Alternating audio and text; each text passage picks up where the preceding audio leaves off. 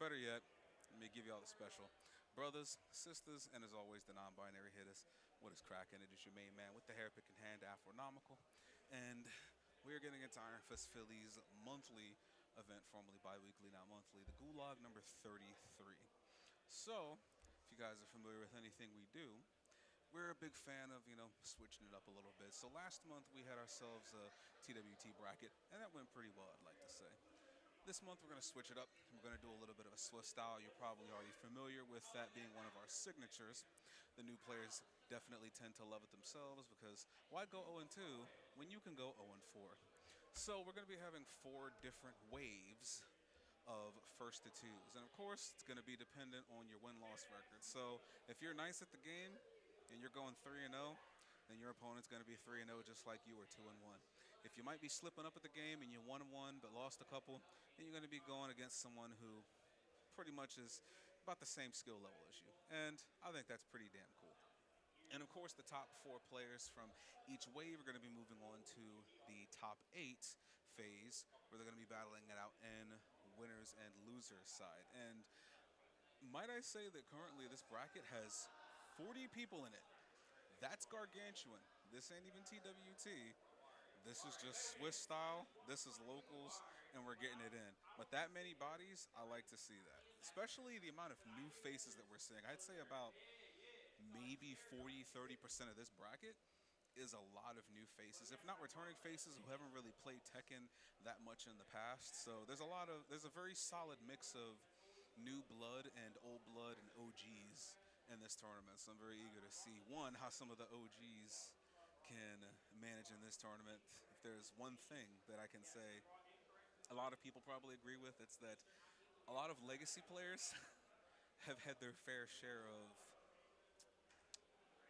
we'll say, trials and tribulations in Tekken 8. Meanwhile, a lot of the newer players have been basically having the time of their lives. So we'll see out of the 40 players that it looks like we have today, how it's going to go in these four waves and who comes out on top. And of course, next month, as everybody knows at this point, it's the first Sunday of every month, and we're going to be getting back to some TWT. So this month was the Gulag, the Swiss style event we have, and then coming up in the month of August, we're going to be getting back to double elim. Let's see who's walking away with some TWT points. But in the meantime, we're going to take a breather. Today's been a very interesting day. A lot of people have been losing the traffic matchup, either by Garden State Parkway, by I-95, or by the Delaware Expressway. We're getting our butts kicked today, mainly by Jersey Shore and Delaware Beach traffic. Happy 4th of July, everybody. Belated. It is now 7/7, and I hope you guys enjoy going back to work tomorrow. Get that sand out of your shorts, and get those seashells out of your trousers. It's time for us to get back on the grind. The grind don't stop. And that's why 40 people actually came through for the grind from multiple different states. Some from PA, some from Jersey, and at least two from Delaware. So much love to them. Hopefully, we see a lot of these new and old faces back for the next event. Listen, y'all got a month ahead of time, and I'll say it before, and I'll say it again. Anyone who is trying to attend the next event, the moment that midnight hits, this coming Monday, or rather this coming Tuesday, the bracket will be live. If you're not sure where to go to find any of the Iron Fist Philly socials or the bracket, then you can either go to our Twitter or any of our socials where we have Facebook, Twitter, Instagram, Threads, Blue Sky, you name it, we have it. So you have no reason not to know. If you're not a fan, we also have Discord server as well. Or you can simply bookmark the start.gg hub. So you can either go to the current bracket that should be available in the Twitch chat right now if you type !bracket, or you can simply type !IPP, and that should bring up the Iron Fist Philly hub. What that's going to do is take you to a link where it's going to show, one, the latest events coming up, and even the past events if you want to take a look at some of the history players that you might have seen, including the VODs as well. You can also see the current Twitch live feed, the latest VOD that's up on YouTube if you want some homework to do or just want to see who's in the area playing some Tecaroni and cheese. And if you scroll all the way to the bottom, then you're going to have yourself My Boy. And if you scroll all the way to the bottom, then you're going to find yourself looking at every single one of our if you have to email us, you can do that. We even have the email. So when I say that you have pretty much everything that you need to make sure that you know what happened in the Iron Fist Philly community and when's the next event we're going to have, I'd say that you have everything you have here. So again, if you are not currently up to date on what is happening with the Iron Fist Philly community and you want to know, you can find pretty much everything that we have by going to start.gg. You can just search Iron Fist Philly in the search bar, and if you look at the bottom, it is going to show you one, our past brackets, current brackets, upcoming brackets, and it will show the option for Iron Fist Philly Hub at the bottom. Be sure to follow that. It does give you a follow option where you can get notifications through start.gg for that hub. And that is going to help you stay informed. And what I'm curious about, though, is who we're going to have coming up for our first match. Like I said, we've got 40 players last I checked. So that means there's going to be, and we also have two pools. So that's 20 matches total, 10 matches per pool. I'm curious to see who we're going to have on stream. Hey, Joe, who we looking at for our first stream match? Because we got a lot of bodies here. Even Joe's overwhelmed. That's a lot of bodies. It might take a second or two or 17.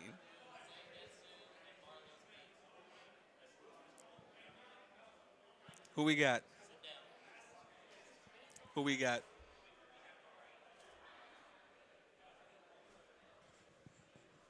All right, so we're gonna have. Let me actually double check. I'm going to do my best to not butcher names. This should be a simple one, but I don't like butchering people's names because I don't like when people butcher my name. Yes, surprisingly, even though mine is simple, people still butcher it. But I believe that we're gonna get Zangetsu as our first match coming up on stream, going up against. Hold on. Give me a second. Give me a second. Give me two shakes. Actually, we're gonna update. Looks like there's only about 32 people in bracket, which is fine. That just means there's a little bit more breathing room for us because at some point 40 was beautiful, but holy smokes, that's a lot. Do you know where the other USB hub is? What are these? The main one that we use, not this one. I still don't know where this one came from. Not in the PlayStation bag, because that's the one I took out and used. I don't know where this stuff is coming from. That was there. Let me take a look at this bracket again here. Bear with me a second.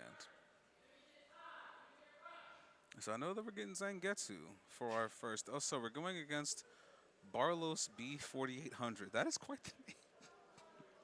I'm not gonna lie, Barlos B4800 sounds like a model of Studebaker or Hudson from the 50s.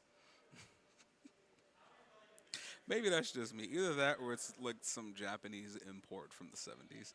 I don't know what was the first thing that came to mind when I heard that name. What I do know is that it definitely sounds like a gamer tag. But that should be our first match coming up on stream. I'm not sure how many matches we're going to get per wave. We should be doing about 4 waves, so you're going to get at least maybe 2 to 3 matches per wave before we get to our top 8. It depends.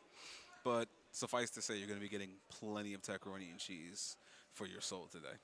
And like I said, we'll be doing this again coming soon next month. Again, first Sunday of every month is going to be the Iron Fist Philly monthly event. We may consider adding a second game back. We did used to also do a second game such as Street Fighter 6 in the past, and we did bi-weekly. So stay tuned. That might be coming back in the future. Nothing confirmed yet, but for all the Street Fighter players in the Philly area and the tri-state area, yeah, you might have one more area to go to if you want an additional game in the repertoire. Also, I'm not sure if, unfortunately not, but if you guys are down for some additional events coming up soon, I believe the next Premier Go for Broke. Unfortunately, I can't remember the date. I'm going to need to actually take a look at that again. But the next one will also have a special event included with it. So you're going to have the Premier, not Premier, you're going to have the go for broke options such as MK1, Street Fighter 6, Tekken 8, Grand Blue Fantasy Versus, Guilty Gear Strive. But stay tuned, and we're also going to note that there's going to be a little bit of a collab, unexpected collab, but I think a lot of people are going to enjoy this one.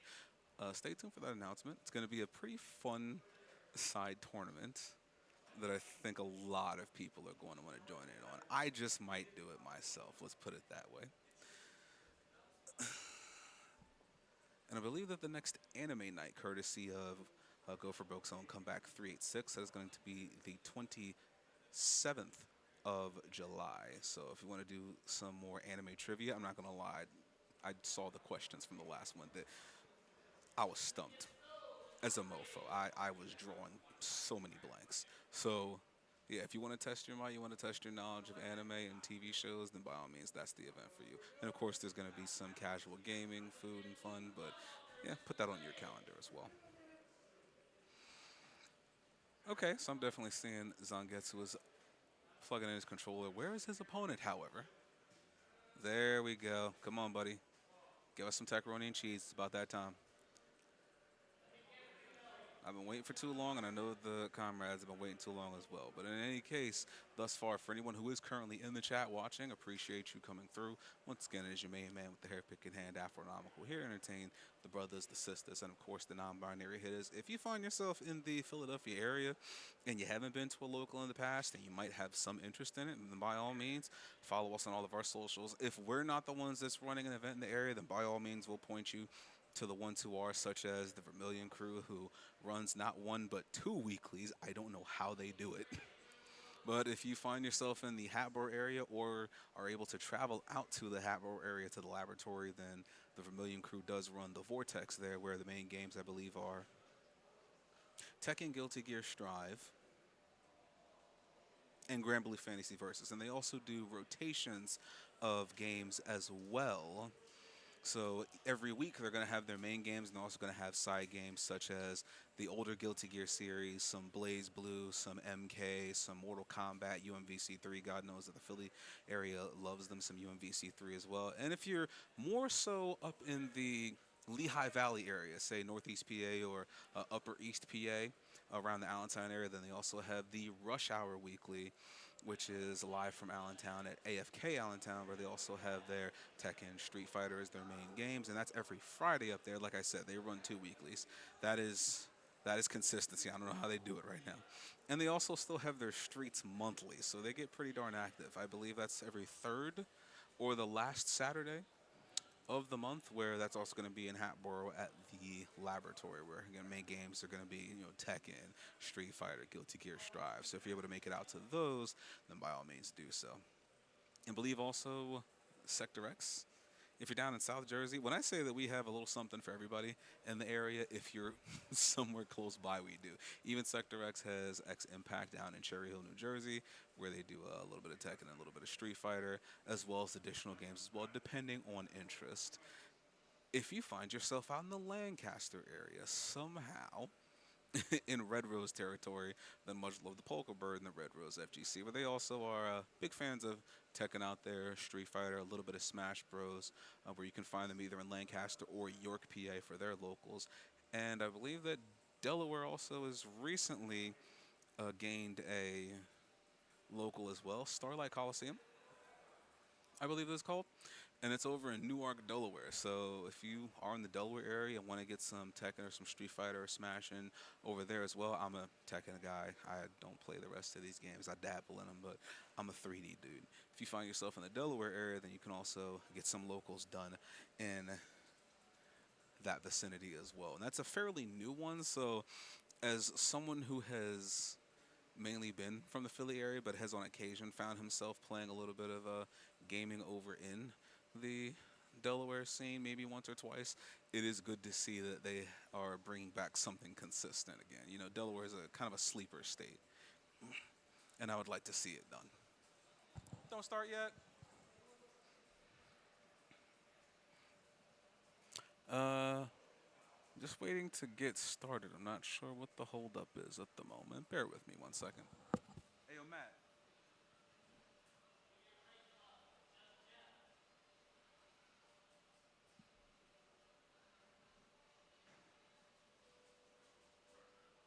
Not yet, not yet.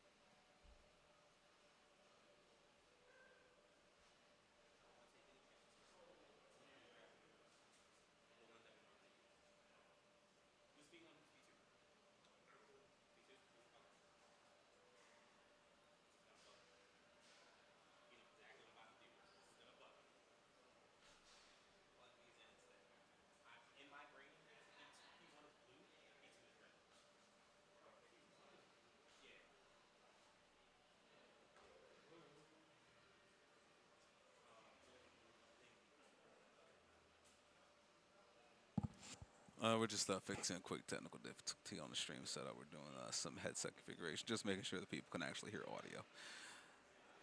As someone who plays off sound myself, it's kind of necessary. We just want to make sure that it's crisp and that you can actually hear what's going on in this game. Because let's be honest, seeing is not believing in Tekken 8. I think at least the good portion of people can agree upon that one. It gets a bit chaotic. But bear with us a second before we get it cracking and get started. We're just working out all the kinks and such. Speaking of working out kinks, I need some water, and at some point we're going to take a quick break so I can quench my thirst. But bear with us a little bit longer here. We appreciate y'all patience, everybody coming through. Also, if you actually have not yet done the Matcherino, then please, by all means, hit !Matcherino, or you can just go to the Iron Fist Philly bracket for the Gulag 33, where that is also going to have the Matcherino link available in the drop-down menu if you click Matcherino. And again, we're never going to ask y'all to directly contribute any of your money. If you are at least just able to complete the 25-cent codes, that will always be greatly appreciated regardless. But if you are able to contribute a little something extra for the players, just to let them go home with a little bit of something, that'll always be greatly appreciated. Anything that you donate, of course, American Red Cross, courtesy of them, will add on a little bit of extra cents to that as well. So it does add up. It might only sound like 25 cents, but the math speaks for itself the more it builds up. So we do appreciate if you guys are able to complete those Matcherino codes for us. Currently, it looks like there's about 19 of them left, so we're over halfway there. Hopefully those codes are done by the end, because I've pretty much done this stipulation every time I've been here. If the codes are done before the tournament is over, I will contribute some of my own money to do so. Now, I have only had to do that twice. I want to give my money. I just need y'all to complete these codes before the stream's over. That is the stipulation. It has to say 0 before the tournament's done. If not, I can't do it. But if I see 0 beforehand, I'm a man of my word. I'll throw in a little extra something for y'all. Help me help y'all, you feel me? And currently, I'm being joined on the mic with the Lars of South Jersey. I think are they good to go? They good to go, big dog? They not good to go yet. But I'm currently being joined on the mic by the homie. What's good? What's good? South Jersey's own Lars. It be that boy Jay Frack. What's cracking, big dog? What's cracking? What's cracking? This traffic sucks, by the way. Delaware, a state that no one wants to drive through, but the traffic in Delaware was miserable. You're wondering why I had to go to Delaware? I was picking up Falls Hatred, and driving into PA was not my. And listen, you're a real one for that, because you went from South Jersey to Delaware and then back to Philly. Listen, if there's one thing I don't like lateness. Is one of my biggest pet peeves. But you, sir, no, you did him a solid. Mans went from Jersey to Delaware to bring Mans to Philly because my mans wanted to play some online tech, and he said, "Let me throw you this oop." You a real one for that. He gets a pass. My mans did the Lord's work. Where there's a will, there's a way. I think Nape's taking him home, so yeah. That was the agreement. He's like, Frack, if you pick him up, I'll take him home. I'm like, all right, cool. That is a fair exchange. I could get down with that.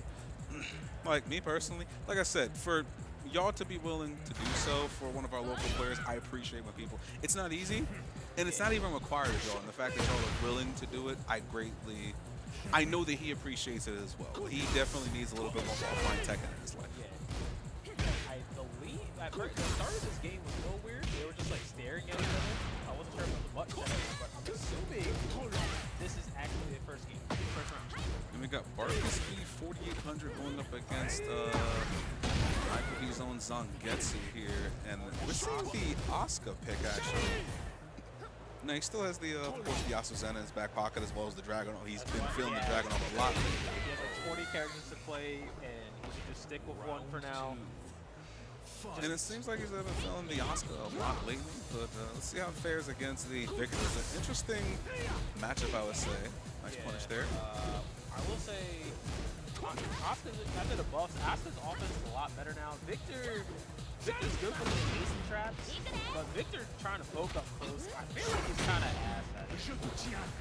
I will say that Victor's pokes are fine, but it is somewhat mix-up heavy in terms of stances, back turns, and such. It's kind of similar to facing Raven, of course. His stance transitions are very fast. His combo carry got buffed, but It's mostly like hit pull throw out a poke, and it's mostly for spacing purposes to try getting like a whip down point two or something. But when he hits you, like his while standing 1+2 or up or two, you gotta just watch your throws because they're both plus 8 plus 7 on hit, so that's a free frame trap 1+2 to shove. So you gotta look out for that. Especially when there's a lot of counter hit launchers at that. For example, how this round started off to begin. No launch. That's -20. And he did not get sent to the stars. So he's got heat and rage. Hasn't been able to use any of it yet. What's for breakfast? We don't break throws. Have a seat, my boy. He's okay. We got a break. Don't touch me. No me toques. And immediately popped heat engager, and that's 3 straight for the first round here for a Barlos B4800. Now, is it possibly time for a character switch, or are we going to stick with the Oscar? Zangetsu, it's either he'll switch costume or he'll switch character, but he's been saying in the Discord he's been having a great time with Oscar. Oh no, it's time to fight people like they owe me money. I would have just stuck with the Oscar. I don't think the Oscar was the problem. It's more just I don't think he knows. Like he did the EI 1-2-2. That's -20 on block. And he sidestepped. Didn't even launch it. So I think it's more just like a knowledge, not knowing the round one character. And Victor's definitely one of those tricky son bitches. But then when it comes to Dragunov, it's not necessarily a bad pick either. First of all, we got to see the lore animation. Hey, we like that stuff. Thank you, Bandai Namco, for that. Still launch a block.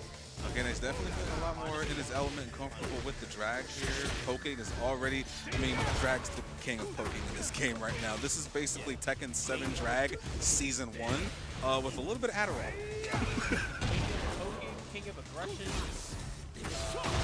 king of sidesteps, at least for the male side of the cat. Good lord, and that's still got a tornado. Excuse me, my bad. Brawl Pro, flippy floppy. Flippy floppy.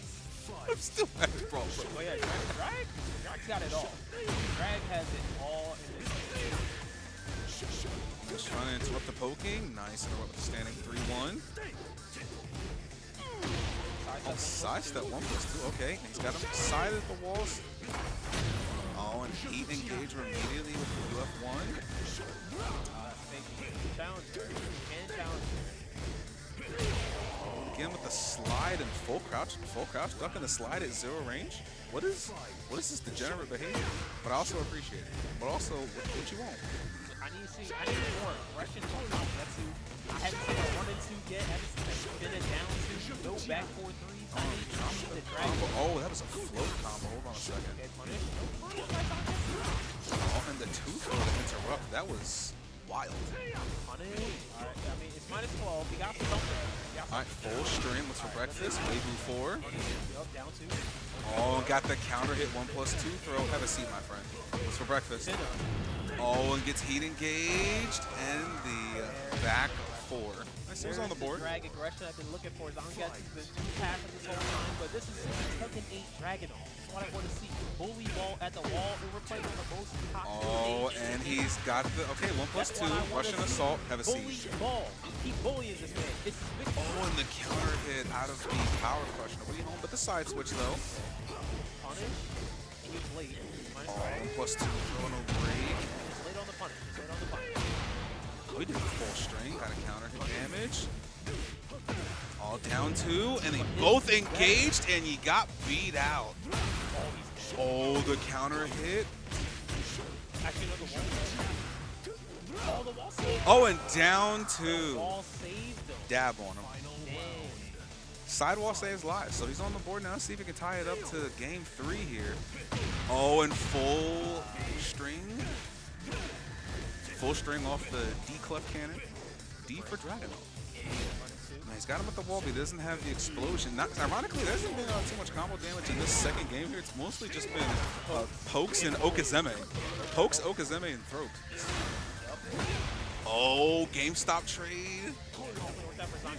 Nice duck. I respect the punish attempt. This guy's back to the wall. Nice patience here. And no, that wasn't hit. Oh, that's gonna suck. And Really? On side? Did not expect that to Yeah, yeah, actually. This stage is toxic. yeah. I hate it. This stage is I'm so not a toxic. fan of the stage. I'm not a fan of the stage at all. But This is the they reason nerfed the why damage set. They they nerfed it. told y'all you have to random select. Because I'll be damned if someone purposely switches to this stage. Respectfully, I'm Yeah, putting the like controller I down. hate Parking lot. Parking lot. if your character has a sweep that splats on the wall, your character's like broken on the stage. Oh snap! I have a throw that wall splats. Exactly. Let's go, baby. I swear, I'm not sure if the game's coded to do it purposely, but every time I fight Leo, it's always on Arena Underground. Every time. At first, I thought I was going crazy, but I swear, I rarely see Leo online. But every time I do, it's on Arena Underground. I'm like, okay, I get to the wall, and now I gotta guess between sweep splatting me and exploding, or I duck and I get hit with some mid that splats me on the Bandai wall. Namco really hit you with the "you gonna learn today." That's the only time I hate fighting Leo, and it's every time I fight Leo, every time. They But really is like, "Hey, yo, bro. So, what you know about 1+2 throws and hell sweeps?" exactly. Now imagine. Oh Here, yeah, look I on the was even bright thinking of side. the one Look on plus the two bright throw. side. They didn't give you king. Yeah, Yeet. yeah, yeah. On the bright side, they didn't put you through that. Yeah, but Leo's toxic on that stage. I mean, if Bamka would finally make Lars's command throw a wall splat, It's like, he'd be do toxic I on that get stage. why? Yes. Do you need it? No. But Your character already your character already carries people from the west to the east coast. You already carry people from Concord, California to Concord, New Hampshire. No, thank you. You already carry people from Wilmington, California to everyone Wilmington, whoa, Delaware. whoa, hold on. Everyone has great wall carry in this game, except for maybe Azucena. Azucena's wall carry is kind of ass. But Yeah, it's okay. It's other okay. characters have great wall carry. It's not just Lars anymore. This ain't Tekken 7 True, but you've been eating good with for like 2Ds 3 and games. Lars. Look, Your character is one of the few that's been eating good for several games. look, It's just that wall everyone carry, finally man. caught up. It's just wall carry. It's like when Lars gets you to the wall, his lows aren't like that scary at the wall. It's just wall carry unless we're on Arena His Underground. mids? Now it's a terrorist attack. Now It's oppression. His mids are great at Now the it's wall. disrespect. I will say, if y'all haven't tried it yet with Lars, down back 2-3 at the wall, that shit's cheap. Because if they don't block, they get wall crushed at the wall, so I'm plus 21. But then I can fully charge it, and if they block anyway, I still get that wall crush anyway. So a lot of times when I'm at the wall with Lars, I do down back 2-3, no charge, or some. I just mix in down back 2-3 charge and no charge because it gives me the same results either way. All this if it Lars if it works out for- propaganda. I'm just saying, if you haven't tried down back 2-3 at the wall, give it a shot. It's pretty good. It's pretty good. Listen, that's Blue Bolts and Monto type but notes. you can obviously mash during the charge. You can obviously interrupt the charge, but if you're late, you're probably getting bopped if you mash late, obviously. But yeah, shout out to Blue Bolt though. Shout out to my brother. He cooked me online the other day. His connection was kind of ass, but it could have been me, could have been him. All I know is 4 frames of lag on someone's side, and my connection's usually good. Hey, listen, man. There's a reason why we Or do it this was stuff Xbox, offline. Xbox players. As much man. as net play is a thing, and it works, it gets the job done. Nothing compares to offline play. Goddamn Xbox players. Hey, listen, man. Shout out to Hey, Big Dame. to be fair, when I first started playing Tekken, like in a kind of serious fashion, I bought Tag 2 on Xbox first because I was mostly an Xbox player back in the day. But then all my training partners had it on PS3, so I had to buy it again on PS3. But luckily, Tekken Tag 2 was only like 15, 20 bucks at GameStop at the time. You know? Yes, that's because Tekken Tag 2 broke a lot of people. Look. If you, all I can happens. say is It if your happens. competitive journey with Tekken started with Tag 2, you are damaged permanently. That game changes you for the worse. It wasn't that bad. Don't lie to me. The only bad thing about it was that I was more concerned about trying to get good combos than me actually learning the game. So I didn't really learn Tekken. I was playing Tekken Tag 2 a lot, but I wasn't really learning Tekken until I was playing Tekken 7 more.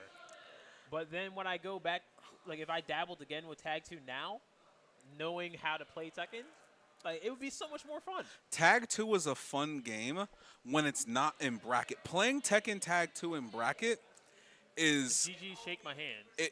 it's mind numbing. Like it's a fun game to play casually with nothing behind it. The moment that you went to a tournament for Tag 2, you're a masochist. Yeah, And this is coming I from someone, my Tekken journey as a competitive person started with Tag 2.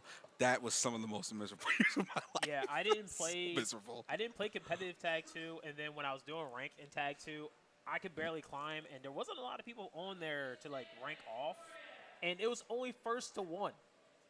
It was first to one in Tag 2, so that made it so much worse. It was not as it should have been taken seriously online. Like Competitively. the grind on Tekken Tag 2 was so brutal. Yeah. People don't even understand. Like Tekken 8, there's a reason why I tell people when it comes to Tekken 8, lower your expectations in ranked. I am tired of seeing people make posts where they say, how did this person get ranked playing like this? How did that person get ranked? You know it's not the same as it used to be. Yeah. Like Tekken 6 ranked, Tekken Tag 2 ranked, that was the Gulag. Yeah. And Ranked these you days, think nah, one lower and- your expectations. Anybody can do You it. think one and done's was bad, but literally it's just like you get steamrolled, you get hit with some bullshit flowchart, and then it's just one. It's first to one. Go back to the drawing board and hope you run into the opponent on the next match. Like you might not have ever gotten your run back in Tekken Tag 2 or Tekken 6. You might have not seen them for the next 2 days. But yeah, up next we got Ivory versus. Oh yeah, I recall Ivory. He was at the Super Game Day previous. I believe he got 4th place. Yeah, he that got wasn't fourth. bad. He got fourth. Out of 36 people, no less. That was a pretty impressive match thus far. Yeah, it was his first Tekken 8 bracket. He showed up to Go for Broke. I'm pretty sure he was at Go for Broke last month. I believe so as well. I would have to take a look at the Go for bracket as well. I believe that Ivor that's going up against what that boy name over there? What that boy name over there? According to he might be in the other pool. Let me take Mr. Lane. Mr. Lame. That is a powerful Well, name. If his name is Mr. Lame, I'm expecting some lame gameplay. I'm thinking, Ivoid versus Mr. Lane.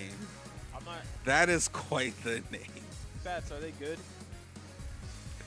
Oh, that's gonna be interesting. So I know that Ivoid is a Jin Kazama player. Yeah, Pretty Jin solid Jin. Kazama. Mr. Lane, first time seeing him. I'm seeing him hover over random select probably for a reason. I'm curious as to see. Like I said, there's a lot of new faces when it comes to Tekken 8, so I'm curious to see what exactly is the type of representation we're gonna get in Philly in terms of characters. So you already know that Philly is strangely enough a Lars Haven right now. Like, where did all these Larses come from?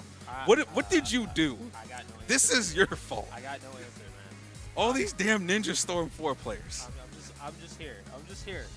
It's like every time I show up, there's just a new Lars player on the block, and I'm like, this is wonderful. This Like, is there's great. really just there's like 4 or 5. The one local I didn't show up to, there's 3 Lars players there, and it wasn't me or Blue Bolt or Hero involved. I was like, okay. That. I was like, okay. Like, there I'm was liking 3 in that this. bracket. I'm like, where are y'all coming from? Okay, so whoa, we've got the Asuka Kazama here. So that's the second Asuka we're gonna see here today. Oscar. Now that kind of makes sense why he's called Mr. Lame, because this character is the epitome of defense and do nothing. The Oscar.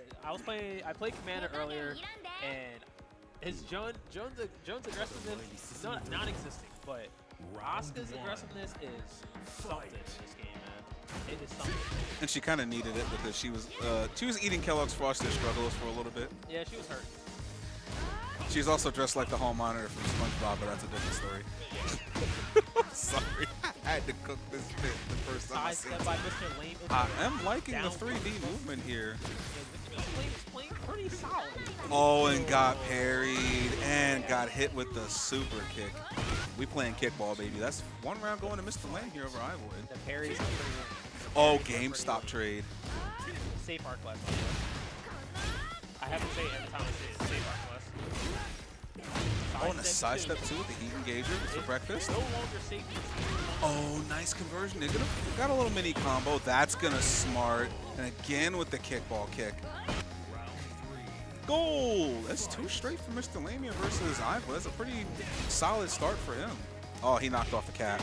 That means he is screwed up. You never knock off the cap. Mr. Lame is pretty. Oh, Jesus. Arc Blast. I feel like Mr. Lame should switch their name because they are not playing Lame at all. Yeah, for a name like Mr. Lame, there's not much lame about this playstyle right now. Like, and you can't even say side step two's lame anymore because it's -12 in this game. Oh, what a duck on the snake. Okay, that was clean. That was clean. 3 straight so far for Mr. Lame. Yeah, no, Mr. Lame for what? He was even shaking his head like, nah, we don't do that here. He's far from lame. My man was like, Far nah, from lame. nah, we ain't falling for that. We ain't falling for that. But yeah, that was anything. That was aggressive as hell. Speaking of Asuka's aggression that you had just so conveniently mentioned. Yo, I don't know. Yo, Ultra Brave, I need you to chill. Lars did nothing to you, Ultra Brave. He did nothing to you. Lars is a great man. He's the main. He's the protagonist. He's a hero. Lars is a Ninja Storm 4 character. I mean, he is. And he's also a dork. My man's a dork. All right, down to the dancer. Oh, get parried. No Kobe for you. Gets can for it. Look at the full conversion. Does have slight wall. And the immediate cancel there. Honestly, And he paid for if it. he would have did the first hit, I think it still would have worked either way because Oscar's walking. Oh, but the wall splat off of the counter hit confirmed. Nice conversion in there from Ivoid. Okay, And he Ivoid. has awoken. First round going to him in game 2. Okay, clean combo. Seems like Ivoid has figured out an adjustment to the Oscar party. And that's to be more aggressive myself. And also to be willing to challenge. There's a lot of challenges that's working in his favor, such as heat dash with going to the wall. Black Rondo. Yo, could I get a Bob Burger with fries, please? 2 straight for Ivoid now. He's trying to get his own no round brown on the screen. This game was like the opposite of game 1. This What a side- sidestep, though. Nice conversion there. Are we going to the wall? We are going to the wall. Of course we are. And spike down. Nice Okazeme. Immediately pops the nice dick jab interrupt. He dash still has wall advantage. No duck there. And the immediate heat trap. And he woke up with hop kick. I like it. Wow. I like it. All right, what's for breakfast? On the 2 throw. Nobody home. Mr. Lane's defense is clean. These guys. Oh, and the can got canceled. How nice duck there. And finished the string. That Okay, was Mr. Lame a on the board. Defensive masterclass right there. Now that's Mr. Lame. Mr. Lane did not panic I at don't- all that whole entire time. I don't know what that last game was, but that was anything but Lame. Skadoosh. Zero panicking involved in Mr. Lane. Oh, and nice Okazeme again with the soccer kick. You got a sidestep too? I got a sidestep too. That's Kazama style, baby. Oh my god, and just like that. Okay, we got the heat engager. Nice interrupt. Got a nice chunk of health back. Give me that back. You can't chicken it in this game. Oh yeah, rest in peace to chickens. That don't exist no more. Oh, just the full combo. And 3 lows in a row, including a dick jab. And just like that, no round brown for Ivory just yet. And Down jab is getting worse. it is. And again with the 3-1. But for real, like Mr. Lane is not playing lame at all. This is some Oh, and the sidestep in our blast. this is some clean technique by Mr. Lane. It's clean tech, but it's definitely not lame. Definitely not lame. It's like that episode of SpongeBob. They're like, not lame. That's what Mr. Lane is. Not lame. Like, this is more like Mr. You don't get to play the game. Yeah. Oh, tried to catch him on wake up. Nobody home. I respect the bait. Nobody home, though. Now, both of them just spent their heat. It doesn't have the resource anymore. No install. Oh, and again, another parry. And again with the kickball kick. Oh, suddenly electric. Hold on. You're getting a little bit of health back. No, he went for the Okazeme. No, and the duck and another double low to finish it. I forgot that Jin's electric. Is a Yes, it But he- is. Yeah, I was thinking it was like still T7. And 2-0 in favor of Mr. Lame, who played anything Not but lame. lame. Far That from was lame. definitely not lame over Everything- Ivory 2-0. Everything but lame right there. That first round was, I'm like, are you sure we're talking about the same person? Are you sure this is Mr. Lame? Because that was not lame. I was expecting some degenerate Asuka gameplay, but that was Very clean. very clean. Very clean. Very clean. So, don't trust the name. Don't trust the name. I'll be honest, I haven't trusted a name since I played the dude from dude from Maryland who was named Oscar, and he picked Leo. I'm like, I feel so light. I will Wow. never forget that day. Now, granted, I schmixed myself, but in any case, I believe it's time for J Frack to get his game on. Bet. And let's actually take a look at this bracket real quick. What's some of these matches looking like? If we take a look at pool 1 and 2, let's actually take a gander at pool 1 real quick. I see that we've got 1,000 Red Lions currently going up against the Crimson Lotus. We've got J-Frac versus Ty. That's a classic in and of itself. We also got Checkmate Nate taking it over Runebane. So Mans came back in stunning fashion. I'm curious to see who Checkmate Nate has actually been playing, a former Bob player, Bob specialist from Tekken 7 in previous games. No Bob in this game, so I'm curious to see who he might have rolled with. It's possible could be Asuzena. It really could be anybody. I genuinely am not sure. Oh, who he might have gone with, maybe a Mishima, because Bob is basically a thick Mishima. Nate Brasler's, we're still waiting. That's going to be next on stream, actually, versus Ganja Soul, also Palm 2 and 5.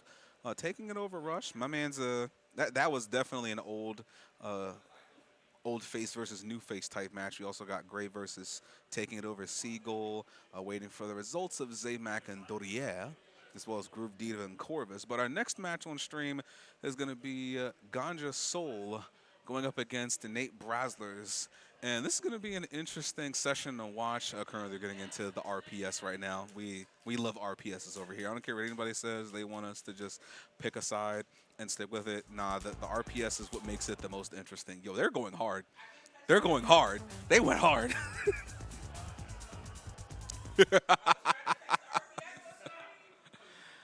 we need an RPS cam. We need an RPS cam. That went hard. That was like a good full minute of RPS. They was going at it. So that's gonna be our next match on stream. We got Ganja Soul on the player 2 side. So we got a Ganja Soul on the P1 side, and Nate Brasler is rocking the P2 side. Nate, who's been feeling the Leroy and the Bears of Kuma in Tekken 8, formerly a Gigas player from Tekken 7, and a massive degenerate of a player. If you know the name Nate Braslers, you know that you're in for a lot of nonsense. And it works. There is clearly a method to the madness, but that doesn't make it any less madness. So let's see how Ganja Soul is able to handle Nate Brasler's playstyle. Like I said, if you've heard the name, then you've probably seen how ridiculous it can get. And this is going to be an NJ versus Delaware match. Ganja Soul, one of the Delaware Tekken players in that area. As said before, there is a Delaware local. I'll see if I can get more information about that and start to spread that around courtesy for the Delaware players, because God knows that Delaware's had some locals here and there. They've come and gone, and I'm glad to see that they have another one, and I'd love to see that scene grow again. Especially if it's a new game that's not even a year old yet, and I can imagine there's a lot of players who would probably want to see, how far they can go and how well they can do an offline play. So, of course, if there's Tekken in the area, we'll make sure that you guys know about it. So we'll get more information on Delaware Tekken, and hopefully the Delaware crew can give us more info as well on that. We're just going to make sure that the stream's ready to go. But also, in the meantime, I only did pool 1 in terms of taking a look at the results. Let's mosey on over to pool 2 real quick. Looks like Vesper took it over Barlos B4800. And matter of fact, let's refresh this page real quick. Yeah, You're walking in front of the cam. I know. Let me bless you with my presence. Let's not walk in front of the cam while blessing with the presence. Hi, everybody. You know it's me before it's me. This goofball. Anywho, currently we have Schmitty, Orban, Jaegerman, Jensen on the mic. Yes, because I am number 1. What you got? So here. What's on the menu? So matches are moving pretty fast. Yeah, we got like 12 setups. Thank God. Listen, that's the greatest thing ever. Amen. I would have done more rounds if I knew it was going to be this fast. I was hoping we'd have stuck with 5. Oh, no, we do have 5. Oh, good. So that means we have less tiebreakers to worry about. Yeah. Because if we had 4, we would have actually had to break ties, and that would have been annoying. Listen, with all the time we're saving, might as well throw that on stream. But Bet. Let's get it cracking. matches are moving pretty fast, so I'm going to have Doriad jump up here for commentary, but it's only going to be for a match, so... That works for me. All right. Listen, like I said, I can Joey Styles it, but... You might have to with the way things are going, with the way things are speeding like Sonic around here. All right, so let me grab my barbed wire bat and the old Raven cross, maybe a chair or two, because I might have to Joey Styles it real quick. Death before dishonor. Wait, no, Well, that's Ring of Honor. My fault. you got some November to time now. Dismember. That's what we call it. And now I'm being joined by the homie Doria on the mic. Only for one match, but hey, we still got mans on the mic. Was cracking big dog. Also, What's up, brother? the IPP shirt though. Yes, sir. It's clean. As Yes, mentioned, sir. for anybody who is in attendance, and I'll let them know later, if y'all do want, these are limited run shirts, and we do still have stock left. So if you are trying to come through and drop 30 for one of these IPP shirts, then please by all means do so. Pretty much all the profit that we get goes towards increasing quality of stream, anything that we need, equipment done. If we have a little bit left over or extra, then we'll throw that into a pot or such. But basically, any proceedings that we get from these shirts go towards the next shirts. And trust me, we got some pretty solid shirt designs coming up. So after this one's gone, it's gone. We might bring it back in the future, who knows. When I say limited run, I mean once this is gone, we're moving on to the next one. We got like 3 designs lined up, and they're about to look pretty darn fire. We'll give you more information as soon as we're able to confirm the next shirt design. But instead, we've already got people who have reserved their shirts. For anyone who is in attendance and actually reserved a shirt, if you haven't gotten yours yet, please let us know, and we will be able to provide you with the shirts that you paid for ahead of time. If you still want a shirt, we have plenty left in stock from small to even triple extra large. We got a little extra of each one. If you're trying to cop an IPP spray logo shirt, it's $30. Come hit us up, and we got you. These joints fire. You don't want to miss it. Yeah, so I saw it and I had to get it. I was just like, this one's too fire not to purchase. It's clean. I can't wait to see what the other ones look like. Oh, Can't wait. it's about to be delicious, sensational. And for the people who were here since pre-COVID for the old school IPP, let's just say we got a little something special coming for you guys too. If IYKYK, if you know, you know. So, without further ado, let's see if we can get it to our next match now. We're going to be having Nate Braslers from North Jersey, a.k.a. the Gremlin of North Jersey. At least that's what I call him because his play style is unapologetically chaotic. There's a method to the madness, but like I said, that does not make it any less madness. And then we're going to be having Ganja Soul, again from the Delaware area. So we got an NJ versus DE match. And I believe this is Wave 1. So let's see how Ganja Soul's prepared to handle the play style of... Don't play yet. Handle the play style of Nate Brasler specifically. I actually am not sure if I saw which characters they picked, although it's likely that you might see... You see Devil Jin and Leroy. Oh, You're killing me, Smalls.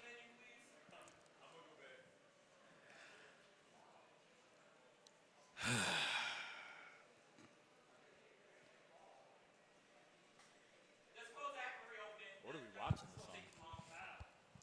What happened? They started too soon. Ah.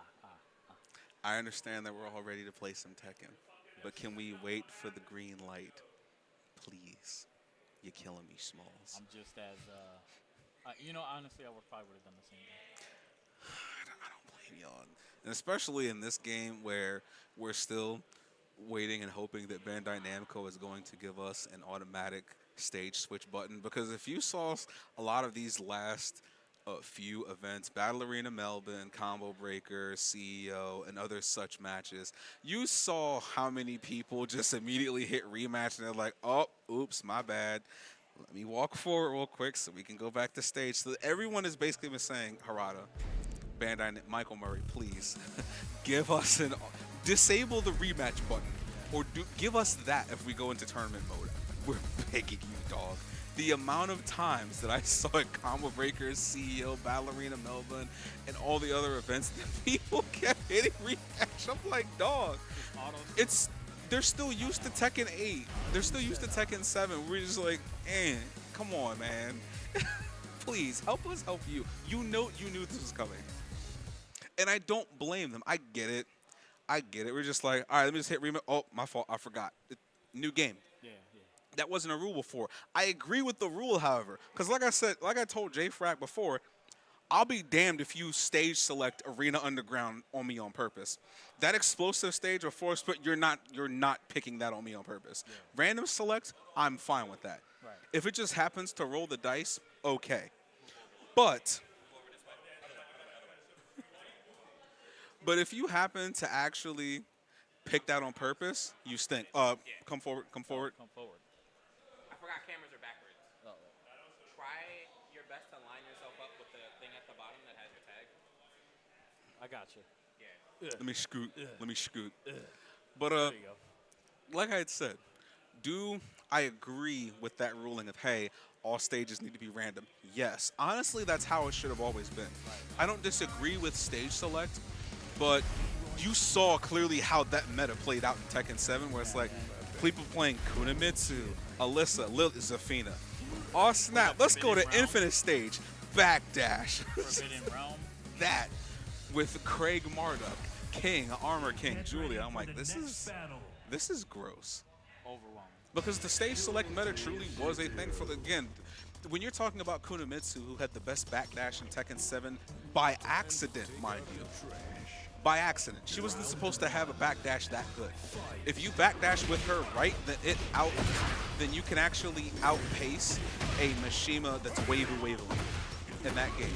But in speaking of Mishimas and such, now we got Ganja Soul, who was again previously a AK player in Tekken 7, and a lot of the AK players made that transition to Devil Jin, who again they feel pretty at home with him.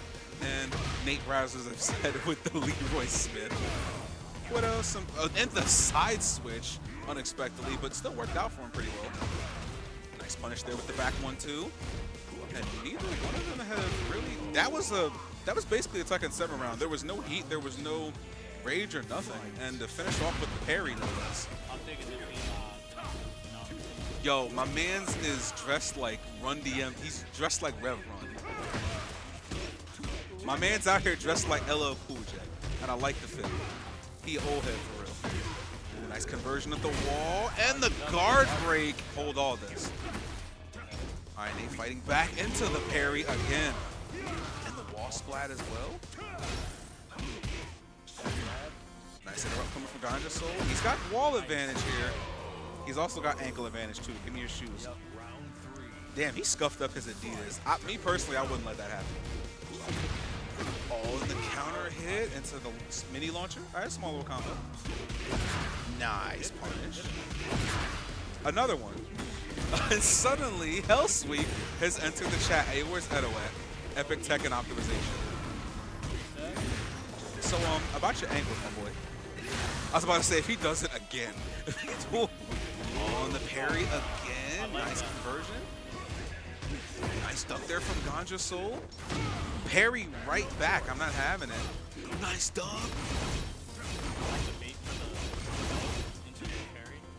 Oh, just barely nice hell sweep. And the jab to steal that round. Couldn't close it out. So Nate Bradley is currently up 2-1 over Ganja Soul. And now we got the floor blast active. Didn't launch him. That was a counter hit with no launch.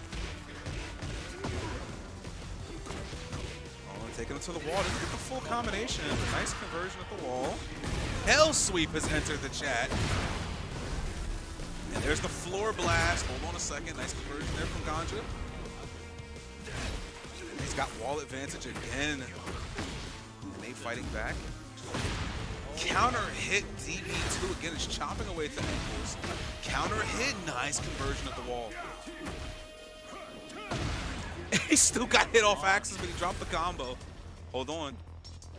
I probably would have. Oh, and the DB2 got interrupted. I don't think that, did either one of them use heat at all in that first game? They're playing Tekken 7.5. I did not see a single heat or meter used, no rage, no nothing. That was just Tecaroni and cheese. Like they did not use any Tekken 8 mechanics at all. All right, let's get it cracking. Round 2 here. It's the first game going in favor of Nate Brazzler's. Nice sidestep there to start it off. I like the duck attempt, just a little too slow to get the punish there. And then Hell Sweep snuffing out the parry. Nice, and he does it again.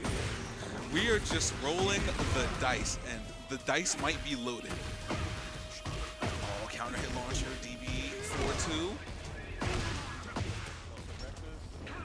Oh, the up 4. And the baited out the parry with the electric. Okay, first round going in favor of Ganja. Oh, nice punish there with the power crush. And he caught him ducking with the axe kick. Wall splat, we love that. Steel pedal, oh, he missed the guard break. Hey, we like side switches around here. Nice punish there. No one-inch punch for you, my friend. Suddenly, oh my goodness. Hey guys, let's play a drinking game. Every time man gets hit by a hill sweep, let's take a shot of Jack Daniels whiskey.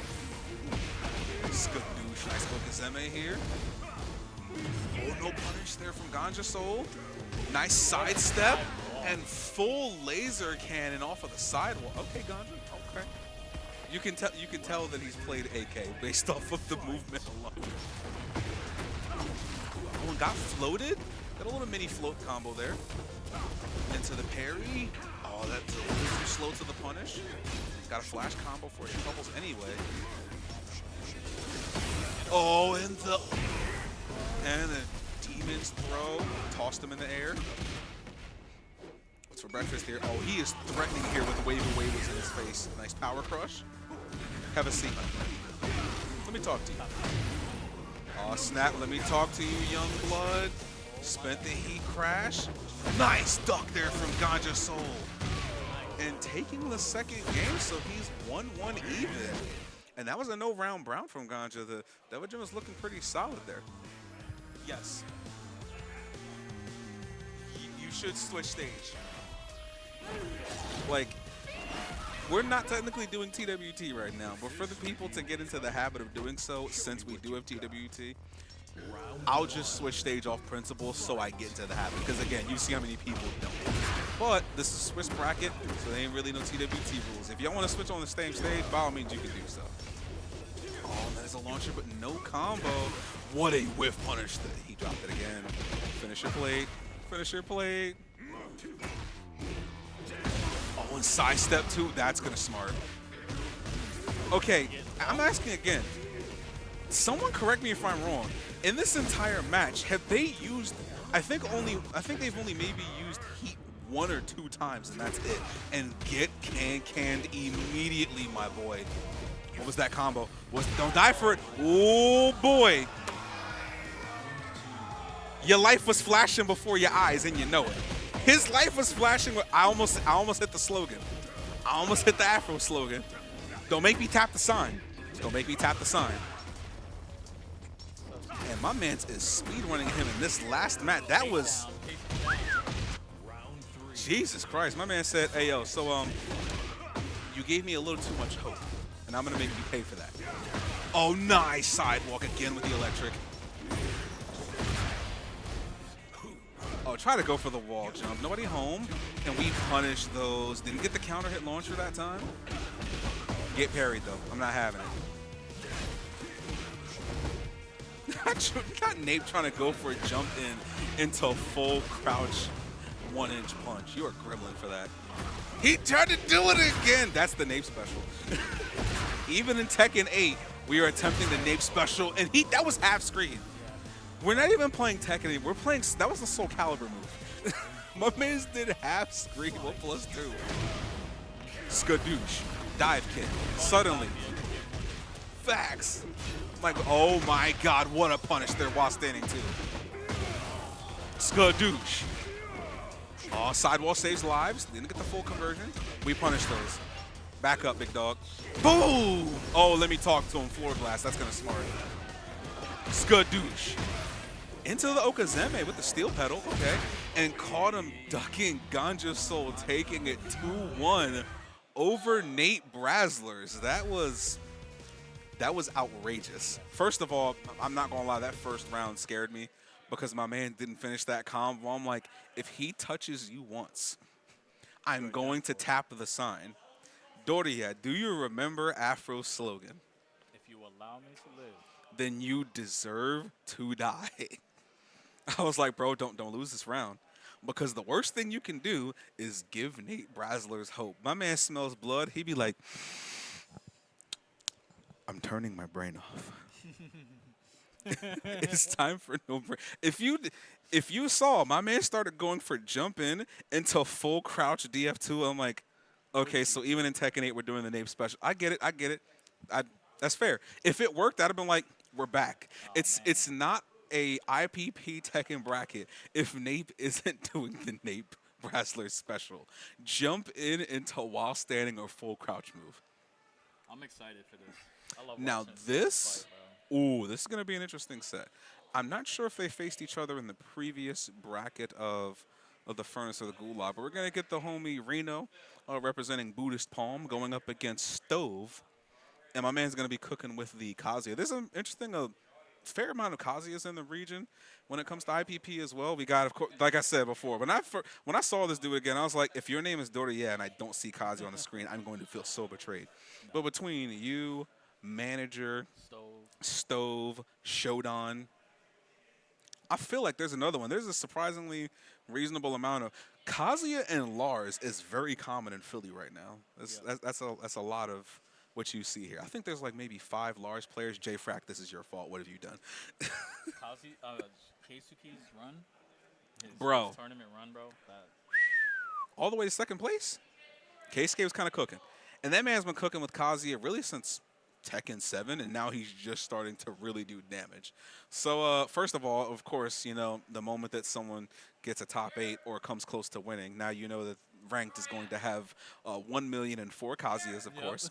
It is a time for you to do your thing, I All believe. right. Go ahead and do your thing, big dog. And I believe we're going to be getting into, don't start yet. We're going to be getting into our next match. I believe this should be Wave 2. Let's actually check it on some of these brackets real quick. Let me give you all a quick update here right now. So we're now currently getting into Wave 2, it looks like, for Pool 2. Oh, some of these matches look good. And it's a shame that we're not going to get all of them on stream. We'll get a good portion of them, a reasonable amount. But we're going to be getting Reno versus Stove as our first match on stream from Pool 2. Currently looking at Pool 1, we got Ganja Soul versus Checkmate Nate. I so wish I could have seen that on stream. I'm still very curious to see who Checkmate Nate might be playing in Tekken 7 being a Bob specialist. I'm thinking it's going to be somewhere along the lines of a Mishima style character, considering that he was a Bob specialist from the previous game. He falls into that category of players who their main character didn't come back, so now they got to figure out something new. And a lot of players have made a pretty good adjustment, either with a character who's very similar or adjacent, or they just found somebody new that just happens to rock with them. Excuse me. Now, of course, Stove is right in his element. Kazuya is as Kazuya does. Now we're getting no Lars this time from Reno, actually. That is a Raven pick.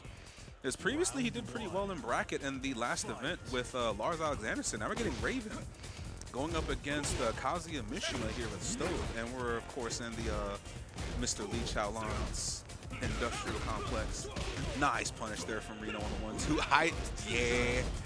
Out of twin fist in there too, big dog. I get you. Oh, got caught ducking off the axe kick. That's going to smart. He's got him at the wall. Oh, you got caught with delayed axe kicks, my boy. That's got a smart. All right, first round going in favor of Stove. Oh, he tried to go for the special. Round start DF2. I don't blame you. And again, trying to threaten the back turn. Nice patience there. A nice whiff punish there. Oh, no break on the 1+2. Give me that neck. Duck there from Reno, gets a little bit of power crush. He's got not that much gray health, but we get a flash combo for good measure. Oh, nice duck there from Reno and the punish. I like it. I like it. He takes the second round here, 1-1 even. Oh, GameStop trade slightly working in his favor. Nice punish there and patience. What a duck! I don't do hell sweeps here, big dog. We protect our ankles right here. And still gets the full conversion at the wall, half-life off of that. Again, nice patience there off of the heat, not getting too overzealous. And suddenly Superman punch with FF2. He's got him at the wall. Spent the heat, got a big light. Oh, no launcher there for Reno. And he's still got rage, he can make this hurt. Oh, he's overextending a little bit. Don't let this cost you, big dog. Oh, but don't touch me, bro. You don't do 1+2 throws here. And again with the back 2-1. And Just threatening with a hell sweep. What's for breakfast? Oh, in the mid takes him out. Nobody home there. Couldn't chop away at the ankle. So Reno taking the lead here in rounds. 2-1. Try to go for Omen. Nobody home. Don't touch me, big dog. Unhandy boy. Oh, and the counter hit. Full conversion off the DF to another hell sweep, Doug. I will be having none of you attacking my ankles, big dog. Another Half-Life combo. Very well optimized. Still slowly fighting back, and he's still got some great health, so he can fight back here pretty well. Nice patience, made him waste the heat, and again the back 2-1, it got hit with the generic one, so first game going in favor of Reno with the Buddhist Palm. Okay, and again, the fact that he previously was playing the Lars in the previous set, interestingly enough. So now we're going with the Raven, and the Raven's looking pretty solid in itself as well, especially in terms of the punishment and fundamentals. What stage are we going to now? So we gotta switch the fit up.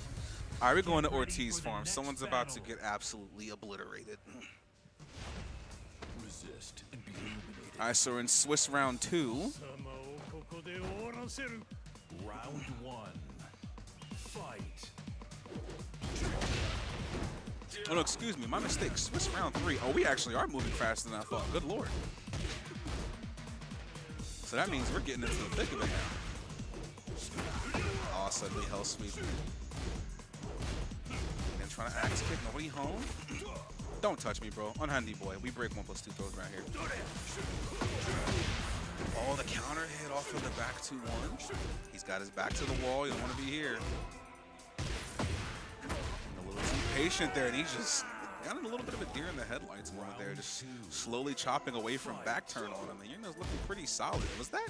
I believe that's 4 straight rounds, actually, where he's looking pretty good. Another 1+2 throw. Give me that neck, dude. And again, he's chopping away from back turn. He's feeling a lot more confident now, clearly, where he's threatening a lot more with back turn setups. And just like that, 7 golden letters. Reno looking very dominant in this game. I do not believe the state still have gotten a single round here. Bono's ducked there from, and again, he's not ducking that string. He's not ducking the DB4-3, and he's not ducking the back 2-1. He's not ducking that high. He's kind of just letting him run it in his face, and suddenly my man's got hit with the shadow clone. Another whip punish off of the 2-1. One throw, nobody home. Give me that. Stove is kind of struggling to put any type of offense on here. Nice twin pistons. He's got him off a back turn, so he doesn't get a big conversion. Hell sweep for the good measure. 1+2 throw, have a seat. So we're on the board now. We're not totally getting 6-0. We like that. We're fighting back. Now what's the adjustment here, Stove? What you got?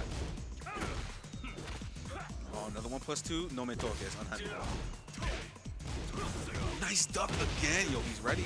He's ready. He knows. He got that thing. He got that strap. He got that tool. He packing. What you got, big dog? Pretty big life lead there for Reno, and not that much gray health either, even though he gained a little bit of it back. Oh, big whiff punish again. The punish. No, my God. He is not letting him have any of these hell sweeps right now. Ducked the throw, and a very convincing set from Reno 2-0. The Raven looking good. Again, as we said before, was previously a Lars player, and the transition to the Raven was smoother than we thought it would be.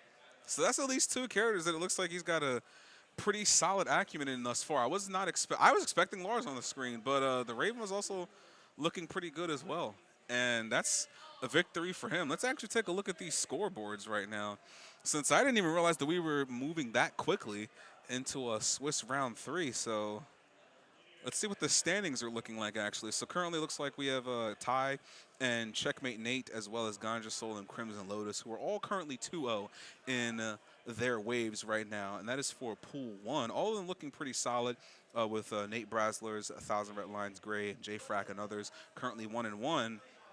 But it looks like Ty, Checkmate Nate, Ganja, and Crimson Lotus are undefeated from Pool 2. If we're taking a look at Pool 1 here, excuse me, that was Pool 1, my mistake. If we're taking a look at Pool 2 currently, looks like the undefeated players is Mr. Lame, who's currently 3-0. So, man's just playing anything but lame, as we saw previously. Reno currently 2-1 himself after taking one loss, but looking really good in that last game. Rain, Puff, and Vesper are still waiting the results of their matches, in which they're both 2-0. Caravan, who's also 2-1. But Mr. Lame is currently the first person in this tournament to hit 3 straight games. Now, let's see if he can go further. His Oscar was looking pretty solid previously thus far. Let's go ahead and refresh the bracket, see if we've got any results of the pool 1 here, just to see who's going to be the first to actually hit 3 straight games. And it looks like that is Ty, who actually is the first one to hit 3 straight. We got Crimson Lotus and Checkmate Nate, as well as Ganja Soul, who have 2 wins apiece. So it looks like Ty took it over Crimson Lotus.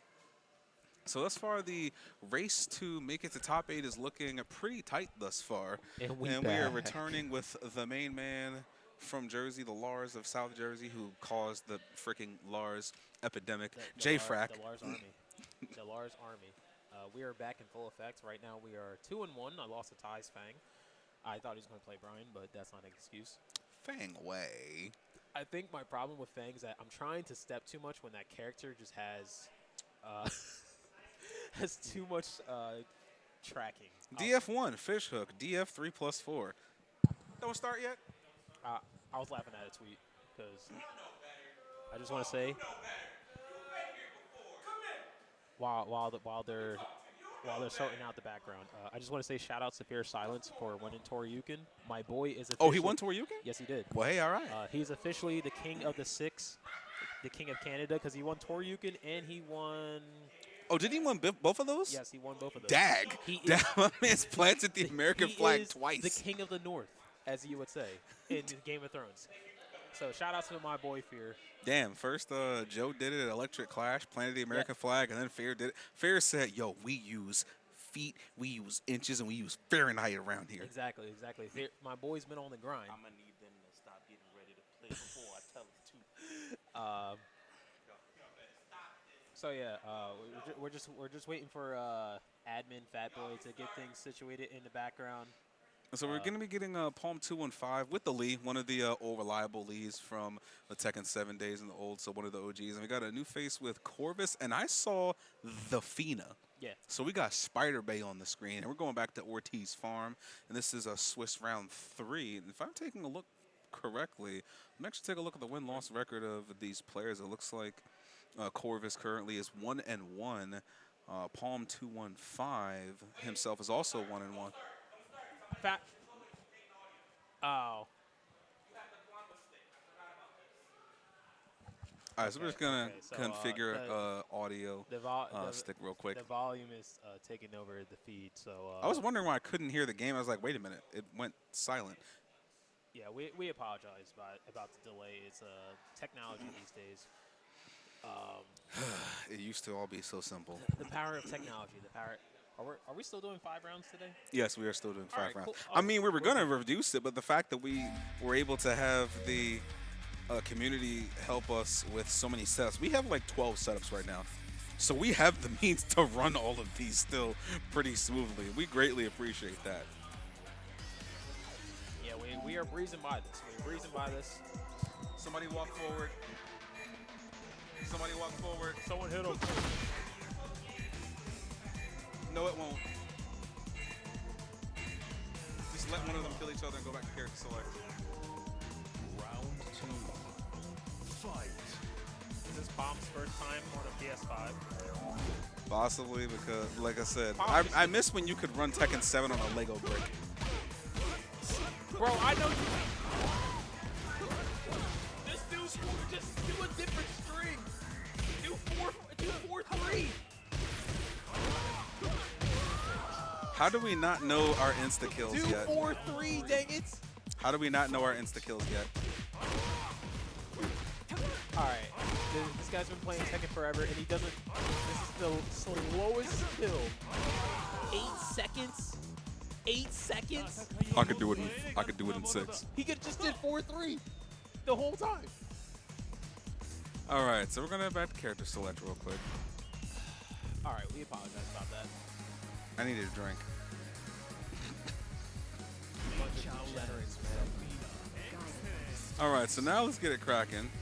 First of all, I think that's actually not even the only Zafina that we have in bracket. I believe Caravan also is a Zafina player.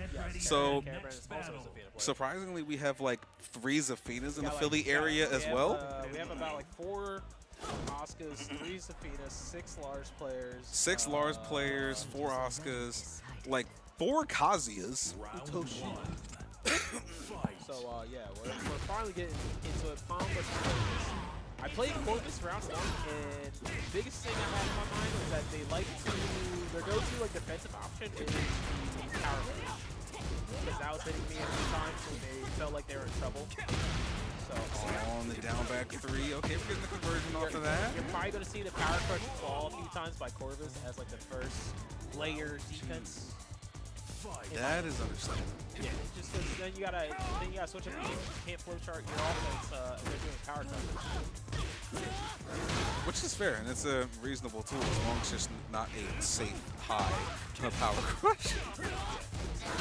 Those are kind of ignorant. Good timing on D first. For a second, I thought that I was going to give a combo. Man, trying to interrupt there. Yeah, get out of spider stance. Fight me one-on-one. And suddenly, down back 3 is into the chat. So we're 1-1 even in this first game. Palm. 2-1-5. Oh, completely missed her in spider wait, stance. Hold up. Palm doesn't want to block. Bro ain't blocking. Oh, okay. not quite as punishable, but gets a little conversion for his troubles. We'll take it. Whoa! Oh, wait, hold up. That's fraudulent. That was a fraudulent jump. That wasn't real, That was but I so like it. fraudulent. It wasn't real, but I like it. I got hyped for a second, and then I realized Lee was in P. That was the most fraudulent 3-3 just frame. Oh, nice duck and punish there from Palm. And what's for breakfast there? What you doing? What's the move? Nice. And right there with the back 2-1.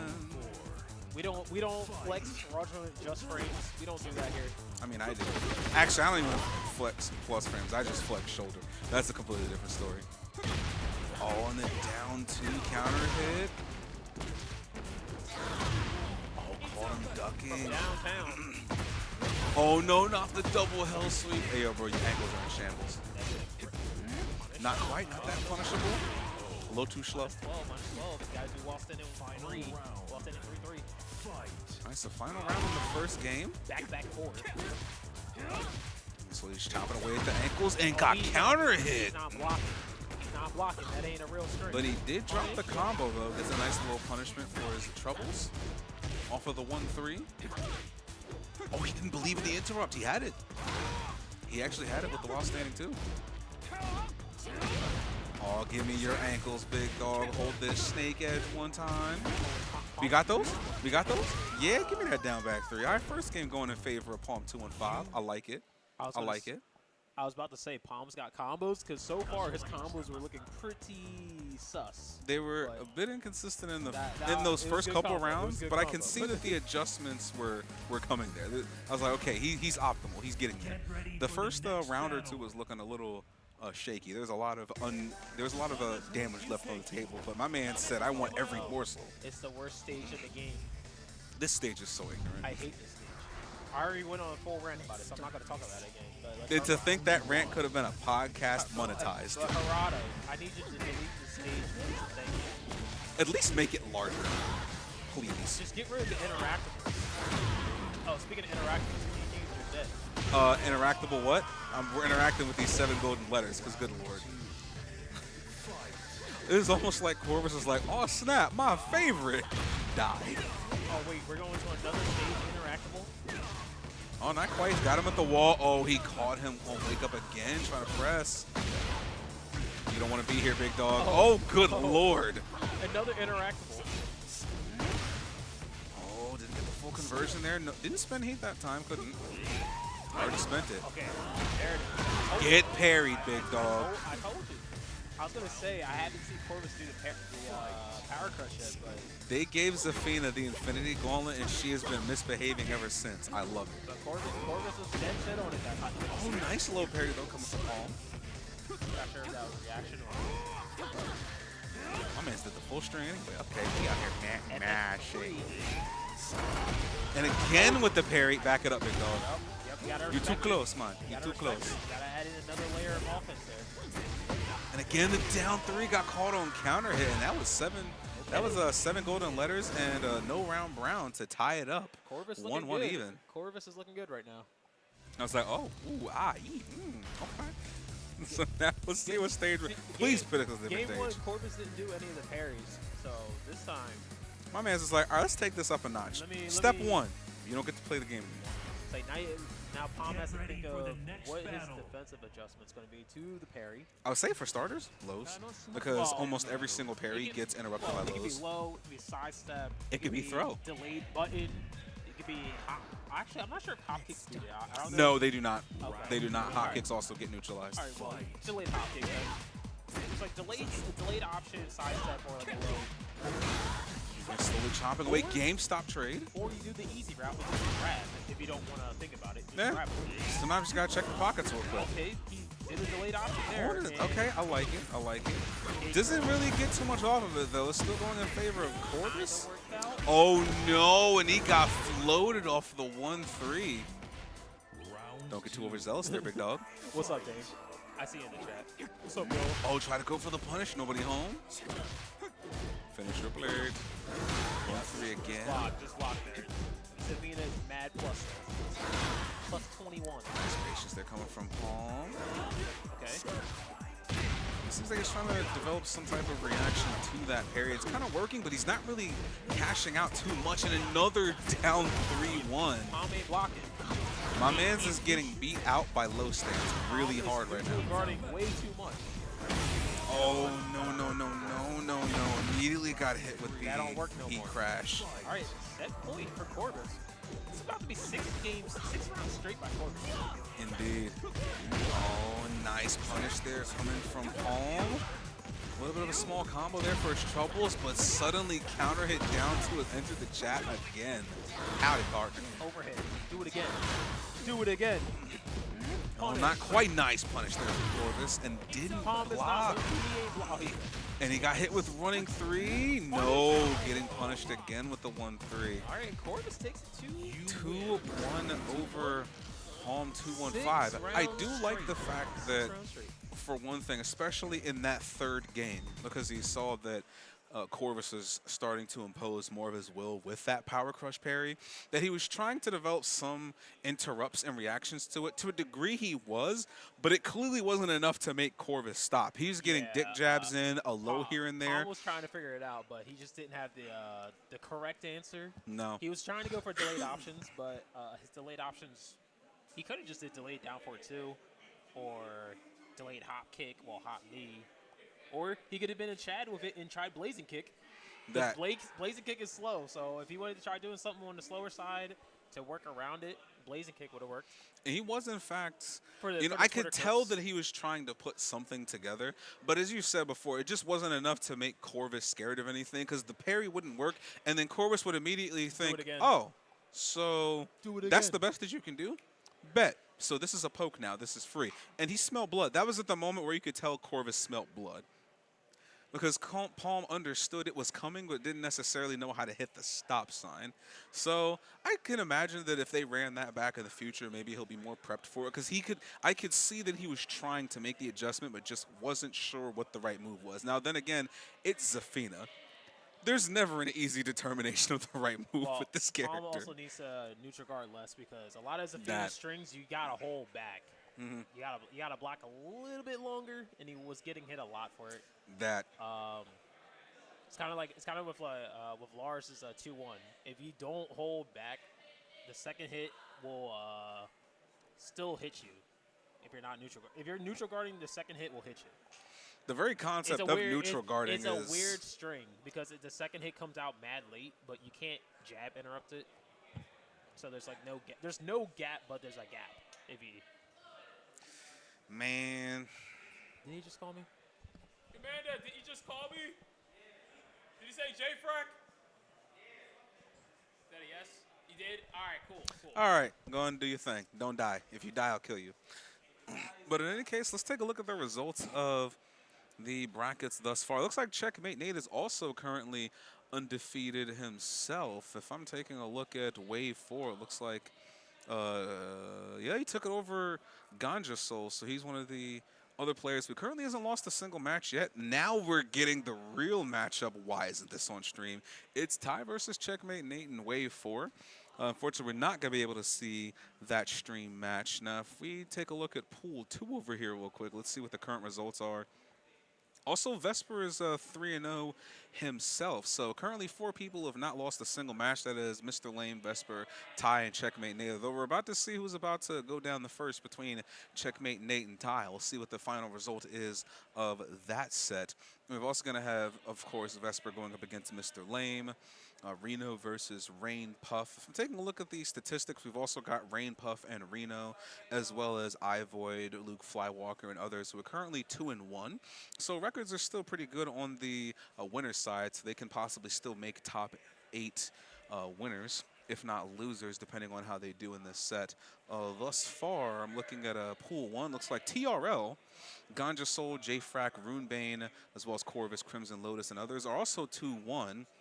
So they're currently still in the running themselves to see if they can make it into the top 8. But currently there's 4 people standing on top of that mountain, and at least one of them is about to get knocked off of it fairly soon. And after that, we still have one more wave to go before we determine who's going to be in our top 8 proceedings. It's going to be 4 on winner's side and 4 on loser's side. But in the meantime, it looks like our next match on stream is going to be in Wave 4, and that is going to be, let's take a gander here. Give me 1 second. Give me 2 shakes and a shiver. I ain't going to take too much of your time real quick. So it is going to be, it looks like, don't start yet. Looks like it's going to be Gray on stream. Yeah, we've got Gray coming out of South Jersey, going up against, who that dude on the right side? Who born on the right side? Hold on, Zaymac. So Gray going up against Zaymac in our first match of Wave 4. Again, two more new faces to Tekken 8 here. So I do want to see. There's another Kazuya? Bro, that makes 5 now. There's a lot of Kazuya representation in the Philly area. I'm pretty sure the most played characters right now in this area are Lars, Kazuya, Asuka. Those might be our top 3 currently in the IPP community, and a Victor player. The confusing part about this is if you guys watch enough Tekken, there is also a player named Gray from Virginia who currently plays Eddie but started out as a Victor player because Eddie wasn't in the game yet. So I don't blame you if you got confused thinking this was Gray from Virginia. It's not the same Gray. Trust me, I got mixed with the 50-50 too. I don't blame you. On his Twitter bio, he says not the Eddie. Yes. No, I saw the Twitter, but it literally says, no, I'm not the Eddie player. I was like, okay. I got schmixed. I'm not even going to lie. Game sounds good for me. Hey, yo, base booster for me real quick. Hey, yo, I need Tekken 8 chopped and screwed. give me Tekken 8 lo-fi. But let's get into our first match of Wave 4, and it's going to be Gray, again, not the Eddie player, from New Jersey with the Victor pick, going up against Zaymac from PA, Philly, PA, with the Kazuya. Again, that's about the 3rd Kazuya that we've seen today. So we got a lot of Kazuya. And we've also got the lore introduction as well. And we are currently at the Mishima Dojo version 2, training grounds. Let's get it started here. Immediately getting into it straight. Nice launcher there coming from Gray's currently at the wall. Oh, no patience there from Zaymac. Didn't respect the plus frames, and he is now at the wall. Got splatted. Oh, Jesus. Gray's trying to speed run right now with this Victor. So didn't get it perfect. Got a little GameStop trade. First round going in favor of Gray here. Let's see what the adjustment's going to be for Zaymac here with the Kazuya. Nice interrupt with the flash combo. What you got, big dog? And also, if I'm taking a look here, actually, at these proceedings, it looks like both Gray and Zaymac are 1 and 2, so they're a little bit on the lower side. So they would have to be absolutely pristine from here on out to have a chance to even make top 8. Oh, nice. Again, another solid combo coming from Gray here. And just stayed on the ground and got hit with the low chopper. So 2 straight for Gray in the first game. Oh, didn't finish the flash combo and got counter hit with the low launcher. That's gonna smart. Oh, and already made it to the wall. Nice conversion. 45% health and chopping away the angle with the DD. Oh my goodness, and another wall break. Gray is on a tear right now, and another wall break. Oh boy, it's like Howard Estate all over again, and my goodness, that was a very convincing first set coming from Gray with the Victor pick. Mind you, not the Eddie player. Goodness gracious. So let's see what stage we're going to now. That was a steamroll by Gray over Zaymac. We're going to just send it to the subconscious. This is a bit of a double-edged sword for both of these players in terms of character choice. Ooh, boy, that was a vicious speed run that we started off with. Goodness gracious. All right, so let's get it cracking, comrades. This is game 2, and Gray immediately coming out with all types of pressure. Again, trying to threaten with the DF2. Nobody home. Nice punish there of the DF2. Nobody home. Again, chopping away at the ankles there with the sword. He's not letting him get off of this wall. I like the patience coming here from Zaymac, but he's got to mount some type of offense to get off of this wall. He is really struggling to do so. He's not really, it doesn't seem like they can really get much of his offense going. That's 4 straight rounds for Gray here. It's looking a little bit grim here for Zaymac. Oh, got him ducking with the axe kick. Oh, nice combo. Got him at the wall here. Gets power crushed by the heat. Don't touch me, though. No me toques. Unhandy boy. Oh, the heat dash. Gets nice Okazeme here. Nice duck. He's off axis. Doesn't get the steel pedal. That's unfortunate. Don't touch me, bro. No me toques. No me toques, bro. He wants that one throw really badly. And the wall splat though off counter hit. That's unfortunate. And it seems that the patience coming from Zaymac is unfortunately just not working out for him too much. Nice conversion there off of the round start electric, however. Oh, that's 1+2. We're going downstairs. He's going to pay for this one. He's back turn, but Gray still getting a solid combo to the wall. Into the heat smash. Breakfast here. He's still not respecting those pulse frames here. Again with the heat dash, slowly oppressing, really hard right now, and the while standing 2-1, a very dominating performance here to start it off. That was somewhat of a speed run coming from Gray. That was very brutal. It's gracious. I would like to say that it's a pretty reasonable amount of Victor representation, although all these Kazes are a little bit unexpected, especially with that last set. I would definitely say that overall he had a fair amount of patience, but it doesn't look like he could get much offense. Gray was steamrolling him pretty oppressively in that he did not let him breathe. He was optimal with nearly all of his combos, especially at the wall, and my man was not respecting plus frames. I'm like, brother, please. It is not your turn yet. Now, hopefully we will see more of him to come in the future for our events. Again, like I said, new faces and old faces, we love to see those. But that's a run back that I would like to see in the future if it ever does happen, just to see if we've got a little bit more of our skill set up after that matchup. Because again, it's a new game, so we got plenty of time to work with. So we've got coming up next, looks like it's going to be Caravan going up against Luke Flywalker. I believe this is also a Wave 4 match, and it looks like Ty, if I'm taking a look at Pool 1, is currently the only undefeated player 4-0 after taking it over Checkmate Nate, who's still 3-1 and looking pretty convincing for top 8 in Pool 1 thus far, at the least. Although if I'm taking a look here over in Pool 2, still awaiting the results of Vesper versus Mr. Lame, it looks like, excuse me, had to clear my throat.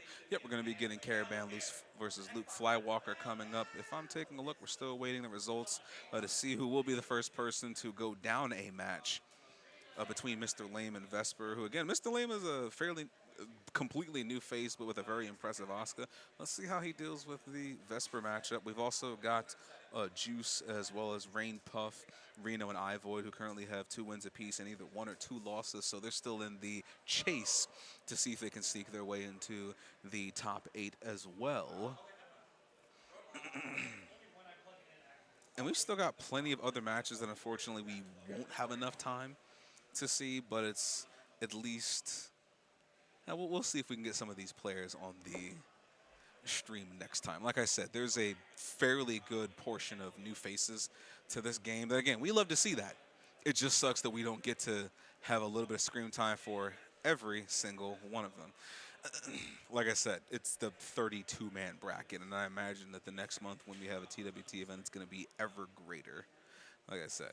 But in the meantime, we're just going to make sure that the audio is sounding good for both of the players so that we can get everything ready to go. Let's see if we can get a couple of more updates. That Vesper versus Mr. Lane match looks like it's still going, still waiting for a result of it. Nothing yet. So, yeah, Mr. Lane's putting up a fight. That's an old face versus a new face, and I'd like to see the final result of that one. Don't start yet. And from taking a look at some of the other updates, looks like Ivoid took it over Just Jeff as well. Juice over Smithy. I could have sworn that was Joe for a second. As well as J-Frac taking it over the Crimson Lotus. So J-Frac still also in the running to still make it into top 8 himself. Don't start yet.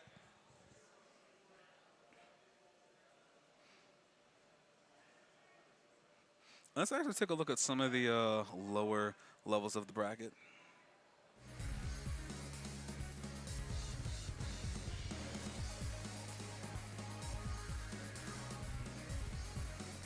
So we have about one more wave coming after this.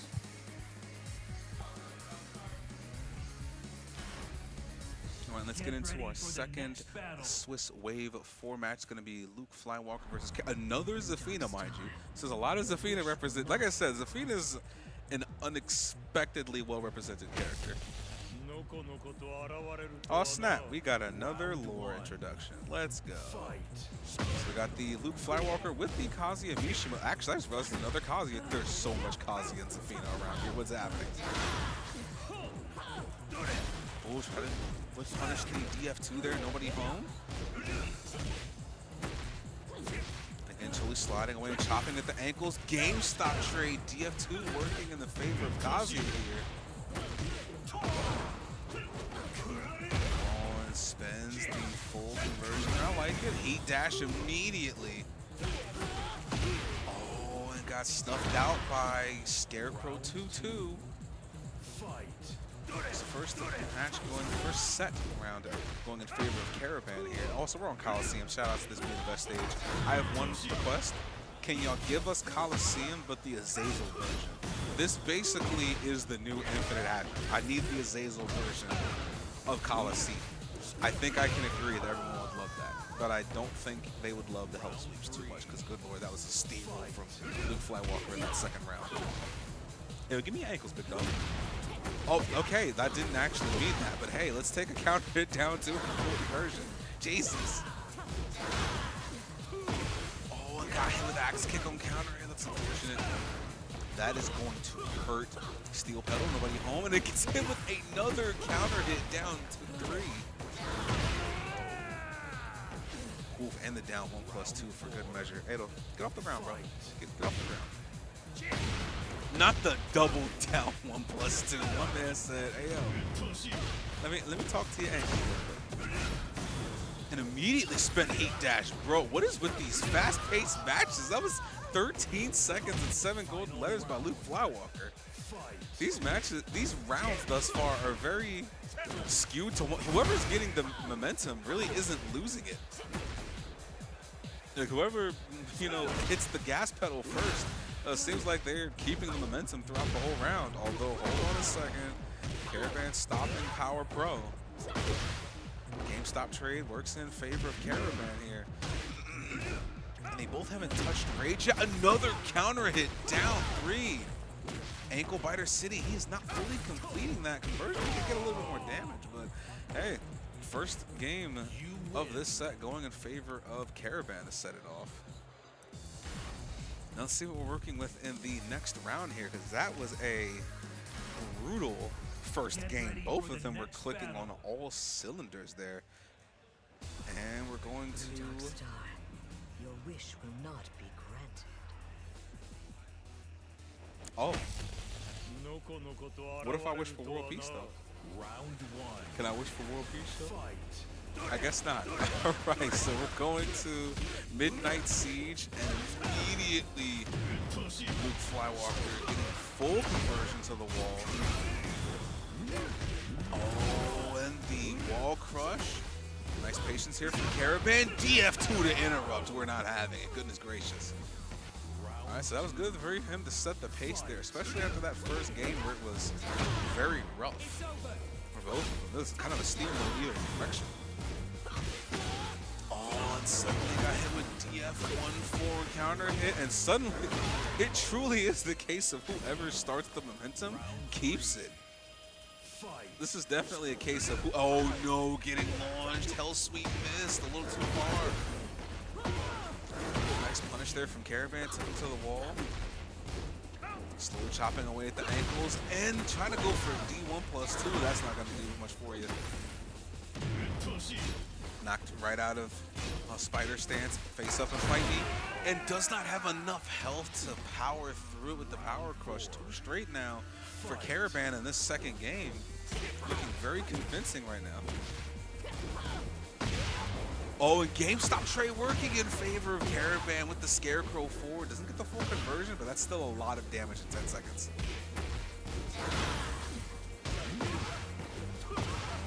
Flywalker's fighting back. Hell Sweet, giving them ankles. Spring kick. Just barely interrupts with the heat crash. And DF1-2 heat dash to get himself back on the board here. And suddenly we're going to final round and round start 1+2. How's the Fina of you? How's the Fina of you? Wasn't a big combo, but he does have a bit of a life lead here. Oh, that's a big whiff. That could have been way more dangerous. Down 3, don't counter hit. Just entered the chat again. Goodness gracious. Oh my god, and he interrupted it with counter hit down 3. Wait a second. Yo, delayed hop kick. Hello, on wake up. He dropped the combo. Well, that's dangerous. And he got hit with down 4. That's so unfortunate. And Caravan taking it 2-0 over Luke Flywalker here in wave 4. First of all, that counter hit down 3 into the full conversion. I did not expect that to move quick enough to stop the heat crash, but he stopped him right in it. My man said, "Your call cannot be completed as dialed. Please hang up and try again later." And Caravan looking really good in the bracket thus far. That was wave 4. And I believe that brings him up to, I believe that should make him 3-1. So he should be in the runnings to still try and make it into the top 8 side. If we're taking a look at the standings currently, it looks like Vesper did in fact take it over Mr. Lame. So currently Ty and Vesper are the only players in bracket thus far who have not lost a match I yet. thought something fell off. I left my phone off here the whole time. I kept it safe for you, big dog. Oh, yeah, I appreciate Kept it. it safe for you, big dog. And we also have Rain Puff, Mr. Lame, Ivoid, and Caravan, who are 3-1. So all several players who are currently competing to see if they can make it into the top 8. I was like, I don't know what's going on. But that Buff Lars guy is also 3-1. You got to look out for that Buff Lars guy. Yes, and currently it's actually Ganja Soul, Checkmate Nate, and Runebane, as well as JFrac, all 3-1. So 4 of them are basically fighting to see who is making it into top 8 and who isn't. It's either I'm playing Leo, or I think Nate was using Eddie or Azucena. I don't know who Ganja Soul uses. I'm still curious. Don't tell me, though. I'm still curious to see who Checkmate Nate uses. As you know, former Bob specialist from Bob. Tekken 7. Bring him back. I'm curious to see I'm still curious to see who he has decided to play in Tekken 8. I imagine because he's just one big Mishima that Nate probably said, let's go with one of these Mishima-like characters in this game. Don't spoil it for me, though. If you have seen it, we'll probably see it. When Nate was playing Ty, I was playing Crimson right next to him, so I did not look because Crimson played Leo first, and then he switched to Fang, and I was like, oh no, not Hey, yo, again. Fang Gang, let's go. I was like, not again. That's Oh, wild. all right, It's almost so, like that's I mean, the only I'm Fang like- you're going to see all day. All right, so we got Ty versus Ganja Soul, myself versus Nate, Nate versus Runebane, Gray versus TRL. You got Rush versus the Crimson Lotus, and of all these players thus far, it is possible for at least Nate Brazzers and TRL to actually sneak their way in. For Gray and Crimson Lotus to do so, they would basically need to go 2-0 up on their opponents. But it's time for you to go do your thing. You got a match, big dog. Right? Or is it top 8? It's top 8. Top 8. Top 8. Top 8. So there's going to be 4 people advancing, 4 on the winner's side and 4 on the loser's side after Wave 5 is concluded. Those who have the best win-loss records will be the ones moving on to the top 8 side. And currently, in the ones who are pretty much locked in at this point, there's not really much chance unless they basically lose the next few games, then they're going to manage to drop out. And I don't see that happening. It would be Ty and Vesper currently 4-0 very convincingly. But the other 4 players who are currently in the running for making it in the top 8 are Ganja Soul, Runebane, Checkmate Nate, and J-Frack from Pool 1. So one of them isn't going to make it. And currently, So J-Frack, Are you saying that if I lose against Nate, I don't make top 8? you are going to miss top 8 if you lose your next match. What if it's like 2-1 Nate? Or more so, it depends on games as well. Well, like, what's the score? What's my points looking like? 75. So currently All there's a at 75. 3-way tie Bruh. between yourself, Runebane, and Nate. So like, what if Ganja Soul gets 2-0'd by Ty and I like lose 2-1? then that that, like is that still then a 5-point that dip? actually, Or is that a tiebreaker? so if he goes 2-0, for example, and you go 2-1, then I believe that actually puts you ahead of him by 1 game. Oh, So it really comes yeah. down to games when it comes to tiebreakers I'm too. asking all these hypotheticals. I just gotta win. You Like know? at the end of the day, we could ask all the questions we want to. You just got to take the dub. And Yeah. even in the next bracket, we've got Rain Puff versus Mr. Lame, who are tied. But currently, the running is between I Avoid and Caravan I'm just gonna say for this. who might be taking the I'm just final gonna spot say for top this. 8. They put all the hitters in the one side of the pool in the one bracket. We got me, Ty, Crimson, and Nate all on the same side. I'll be the first to say, I didn't set the bracket up like that. I'm just saying. So I'm not taking responsibility for that. That's not the bracket I that I was made. looking around. I was like, wait, I just played Ty, and then Crimson just played Ty, and then I see Nate playing Ty. I'm like, wait, we're all on the same side? Who's on the other side? Like, respectfully, I didn't set up the bracket like that, so I will take no It was responsibility. a I setup. had a different bracket. No, you know what happened? This is what happened. They saw that me, Nate, and Crimson are all from Jersey, and they're like, you know what? This is what we're going to do. The best way to stop a Jersey top 3 is put Jersey all on the same side. They put Delaware on one side with Rain Puff and Vesper. And The they're like- Jersey and then versus Jersey's on the, other the side. world conspiracy. And Gray's from Jersey too, because Gray, Nate, and Crimson carpool together. If I look, I'm just saying this. If I beat Nate, that's the carpool. I gate kept the carpool. That's all I'm saying. The conspiracy that he is perpetuating is I'm outrageous. the Jersey carpool gatekeeper from Jersey. That's what happens if I beat Nate. That was a mouthful. That was a mouthful. Goodness gracious.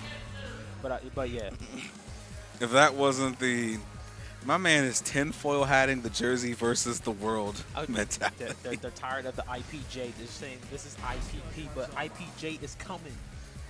The Jersey affiliate is coming. Like, it's a shame that he just refuses to monetize any of this shit because it would be hilarious. This is day 479 without a JFrag podcast. And everyone has agreed, yo, this shit, I will watch it. I could guarantee you that the Tekken community will watch this. Trying to make a complex podcast is a complex thing because one, you got to figure out the topics. Two, you got to figure You out. have all the topics. You have all You of have to them. figure out the length of the podcast. You don't need length. You can go for hours, and you Wait, know this. I know I can go for hours, but I'm saying podcasts have specific lengths for a reason. And you can have special guests, and you know that you and your special guests would have some of the most outrageous conversations that people couldn't wait to go ham with. Another Oscar. Is this 2015 IPP? It just might be. Back when we had like 7 Oscars, I think it's a flashback. And we're also actually seeing another Raven as well. We got Outrage with rocking the Raven and Smithy with the Oscar Kazama. That's the second Raven that we are seeing for the day. Oh, we got 2 Ravens? Dang, we got some diversity in IPP. Most definitely. I do like the character representation I'm seeing. That was a dropped combo, though. That's unfortunate. Have a seat, big dog. Wait, we have 2 Ravens in Laser's not here. Surprisingly. Punish. Ain't that a shocker? Down back 1. That move's broken. All right, first round going in favor of Smithy here. That string is broken. Oh, again, something against that Shadow Clone Jutsu. Oh, gets counter hit with the down 3. Yo, my man. Oh, I like the interrupt. Okay, I like the attempt. Oh, got counter hit. Have a seat, my friend. DF1-2. Nice. Not the double cartwheel. We get double cartwheel down here? In this economy? Heat burst. Oh, and get counter hit 1+2. Have a seat, big dog. Oh, nice duck there. Of the stomp. Wait a second. What's for breakfast? He spins heat. No. Oh, I don't think that's what he wanted. I hope that's not what the doctor ordered. Spins the heat. My brother in Christ, you press there? Oh, no. We don't do that here. In this economy? Under these circumstances? You just gotta block the DF1, man. You gotta block the DF1, okay? Oh, dude, duck the DB1-2 string. They were late on the down back 1-2. Oh, come on. Yo, he is dancing in his face from back turn. And there's the power crush.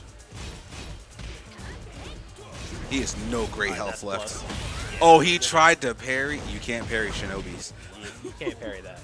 If she could parry Shadow Clone Jutsu, the question is, would Raven take damage or would it just be null? I'm pretty sure he just gets a get out of jail free card. Punish, no punish. -10. Alright, save Arc Blast. Oh my god, no combo finish though. Some scrappy Tekken right now. This is sloptimal. Scrap Daddy AP. Where's Adam Pierce roll at? Forward. Okay, they didn't roll forward. Oh, nobody home there for the parry? Oh, and full. Raven Clef Cannon. 1, 2, 4. Alright.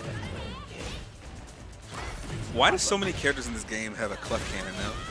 Ask Harada. Oh, we don't break throws. We're in Oh, Philadelphia. ain't that just a the bitch? city of brotherly love. 1+2 throw. Okay, they both did down back 1 to start their game. Scrap Daddy, no AP. Where's Adam Pierce at? Actually, Oh, no. give me your ankles, nerd. I was looking at Raven down back 2. My bad. Ninja stance forward. Give me that slide mix up. What's for breakfast?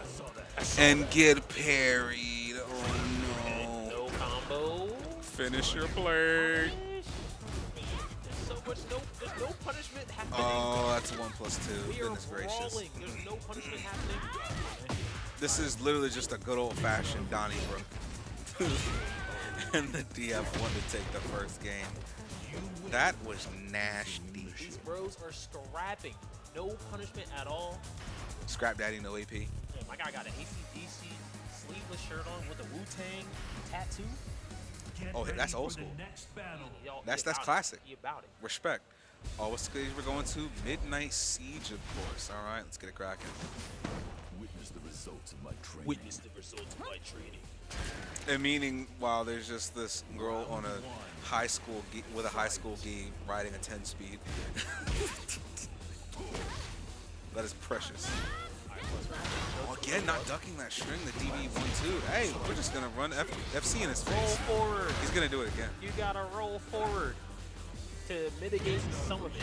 Oh, and he's getting spiked down. I don't know what he did to go aerial, but it's not working in his favor. Okay, one last chance. Oh no, Smithy! Punish! Oh, there's no finish there. Yeah, it looks like there's a little bit of matchup knowledge that we're missing here. Smithy, lock in! Yeah, definitely he's getting knowledge checked to the stars right now. He's getting the textbook thrown at him, and the textbook's got 1,200 Alright, I pages. need to see. Okay, back forward. No Oh, combo. and he missed the conversion. Jordan, what is my slogan? You allowed me to live, and for that you deserve to die. No dog. In the parry. I saw And the that. parry I did again. that last game too. I saw that. And then he tried to go for the parry again. Have a seat real quick. We got a little bit of breathing room. It's not over yet. Oh, and denies the heat. Oh, no. Just barely powers through it. That might be death. Will it kill the James Chen? He's dead. He's dead. Will it kill? He is That dead. boy got killed so hard he died to death. He's dead and gone. Damn, like T.I., the old me. Shout out to JT. Well, guess what? I'm JP. Oh no, we're getting mixed. We are getting the book. We're Finally getting hits the mixed. mark This is with the Tekken parry 8. elbow. get put into the collector. Oh man. Oh, no, no, no. What you parrying for? Oh, that's a screw. Oh, not the FF3. Yes, that That's is a- now a NATO. that's Oh, a- excuse me. Flippy a floppy. Thank you, flippy Brawl Pro. Thank you, Brawl Pro. 1+2 throw. We don't break those. Hey, Smithy locking in. Nice ankles, nerd. Smithy is locking in. All right, so let's see if Smithy can bring it to game 3. Round start, high safe parry. Punish. Oh, actually, Oh, boy. You could have died really bad for that. He lives to fight another day. Doesn't get the full conversion. There is so much free damage being left on the table here. It feels like they're taking like maybe 1 or 2 bites of the hot wings and then just throwing them away like they cleaned out the whole bone. There's a lot of wasted food here. Oh And I'm my kind of God. hungry. And the backflip gets snuffed out. It worked once, but it wasn't That going was- to work twice. all right, game a set point outrage. Tiebreaker point Smithy.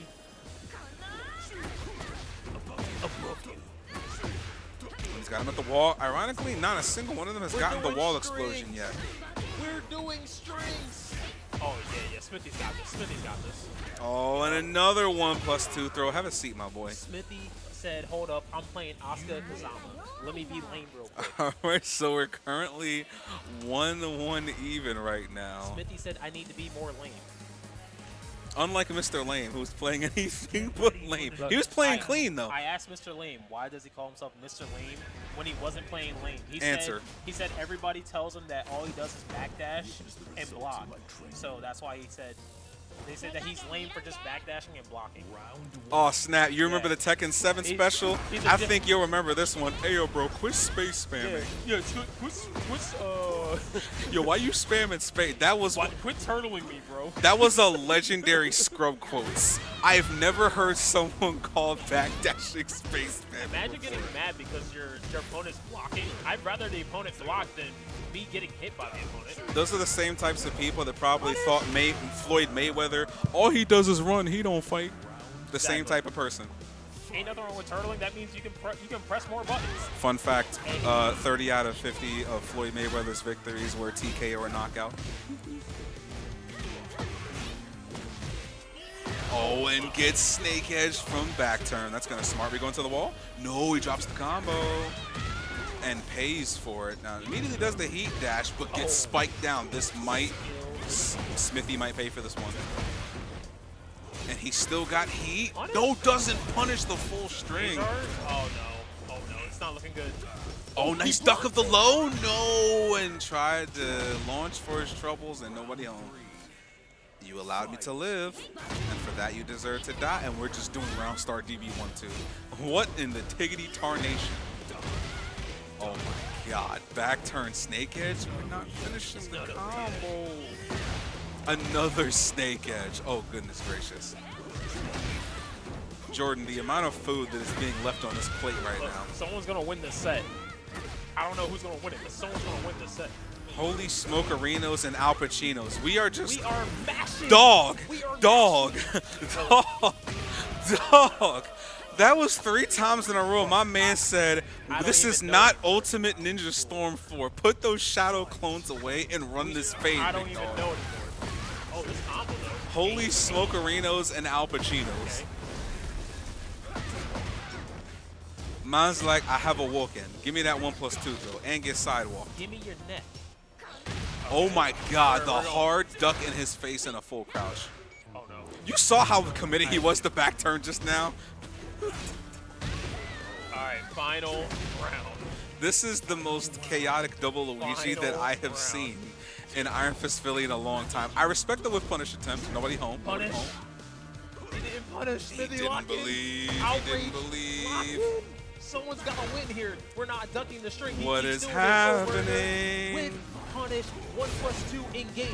Now here comes the shadow. On the clone. one throw, nobody home.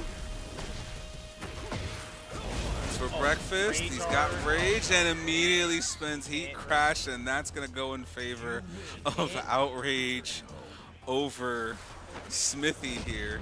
Yeah, that was 3. Yeah, that was 3 games. You can't mash there. You cannot mash Outrage there. taking it over Smithy 2-1 in a very chaotic match in Chaotic Wave was 5. a understatement. I believe I'm up next.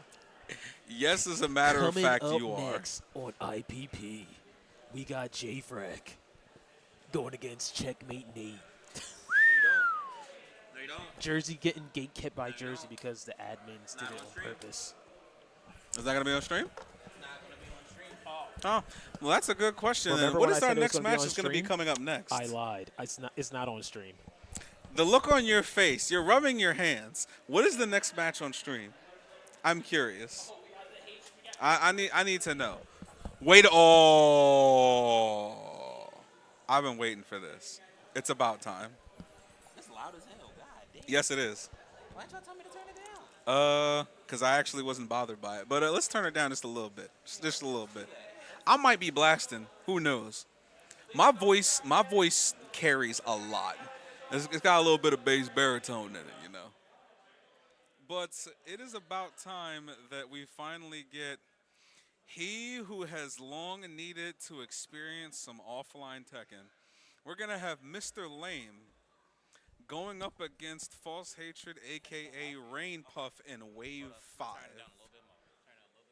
And this, I believe, is going to determine who makes it into... Yes, this is going to be a top 8 determining match.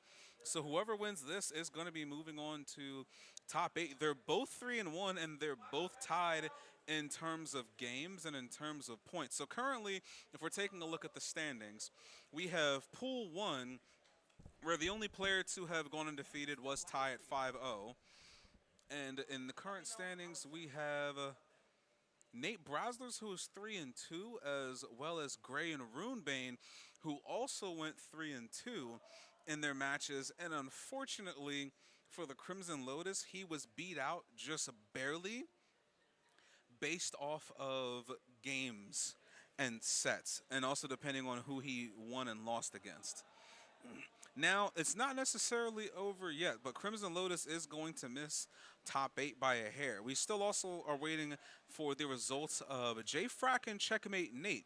And the winner of that match is also going to punch their ticket into top 8 themselves. If I'm taking a look at the rest of these matches, I believe the rest of them have been concluded. That is the last one. So currently we have Nate Braslers, Gray, and Runebane currently in top 8. But the match between Checkmate Nate and J-Frack will determine who gets that final top 8 spot and who's getting knocked out of it. And it's looking a little rough for one of these players who's currently in that spot. But thus far, we've at least have two or three players confirmed for top 8, one being Ty, the only undefeated player, as well as Vesper, Void, iVoid, and Caravan, who are also confirmed for top 8. This match here on stream between Mr. Lame and Rain Puff is going to determine who is the next player who makes top 8 as well. Whew, boy. It's about time we saw this one. So let's take a look at the current results here. Actually, I'm taking a look. iVoid beat Vesper. All right now. Okay. Not bad. This sounds good to me. Yeah, this sounds solid to me. First of all, I hear the staff roll music from Tekken Tag 1. That's a little bit loud. Bring it down a little bit. That's about good. Yeah, that sounds good to me. That's not good to me. Turn me down a little bit, actually. Turn me down a little bit. Mic check, 1 2 1 2. That sounds a little better. That sounds a little better. So, that is pretty impressive from iVoid. Vesper being one of the well-known players in the community of Iron Fist Philly, who one has a myriad of characters they can choose from, even though the Lee has usually been one of their stronger picks, but is a very hard counter picker. A lot of people call him Mokujin for a reason, because the man wanders the my man's respectfully, he wanders the character select screen like Ryu wanders the world in search of the best fight of his life. And if I'm also taking a look at the rest of the results of these matches, looks like Caravan taking out a Stove, as well as Reno taking a win over Juice. Unfortunately, Reno just a little too short of making it into top 8 for Pool 2 at least. Luke Flywalker finishing 3-2 thus far. I'm really liking the results of some of these sets thus far. We got a lot of new faces that are basically punching their tickets to top 8 thus far. Wait a second. So it looks like Reno temporarily just punched himself a ticket to top 8. But that may be stolen from him depending on how this next match goes between these two players, as stated before. False Hatred going up against Mr. Lame, and I'm seeing Dragonov on the screen, so somebody's about to fight like they are owed money. Going up against Mr. Lame's Asuka. This, I'm really thinking this might be one of our best matches of the night. I'd be inclined to think so, considering both of these players' playstyles. This could very well be one of the most interesting matches that we see of the evening. And I'm once again being joined by the homie Dorier for, I believe this is our final match for the Swiss Waves. This is Wave 5. We've got False Hatred on the Dragonov, the Sergei Dragonov. We've got Mr. Lame on the Asuka Kazama. And we're getting into, once again, this determines who gets that final top 8 spot for Wave 2 here, which is currently tied 4-1 between Ivoid, Vesper, and Caravan, which all of them taking 4 wins and 1 loss. So the winner of this is going to go up with 4 wins and 1 loss as well. Oh, nice sidestep coming from False Hatred here. The Dragonov is already looking pretty clean, and the Waivu one that's gonna smart. Didn't get a full conversion there, but that smarted a little bit. Got a really solid life lead here from Mr. Lame. And Mr. Lame trying to get some offense going, gets an Arc Blast for good measure, as I like to call it, the tickle. The Coochie Coo. Oh, and the baseball swing. Doesn't finish the combo, though, unfortunately. And does get up immediately into Heat Crash. I don't blame him, because I would have actually, no, I wouldn't have did it. Mine's is I-20. I'm never risking that. I'll be damned. Oh, nice conversion to the wall. And spikes him down, and the down 1+2. He is steamrolling really hard right now. 7 golden letters for Mr. Lame here. Goodness gracious. That was a very dominant first 2 rounds coming from Mr. Lame, and did the full string.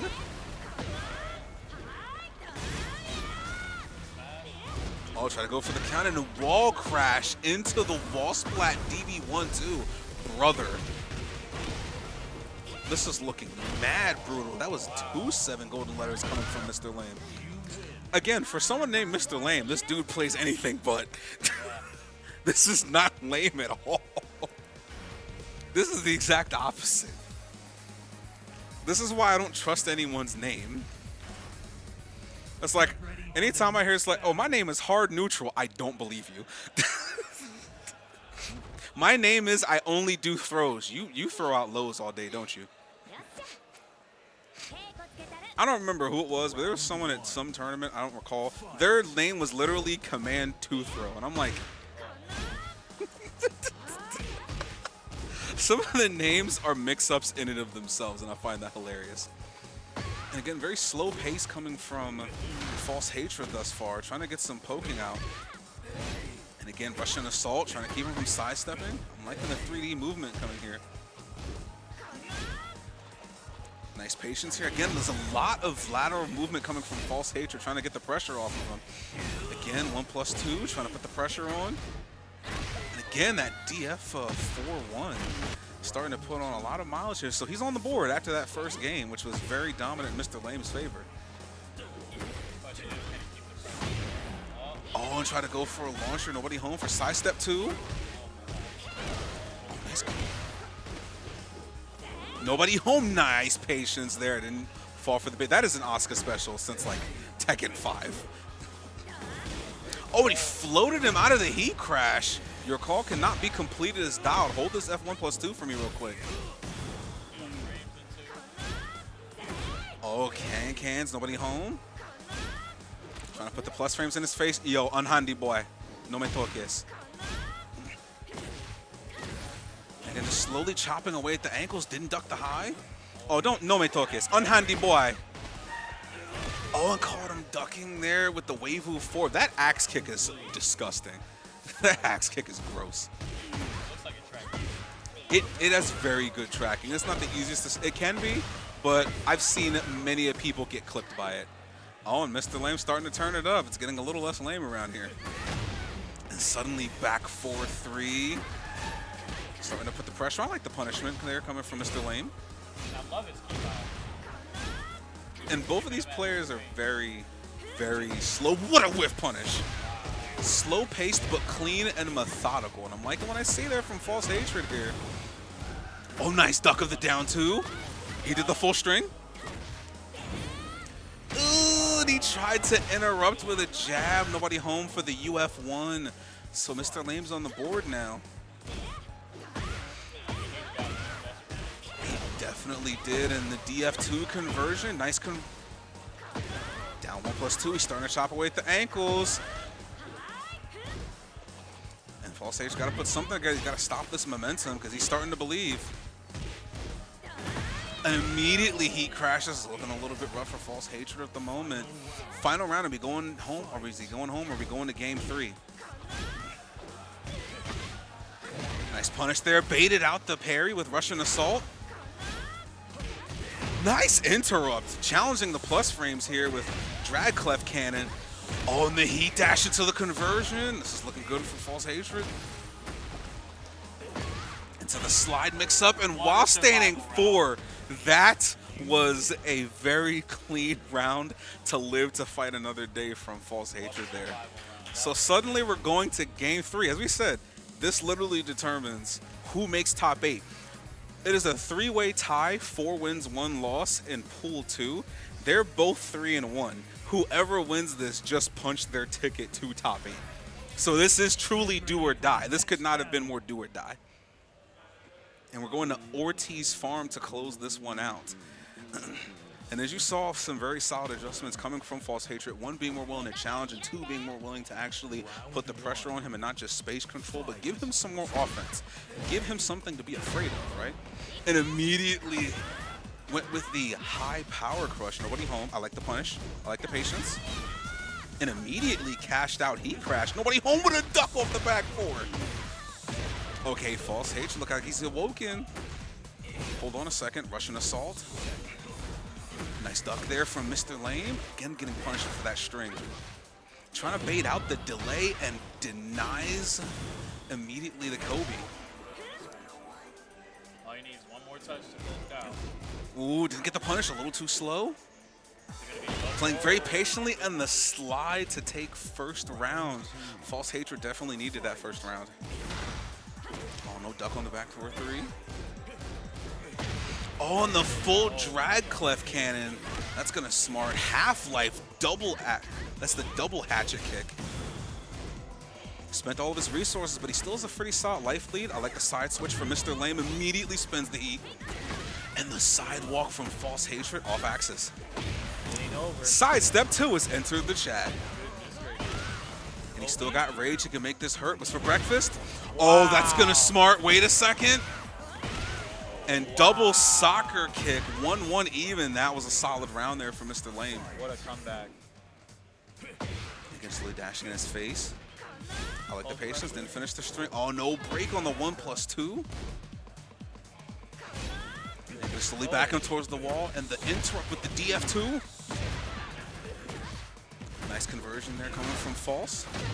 And immediately power crushed. I've decided to stop guessing. I've had enough. And immediately Heat Crash to cash out. Doesn't have much gray health either to get back. Hatchet kick. Nah, we doing full strings? Okay. And again, baseball. No duck there. He's got heat, and he's got rage, but a duck into while standing 3 from Mr. Lame. And this is match point right now for Mr. Lame here. Again, this is for all the marbles. Who's making top 8 here? Oh, and soccer kick again coming from Asuka. GameStop trade, not necessarily working in his favor. Oh, try to go for the whip punish a little too far. Oh no, getting launched. Got a little too overzealous there. Try to bait him out. Nobody home. He needs this round so badly, bro. He definitely does, and he's got rage. Makes him waste the heat. Don't touch me, big dog. No me toques, unhandy boy. What's next? Ooh, and the whiff punish there with the back 4-3. Hold up. Spins the heat. What's for breakfast and the down 4. Double Luigi for all the marbles. Who's making it to top 8 here?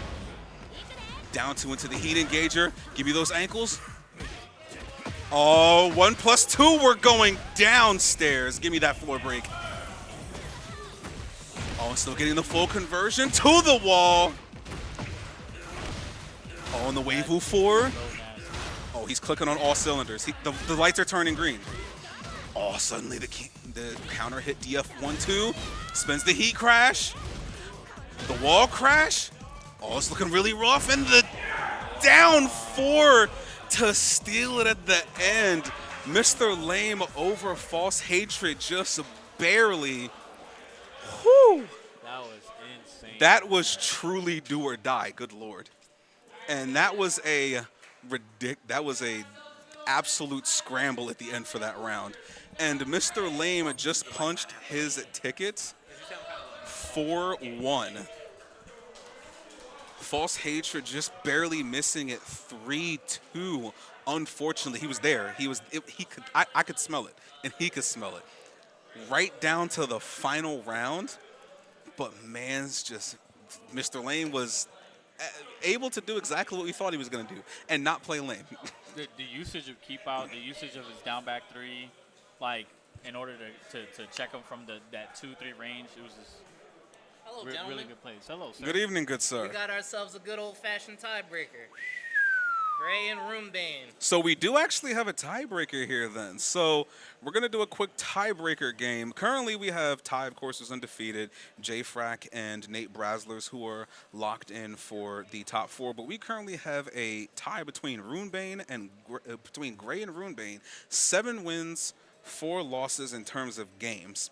So now we're going to have to break that tie to determine who actually does make it in the top 8. So if that last match wasn't an absolute highlight, then this one certainly will be.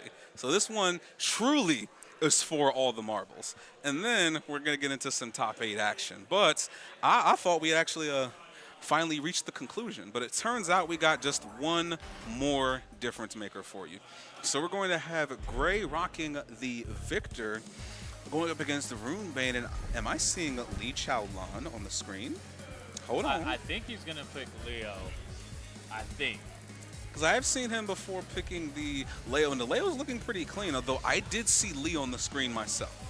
Okay. Let's see what the determination is. But in any case, like we have said, this is a difference-making tiebreaker to determine who is making top 8 here. So this is, once again, for all the marbles. I like watching Roombane, man. I don't know, his spacing, his movement. He likes to, do a lot of no mix-up. Okay, yeah, so we are seeing the Leo. I thought I was getting schmixed myself when I saw Lee. I was like, wait a second. Lee? And we're going at... I had the pleasure of fighting him earlier. It was most definitely.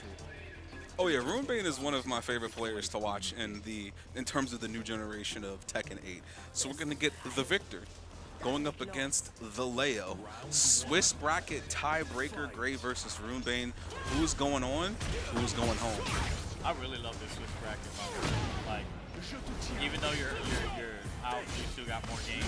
You're not sitting here twiddling your thumbs. And a lot of especially with a new game, new faces, new players, there's a lot of people who appreciate the concept of not going 0-2. Because like I said, why go 0-2 when instead you can go 0-5?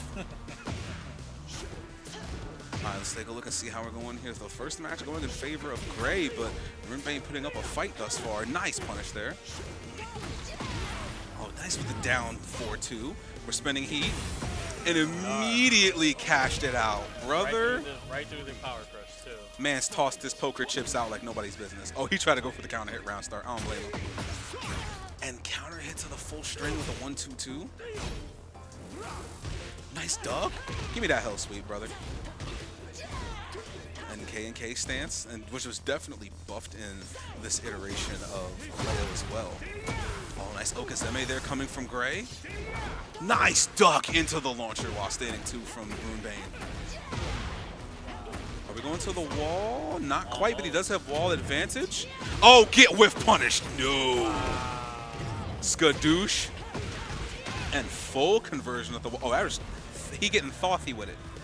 I want the whole health bar. I want it all. I don't want the honey. I want the whole beehive. Runebane taking the lead on rounds 2-1. Nice whip punish there from Gray, though. Nice patience there coming from Runebane. 1+2 throw with the side switch. Gets himself a wall splat for good measure.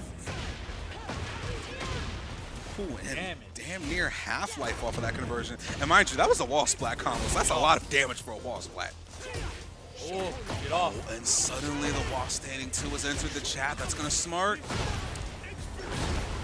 And the floor blast as well. This is going to hurt. And the low to steal that round convincingly. All right, so let's see who takes the first game.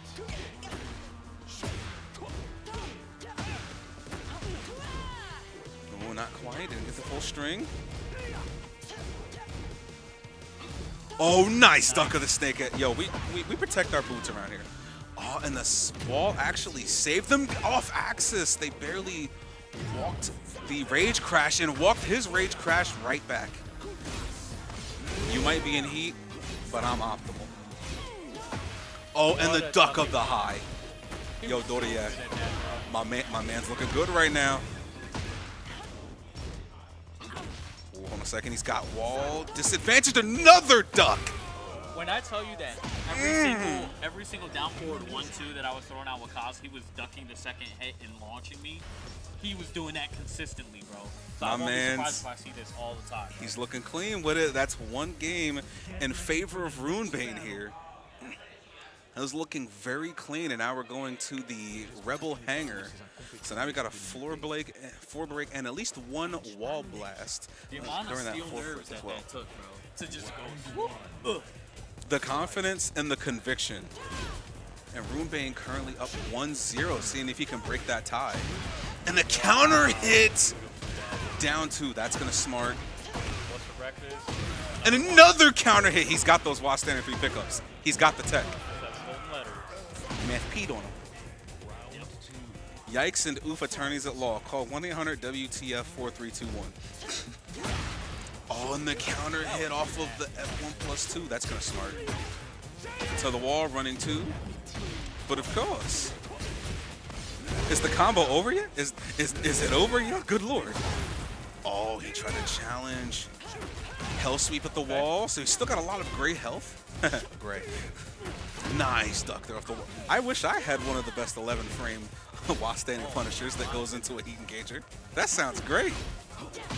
And another counter hit down 2, and he's got the pickup he has gotten the pickup every time, and that's 2 rounds straight. Every time. Oh boy. Runebane really wants that top 8 ticket. Yeah, he does. Oh, and he got counter hit full string off of the 2-1-2. Side step 2, your call cannot be completed as dialed. Good damage. What a read. Okay. Snake edge for the while standing 4. That'll teach him. What are you answering back? On the unexpected side switch. He's got his back to the wall. Nice patience here coming from Runebane. Side step 2 again. The pressure's immeasurable. And a back sway. Spends the heat and the dab on him. 2-0.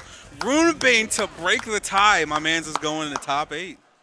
I think those fuzzy ducks is what set him up for that. Like, Brother. because he was so scared to throw anything else out after that. Notice how he conditioned him. Yeah. My man said, hey, yo, bro, so 1, I protect my ankles. 2, I'm going to just stop doing the mid-highs. The mid-highs are working for a bit, and then when he started ducking, they worked for 1 round, and Runebane said, I've had enough. It stops today. And that was a very impressive performance from Runebane. Again, he punched himself the last ticket 2 top 8. So if my calculations serve me correct, if we're looking at this current top 8 pool, it is going to be Mr. Lame, iVoid, Vesper, and Caravan, who all tied, mind you, for 4-1, especially after the unexpected win from iVoid over Vesper. That was an interesting upset. And then, of course, we've still got Pool 1, where we've got JFrac Ty. JFrac actually took it over Checkmate Nate. So Checkmate Nate missed it by 1. We've got Ty, JFrac, Nate Braslers, and Runebane, after breaking the tie, just knocked Gray out of top 8. So that is going to be our top 8. We're going to have 4 on the winner's side, and we're going to have 4 on the loser's side. But we have a quick message from the homie Fat Boy. We're taking a quick ad break. Y'all deserve it. Get some water or something. I'm thirsty. Yeah. I need a little drink. We're gonna take a quick ad break. We'll be back in about 5 minutes. Go ahead and get yourself some water. Use the restroom. Take a deep breath after all this ridiculous Tekken that you've seen, and figure out what has been your favorite match of the night so far. We'll be back, y'all.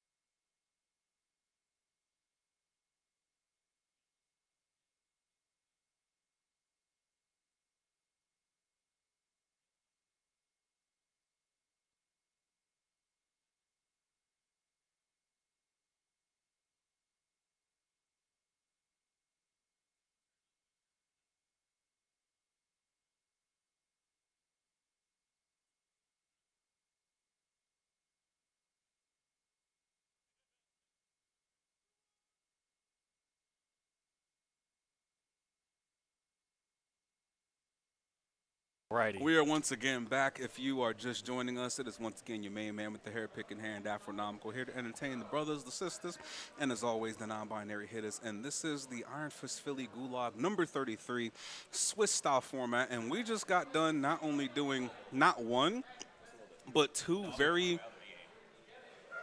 intense do or die type matches between False Hatred and Mr. Lame, as well as Runebane versus Gray.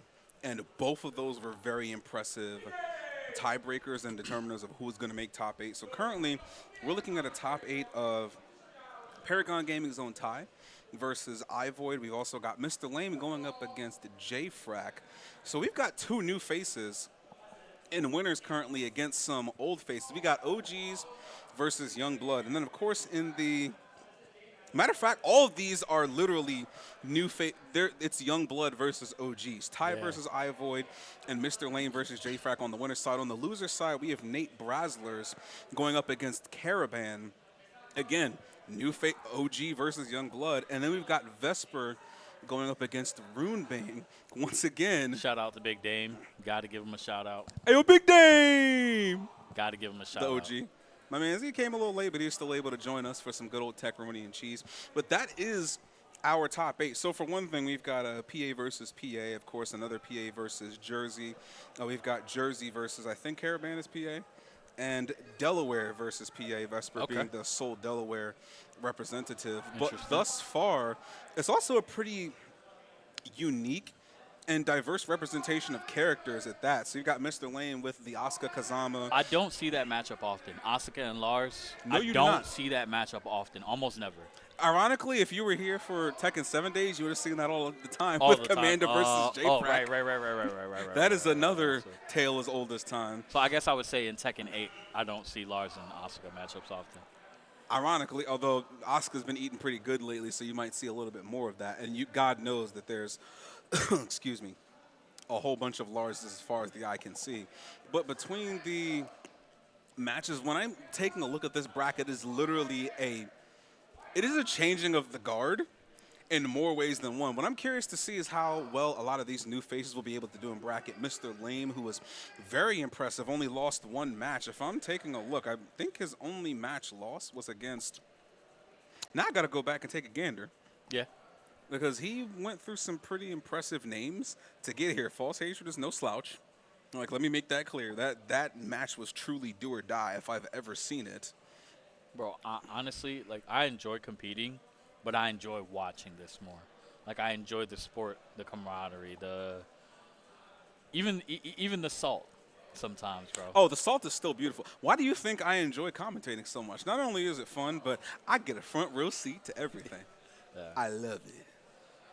I feel like that one referee in the boxing world who clearly loves his job. He's like, damn, dog, I get a front row seat to watch all of y'all throw hands. This is great. And I get paid to do this.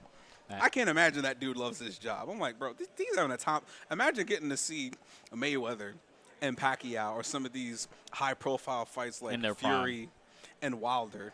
And he's just like, oh, I get paid to do this. It's beautiful, bro. I love it here. But yeah, I appreciate you guys having me on commentating as well. Oh, absolutely. If there's one thing that I enjoy and love that people are able to do, this community, it has fighting game in it, but we also sometimes forget the C part that stands for community. It ain't always just about playing games or competing. I, for one, very much enjoy saying, I'm going to sit back for a bit. I'm going to let y'all play the game. I'm going to sit back and entertain y'all with a little bit of commentary. And also, I learn as much while I'm on the mic as much as I do playing the game or even just watching it. So there might be something. I take notes all the time while I'm watching this game in and of itself. And if playing the game might not be for you, some people love production. Some of our crew just likes to do, back-end stuff, production, audio, video. That's also great. Promos, helping people train, or even just giving people someone to play casual against or be a training partner. See a need, fill a need. Right. So by all means, if you may not be the biggest competitive type or you may not be the biggest person in terms of production, then by all means, you can find yourself doing a myriad of things, such as being on commentary. If you want to give being on the mic a try, then by all means, you can do so. And here comes Large Damien, the 21st. Hey, what's up, y'all? What's going on, y'all? All right, check the stream. It's your boy Big Dame. I came all the way from Florida to see these scrubs playing this, Iron Fist Philly. I hope my locals are getting better because I'm out here traveling the world getting out of pools. So I need y'all to get better. Oh, yeah, I need to see me. I need y'all to get better. Yeah. I need y'all to get better. Okay? It's not an IPP local Where's without where Big I came D. from? Work. Exactly. Directly from work. Directly from work, off the plane. 2-hour drive from Newark, New Jersey. Shout out to Jersey. We appreciate you showing up. My man's really clocked out and said, I got to go run this fade real quick. you got to respect that The Linga dedication. PA shouldn't be getting out of pools. You guys need to get out of pools too. What you mean you shouldn't be getting out of pools? You should be getting out of pools. And what I'm saying is y'all need to get out of pools too. I can't be the only one getting out of pools. He ain't wrong, though. He ain't wrong, though. Step up. Who said something? Thank you for that. Man, I can't wait for these beef sets. Because we still got a whole lot in our backlog. It's crazy because this is me coming from the bottom half of pools. Hearing this, it stings so much. Like, it stings so much. But You get used to it when it yeah. comes to Dame. Dame is one of the few people that is louder than me and Joe.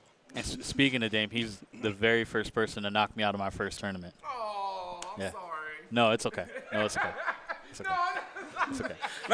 Not you hitting the Alex Jabali. Hey, thanks for It coming. was a Xiao Yu Kazuya matchup, and you completely destroyed me. Well, I mean, You said, "Come here, boy." All right. Dog, Dame is one of the few people where you hear him before you see him. Man, I'm so excited, bro. I love watching this. well, y'all, I just wanted to say hi. I hope you guys are doing well. Great IPP event. I need to start having these on my days off or something so I can be the Linga PA and show y'all how it's done. Yes. So, ask for my schedule and you guys can just schedule it. Okay? Talk to Jesus. Talk to my manager. We'll get it set talk up. to my manager. You need an appointment with me. Oh. Oh, they gave this man too much power. Gotta love it, though. Gotta love it. Even Tupac once said, one man should not have all that power. It's one thing when you talk shit and can't back it up, but when you got somebody who you know can back up his shit talking, then yeah, Listen, be wary. I'll give him that. We'll still give him absolute shit, though. That's our boy. But When are you competing? I haven't seen you perform in a very long time. that's an excellent question. When I'm able to compete in my own events again. Because Okay. at this point, the events get so big, I'm like, I'm just going to commentate because I don't want to hold the bracket up. Okay. It's like when you, in terms of production and actually running the event, it has been a rough road trying to do all three because there are times where I'll need to sit down and do production and commentate and compete, and I'm like, this is a lot, and I'm kind of slowing the bracket down. I don't want us being here all night. I'd love to do so, but when we can get it down to a science where we can have everything running smooth as butter, then by all means I'll compete again. I just can't do that at the moment simply because I want us to get in and get out. It's a Sunday. People got things to do. We used to have Fridays. Maybe we'll get back to Fridays in the future, but currently Sundays is our best day. Well, I'll to be work looking with forward to it, bro. Oh, most definitely. I'll be looking forward to Listen, seeing. I got to prove I got to let y'all know that y'all still get randomly shouldered. Yes. Don't think I forgot. I will go right back into bracket and just start randomly shouldering people again. Take your vitamin B12. Because there's no Fang representation in this city. Other than my man's Dom, I ain't seen Dom in a minute, and myself, I thought no we had one plays another his Fang character. thing. Wasn't there another Fang out there? Oh, Crimson Lotus. He plays. He's still mainly a Leo main, but he is a Fang sub. Okay. But I know him more for his Leo's clean. Okay. So he counts. He does. However, Okay. other than him, for a character that people complain about all the time, I'm like, bro, where are all the Fang players? Where we at? Where's my peoples at? What happened to us? It feels like Tekken 7 all over again, where no one really cared that much about him until like the later half of Tekken 7. But he had his stint in Tekken 7 where he was like, I can't remember what season it was, but where he was just like, whoa. It was season 3 where there's like, oh, Fang's on the character list. He's on the character select screen. Let's pick him. And then season 4 was, wait a minute, there's too many Fangs. And season 5 of Tekken 7 was, I'm so sick of seeing Fang. Not me, though, obviously. I love that shit. But it feels like as much as people hate this character in Tekken 8, you see a lot of Fangs online. I will say that. Net play, I think, is still one of the top 10 played characters. You don't see him that often in a bracket. Like, if you've taken a look at any of these brackets offline, the largest amount of Fang representation that I've seen was at Battle Arena Melbourne. For some reason, most of the Fang Wei players right now are in Australia, and I'm like, am I on the wrong continent?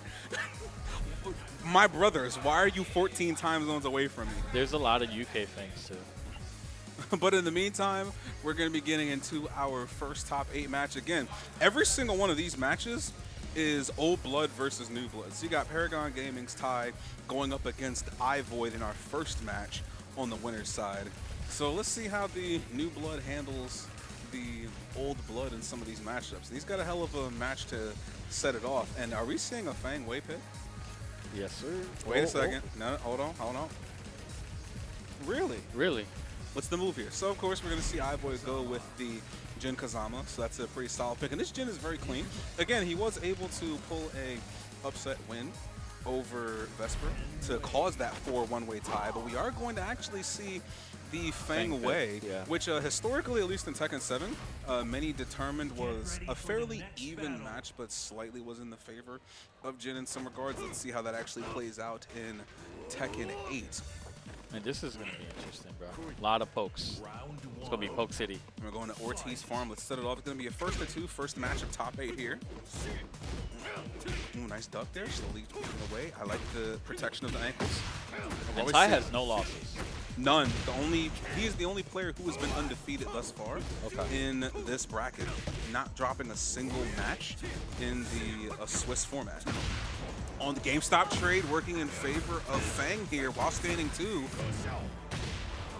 Taking him to the wall, and the shoulder didn't get the balcony break, however, and DF1 to seal the first round. Very convincing way to start it off. Yeah. Oh, and Kenpo stepped the down 2, nobody home. Good punish and there. And hop kick to interrupt. iVoid can't seem to keep his footing right now, which is going to be really important right now. And it's not that easy to do against a character like Fang Wei thus far, who's very good on offense and stuff. And he's also one of those characters where you got to be careful when you take your turn, because he's the epitome of your turn is when I say it is. Yep. Get counter hit. Most definitely nice sidestep, but didn't get a big punisher off of that, off of the whip back 3. And again, he's playing really solid defense, just snuffing out a lot of iVoid's offensive options. And so patient. So patient. Very slow, very methodical gameplay coming from Ty here. It's the whiffs that's killing him right now. The whiffs and the punishes. That's just... I like to call whiffing, block punishment, and that such free pokes. That's free damage. And he's taking a lot of free damage. There wasn't a whole lot of big combo damage or anything. Not at all. Mainly Super just simple. Hard neutral. And that was a very convincing first game coming from Ty over iVoid. Let's see what the adjustment's going to be here for iVoid. We're going to Celebration on the Siege. Okay. We're getting fancy with it. So let's see what the adjustment's going to be for him, because he basically just got hard outplayed in that with hard neutral, simple pokes, and a lot of lateral movement. And the way he sidestepped, you know, low. Oh, big whiff, just out of range, completely whiffed that strand. That could have been way more dangerous. And again, out of range, the spacing coming from Ty is really giving him a lot of free mini whiff punishes here. No, not that punishable quite. Oh, excuse me. Snuffs out the power crush. He's got heat engaged. That was a dangerous whiff from iVoid. And F4. What's going to be the guess? Oh, and the jab to sneak it away. And that's 4 rounds straight here for Ty thus far in game 2. Punishes on point. Oh, and the sidewalk hop. That's going to smart. Goodness gracious. Takes him to the wall, DF 4-3 optimal combo. That's about 40% health. Nice 4-4-2. Can iVoid get back in this? It's actually starting to turn it up a little bit. There's not really He's trying to put a bit of offense on the board and gets full counter hit. F2 1+2. What I haven't seen him throw yet is forward 4. And obviously super punishable, but And another hard sidestep off of the 1-2. And it's looking really well for Ivoy. This match point right now. 4 tie. Full optimal combo with the Fangway. He's struggling to get any type of offense going. Oh, and ducked the hop kick and did not get anything off it. That was a very unfortunate deer in the headlights moment. and we're now in the first of 3, correct? That's a first of 2 until we get to still. the Okay. finals. And then that will be a first of 3. Starting to put together some My offense. goodness. He's got him in the corner. What a duck there coming from Ty. Nice conversion there. What's for breakfast? And climbing dragon for the Okazeme. And he did it. Cans immediately got baited out. That was 6 straight. A 4 tie over Ivoy. So Old Blood still holding it down over New Blood. So he's going to be moving on to the loser side. I think that was just based on experience. Yes. You know what I'm saying? Because you could see the difference between approaching, like, you know, Ivoy's approach versus, you know, man, that was just wow. TY's approach was more like, okay, I'm going to run up in your face. I'm going to take this sidestep. Maybe check you with a low, you know, maybe sidestep launch you. It was very methodical. And as we said before, there wasn't the majority of the damage that was gained from Ty was hardly even from the combo damage. That was more so in game 2 where he was able to capitalize on that. Although over half of that damage was just clean neutral with punishing and pokes. Yep. And hey, sidestep into launcher was doing him a lot of good. That's why I said with punishing, pokes, and block punishment, free damage. Free damage that Ivoy was giving him a little bit too much of, and he was putting up a bit of a fight in that last game, putting some offense on the board. But the moment that I realized that it was looking bleak for him, he ducked the snake edge and did not punish. Afro, I'm interested in this match, bro. As am I.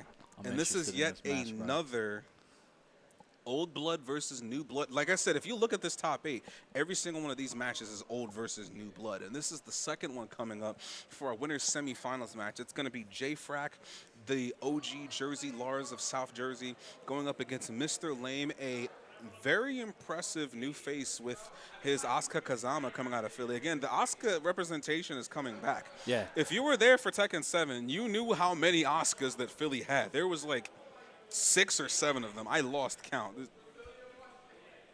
There was actually 6 or 7 of them. And again, we've still got the losers round matches where we got Nate Braslers, the OG from Jersey, going up against Caravan, Philly's Zafina player. Again, New Blood versus Old Blood. We got Vesper versus Runebane, who, mind you, Vesper was defeated by Ivoid in the Swiss bracket. Right, which was a surprising loss. Which caused that 4-1 tie. And Vesper is now going to be fighting on the loser side versus Runebane, who also had to break a very impressive tie himself to make it into losers. I'm very curious to see how the rest of those top 8 matches are going to go here. Now, currently we've got Ivoid as well, sitting in losers quarterfinals, Ty, of course, sitting in winners. And the winner of this match is going to go on to winners finals to face Ty. Because J-Frack has so much time playing Commander, you know what I'm saying? Like, I kind of can see this swaying in his favor a little bit more, but new face. New face and tactics, also new somewhat tricks. of a new Asuka. She's still fairly familiar from the last game. Not too much has changed about her, but not even just Commander. You got Ryan V. You've got V4 Phantom. There's a good amount of Asuka experience that he's got. So this top 8 is literally young blood versus experience. Can the young blood overcome the experience? Unfortunately, Ivoid was the first one to, succumb to Ty's experience. And again, Ty's fairly young himself. Yeah. That's a young kid. But he's got a lot of talent in of himself from Tekken 7, so he's that epitome of experience. J-Frack versus Mr. Lane. Let's go. Match number 2, Young Blood versus Old Blood. And Into the Subconscious could not be a better place to take this match. And again, slowly playing very slow to start it off. Poking for information. What do you like to do? Again, down back 1-3. I like the interrupt. Get out of limited entry, bro. Okay. Oh, got FF3. She's sparkling. She's got the install. Got him at the wall. Oh, that was a Oh, big whiff. big whiff. What a break, though. And immediately spins heat and sidestep 2 into the DB2 launcher. The damage. In first round going in favor of Mr. Lame here. And as you said before, let's see if J-Frack is ready for Mr. Lame's brand of Asuka. As we said, very similar character, but still has the experience, and he is getting wall crushed right now. Nice float there from Mr. Lame, though. Get off me. I've decided I've had enough of this. You're too close. Oh, What a nice duck. Oh, we punished Lord Gilbert's round here, big dog. Oh, and got hit with L Clef Cannon. Nice. Oh, and to finish that round. And the way with that he DD1-3. used that charge-up kick, oh my gosh. Down back 2-3. Hey, the knowledge check. Are you prepared for Yeah. it? Oh, the sidestep, but didn't get much off of it. Slowly chopping away. Give me that parry, big dog. Good. Soccer kick.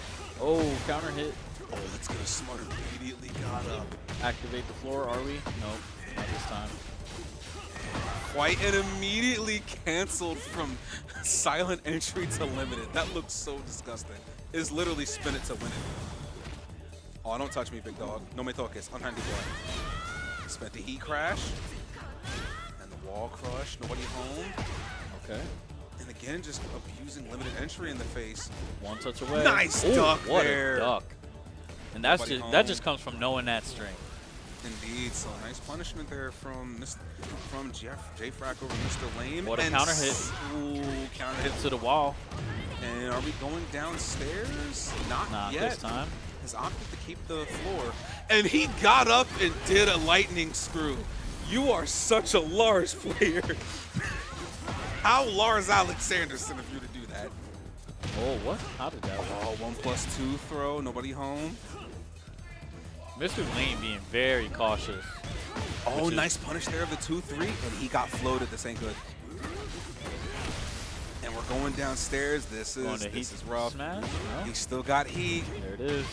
Oh, he's got a big shoulder coming through.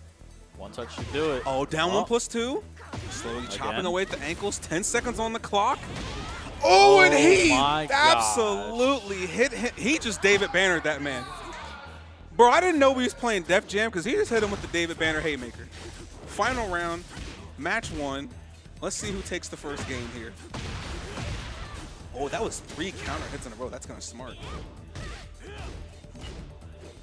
Oh, nobody home there. Tried to bait him out. He wants that hit confirm real bad. Suddenly, Cans has entered the chat. Surprise. Oh, not the goodness. Oscar Counter hit blender. setup. Oh my My goodness. man's just anti-air his Yes, heat. he He did. just anti-aired the heat. Bro, I thought this wasn't Street Fighter. I thought we were done with Akuma in this game. What's happening, bro? All right, so first game going in favor of Mr. Lame. Yo, New Blood's taking it to Yeah. the old blood. Yes, they are. Let's see if New Blood can hold it down Yes, they are. against arguably one of the toughest opponents in this bracket right now, no less. So we're going to the arena for game 2. Oh, no duck on the string from J-Frack with the DF1-2. Oh, counter hit Magic 4. Thank God that doesn't launch anyone. Full string. I like the interrupt with the DF1. Okay, I like it. What a Ooh, punish. ducking the while standing 3. Nice punish there from Mr. Lane. Doing his best, man. He's got him at the wall and immediately popped heat. I'm J-Frack. cashing out, big dog. Deal or no deal? Deal. I'll take it. Trying his best. On again, down 2, and he is getting hit a lot. Oh, a little bit of a punish there for the Art Blast. I like the DF1 to check the limited entry. Smart. Nah, what's your power question for? Yep. Give me your Oh, ankles, my nerd. Oh, sweep 1+2 throw out of stance. Okay. Oh, caught him trying to Gotta press him. Dynamic entry 1. So J-Frack on the board. 1-1 even in game 2. Nice. Kobe. Just out of The range. ankles keeping it fairly center stage here. We're slowing the pace down a little bit. I think as long as he stays on his bumper, he Oh, can finally filter got the up. hit confirmed, hit its mark, and he's been trying for that all night. Oh, I like how he's Mr. mixing the Lane. down forward 1 with the back 3. That It's doing like very well. got you ducking, got you standing. Oh, I respect the attempt, and suddenly Can't Oh, entered my the goodness. chat again. Holy smokerinos and Al Pacinos. Mr. Lane's looking really good. It's tournament point. Pressure. Give me your ankles, nerd. I'll try to go for the Oh. wall crush, double wall crush. And L Clef Cannon from J-Frack with the heat engager. Give me your ankles, nerd. This is a survival round right here, bro. Nice patience there. Nice. Oh, nice sidestep. Hold on. It's a really big life lead for Going for J-Frack. back And one? he still got heat. And mind you, he's still in rage as well, but my technically. goodness, that could be. Oh, he dropped the what a combo. drop. Spins the heat. No, sidestepped. Nice punishment from J-Frack. Game point for J-Frack. Match point for Mr. Lame. Are we going to game 3 or are we going to our next match? Command 2 throw, no break. Oh, yeah. Oh Can't boy. breathe. I forgot how to oxygen. Okay. Nice check. Spent the heat a little soon, but worth it to check the limited entry. Oh, he tried to check it with back 3, nobody home. Oh, What and an the arc blast. sidestep of Kobe. FF1 got snuffed out so hard just now. Wow. What is spin it to win it? Oh, Can's nobody home. Oh. And the DF1 to live choice. to fight another day. J-Frack on the board. I don't believe you. Heart attack moment. I don't believe you. Man.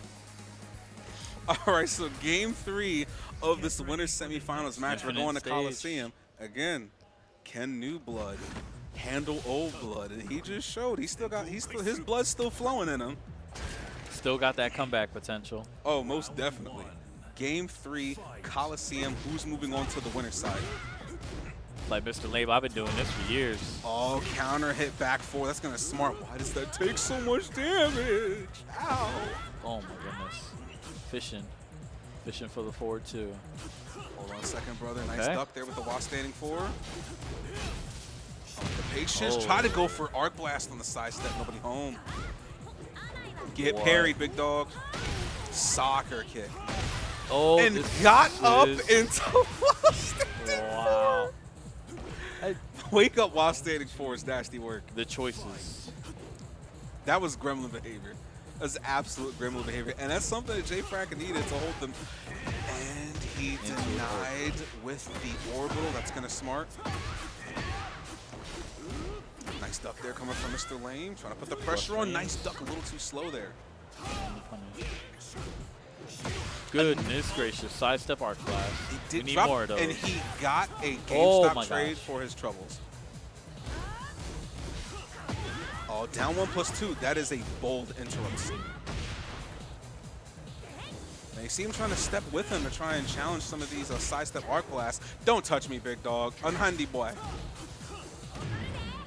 Try to go for the whiff punish. A little too slow. No me Grab toques. break. Break of the 1 throw. And he chased down the backflip with the Oh crash. my goodness. And hit him with the haymaker, the Def Jam haymaker. Shout out to David Banner. Yo, Mr. Lame still fighting back very well right now. And again, the DF1, I like that he is still challenging limited entry and not letting him have it for At all. free. It's not the easiest, but it definitely is a little bit more into there's a bit more safety to challenge, and he clearly knows. Oh, that parry's we're gonna pay for that one. He said stance, down back 3. Stance, Jab down to 4. interrupt. Oh, and it my hits goodness. the cash out again with E crash.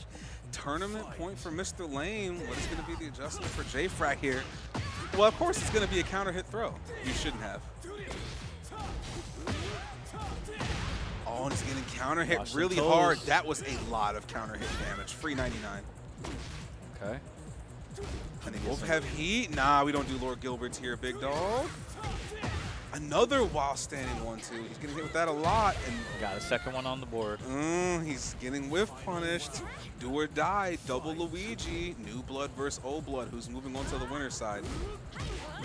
Nice punish there from Mr. Lane, the 2-3. Nice interrupt with the down 3. It's Could very go either bold. way. Mr. Lane with the life lead. Again, dynamic entry 1. And they're both trying to bait for some of these counter hit options. A little too slow with the arc blast. Oh, off axis. That is unfortunate. Spins the heat. Oh, in the float. Whoa, man. He still got heat himself. Oh, in the Gonna go. 2-3. Where's the heat crash?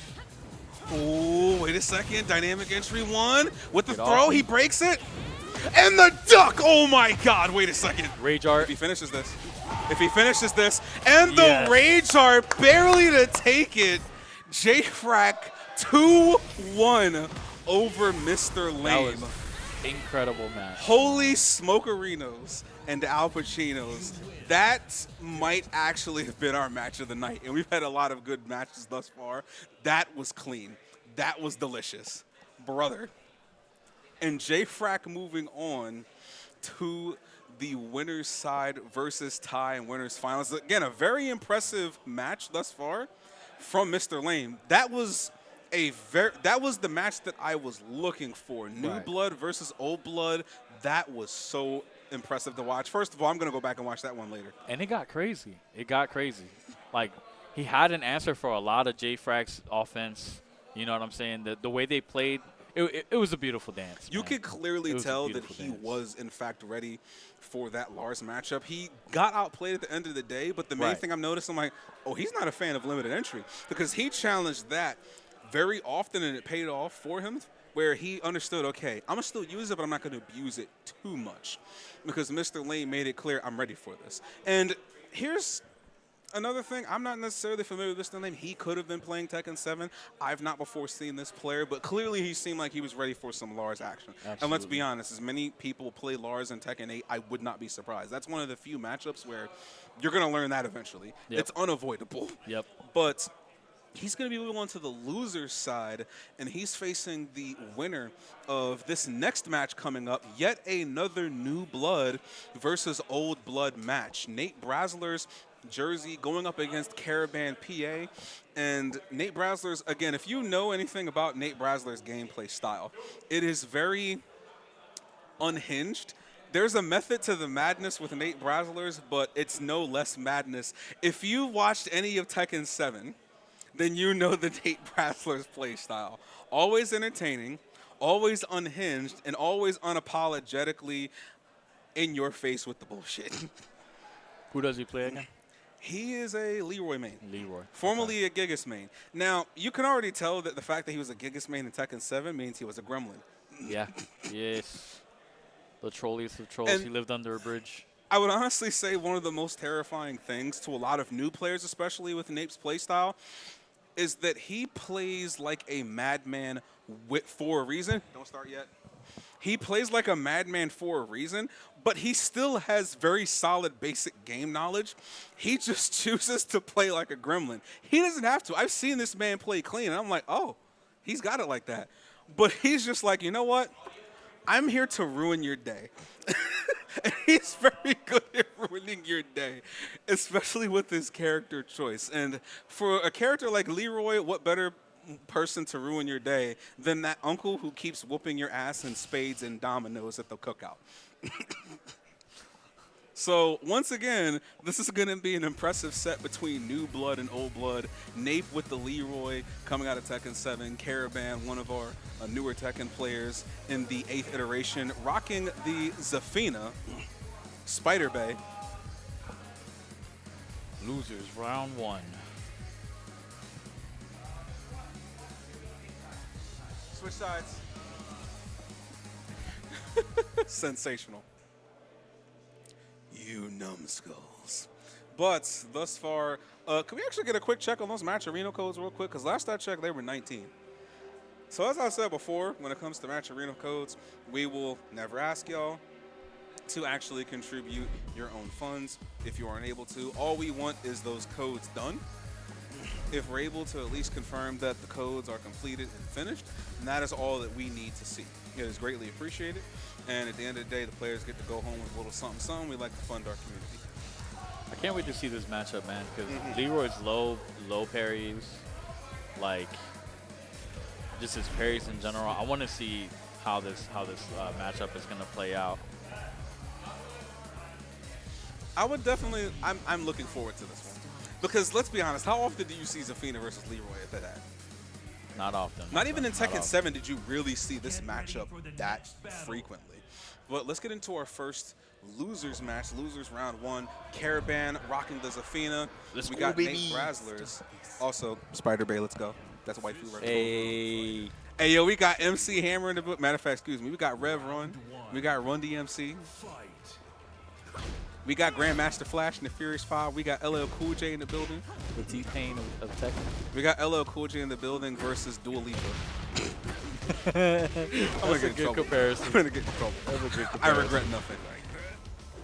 And immediately we're starting to get the Leroy oppression. He's Oh my goodness. nice counter hit there coming from Caravan. He's got him at the wall. What And a the parry. parry, he tried to go for the F1 conversion after the UF1. I like it. Oh my goodness. But he ain't having it. Oh man, and they're not calling in the dog at the. It's Navy. I should have understood. I should have been ready for this. Nice punish I seen there. him do that earlier, and I was just like, man, this guy. Oh, What the a parry parry. again. I'm having none of it. No, thank you. Skadoosh. Oh, this Have a is- seat. Let me talk This to is you. a tough matchup for Zaf. Honestly. Oh my goodness. Oh look at my. that. He is just in his face, giving him no type of Work. mercy. Work. The hit confirm from the 1 and 2 Wing Chun punches is just doing a lot of mileage right now. An adjustment is needed immediately. Nice punish there. Not quite that punishable, but again gets hit with DF1 too. It's like trying to get him to react, but he's locking him down, bro. My man's is the epitome of I don't care. Nope. Oh, counter hit Oh. down 3 though. go. Hits its mark. What can we What do you with ducking this for? momentum? What you ducking for? Oh, you're getting whiff Nice. punish, big dog. Give me that round real quick. All right, so Caravan on the board, currently in favor of Nate Brasler's 2-1. It's still got a little mini combo off of that counter hit down 3. That was got an a parry of her interesting own. side switch choice. That could have been so Oh my much. gosh. That could have been so dangerous for him, but it's Nate. He doesn't care. He laughs in the face of danger. That was a very bold interruptive scarecrow stance considering she has a Was power he crush out plus of it. on that tracking kick? The back forward? I mean, he was plus on the 2-1 into wing. It's just Wing Chun punches again and again and another one. One more additionally. This is what I mean when I say that there is Nate plays like an unapologetic madman, but there is a method to the madness. If there is one person who is the epitome of give me a reason to stop doing it, it would be Nate Braslers. For sure. And honestly, the play style works. I am a personal proponent of, I mean, hey, if it worked, do it again. I mean, hey, if it worked, do it one more time. So now we're getting into game 2. We're going to the training grounds, Mishima Dojo 2.0. Why'd that intro feel so long? Because she's flexible. Oh, okay, nice patience that time. Didn't get caught ducking. Oh. Oh, big dog. Now we're getting the key charge setups. And another parry setup here. Caribbean, believe. My man's did Caravan. Twitch duck while standing 1-2. Caravan has to believe. Not super optimal, but gets a little combo for his troubles. Oh my Down gosh. 3. Oh, no duck, no punish there on the down back 4-2. They're leaving a little bit of damage on the table. No me toques. I have yet to see a face plant combo, like when your face hits the wall first. I have yet to see a pickup off that. It is very rare. If you can actually get those, you're him. Nice patience here coming from Nape. Oh, Caravan tried to go for the down 1-2. Nobody Nice. home. Tried to bait him out. Nice duck there from Caravan. Oh, a little too slow for that punish. Oh, Another counter hit D3.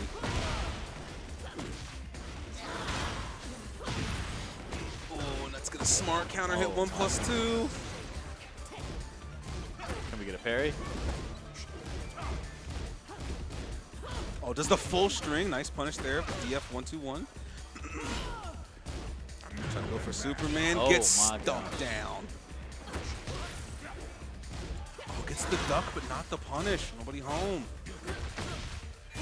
And the low to take out the power crush. Nah, we ain't power crushing the damn thing, big dog. Stop that. I'll be having none of this. Good punish there from Nate. Oh, he tried to go for counter hit 1+2 again. He wanted it. Nice. He got this, and he got the counter hit B2. That's gonna smart. Didn't get a big combo off of them. Noticing that Caravan, he has the combos, but they're not necessarily, you know, big damage combos. He is leaving a good bit of damage on the table when he is getting some of the juggles on. Oh my Key god. charge? Key charge set up with the down back 4-2. Like we said, Nate, there's the Nate Brazzler's play style. If you don't know it, you'll learn to know it now.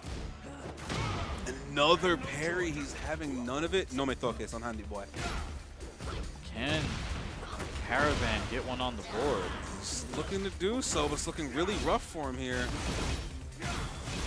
The Immediately pressure. spins the heat dash. Tried to hop kick. Nobody home.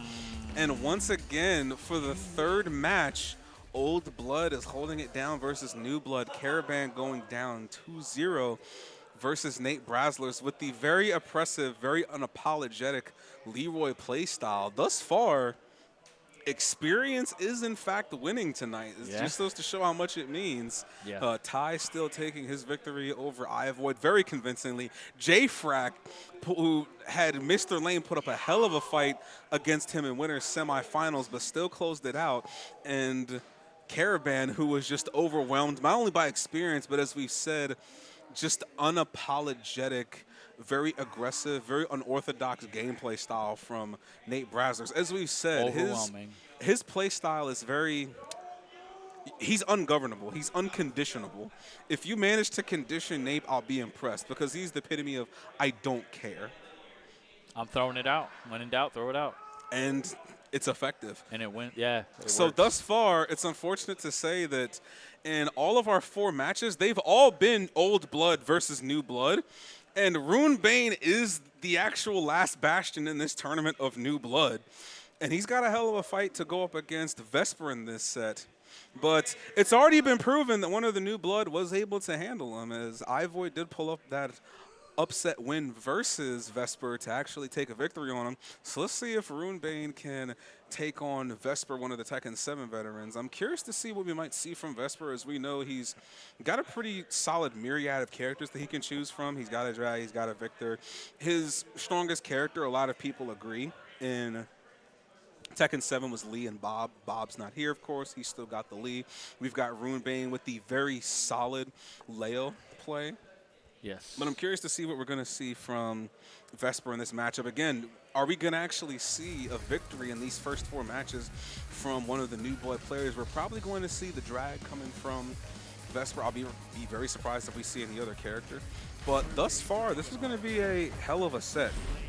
I want one of the New Blood to do this. If Ivoid could do it, Ivoid's the reason why Vesper's in loses. If Ivoid could do it, then that means Rune Bane can as well. So let's get it cracking. We're getting into our final match of losers round 1. It's going to be the Rune mind Bane game's gonna be? with the Leo Cleason, Vesper with the Sergei Dragunov. We're on Arena Game 1. Let's get it cracking. What's the move here? And immediately starting to chop away at the ankles to start it off. On K stance, trying to impose his will. No duck there on the back 3-4. Slowly stopping on the ankles. Nice side step coming from Vesper here. Nice duck there from Rune Bane. I'm telling you, bro, he's so ready. Didn't get a full conversion off that string. And the orbital. Oh, and he parried the heat engager. That was nasty. No me toques. Side step 2, immediately spins heat. What's the move here for Rune Bane? Side step 2. They're both enraged, and side step 2 to whiff punish again. Okay, first round going in favor of Rune Bane here in game 2. Or excuse me, game 1. My fault. I'm speed running. imposing a lot of will right now. No Metoke. He's got the side break. switch, and that's what I was afraid of. Back three into the the wall tornado in splat. the wall. Oh my goodness. And very optimal damage coming from Vesper with the Dragon off of that wall splat. Very Vesper's subtle, starting to very subtle jabs too. Like, Very. not even overextending. And a solid round coming from Vesper there, very dominating in that second one. Oh, don't touch What a me, break. big dog. Nice duck of the ankles. We're protecting those. Oh my goodness. Oh, didn't duck the string of the down 4-2. Oh, got caught by the Wavoo 4. Oh, nice duck of the low. And he did not care. I'm challenging. Back 4-3. Vesper up 2 rounds. Let's see if he takes the first game. What's the move here for Runebane? He's fishing for that counter hit. Oh, he's getting hit with the full string. He's just catching a lot of 2-1-2. Oh, and my the God. wall splat. Nice conversion there at the wall. He's still got heat. damage. Oh, GameStop trade and the parry. And nice duck of the nice duck of the hatchet kick. That was clean. That was very super clean. And it saved him in that round. He's ready no for less. them lows. He's so ready for those. Oh, but sidestep with the sidestep. DF2 from Vesper. Who's going to take the first one? Oh, and he's absolutely putting the pressure on him now. Surgical. And stops the pressure with the heat. No Metokis, unhandy boy. Surgical. And he still got an off-axis combo with that. Wow. Goodness gracious, what? That was all back. That was a real combo. Somebody needs to clip that because that was ridiculous. Ain't no way. Ain't no way. That was wild. Switch stage. Switch stage. I swear to God, if someone didn't clip that, that was ridiculous. Y'all saw what I saw, right? Am I crazy? Am I that was smoking all that pack? back. That was all like that was all his back exposed. So I'm not combo. smoking that pack, was right? You saw that not too, right? everything. That was ridiculous. And for all of that to be guaranteed, I did not think that was I thought that was going to drop. Yo, what are they feeding him?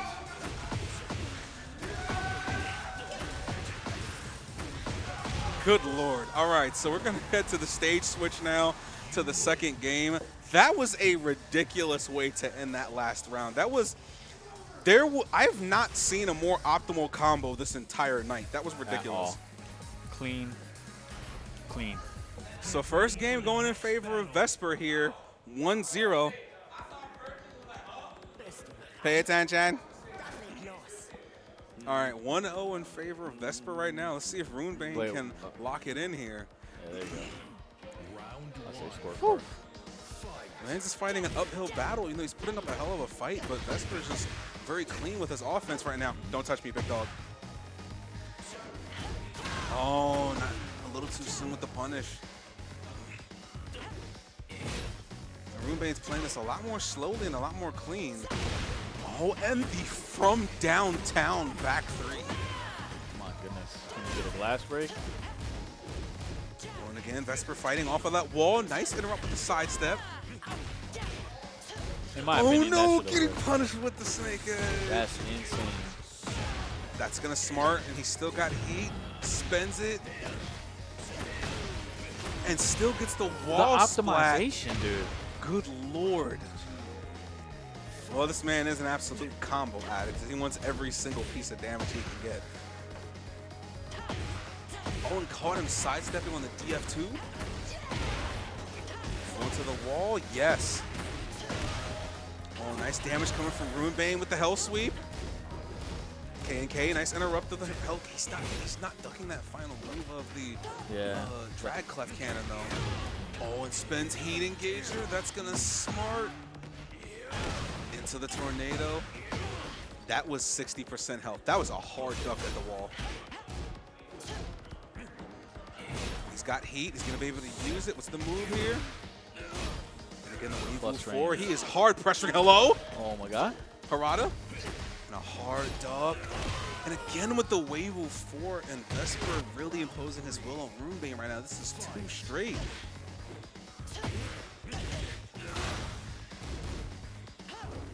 Oh, try to go for the help.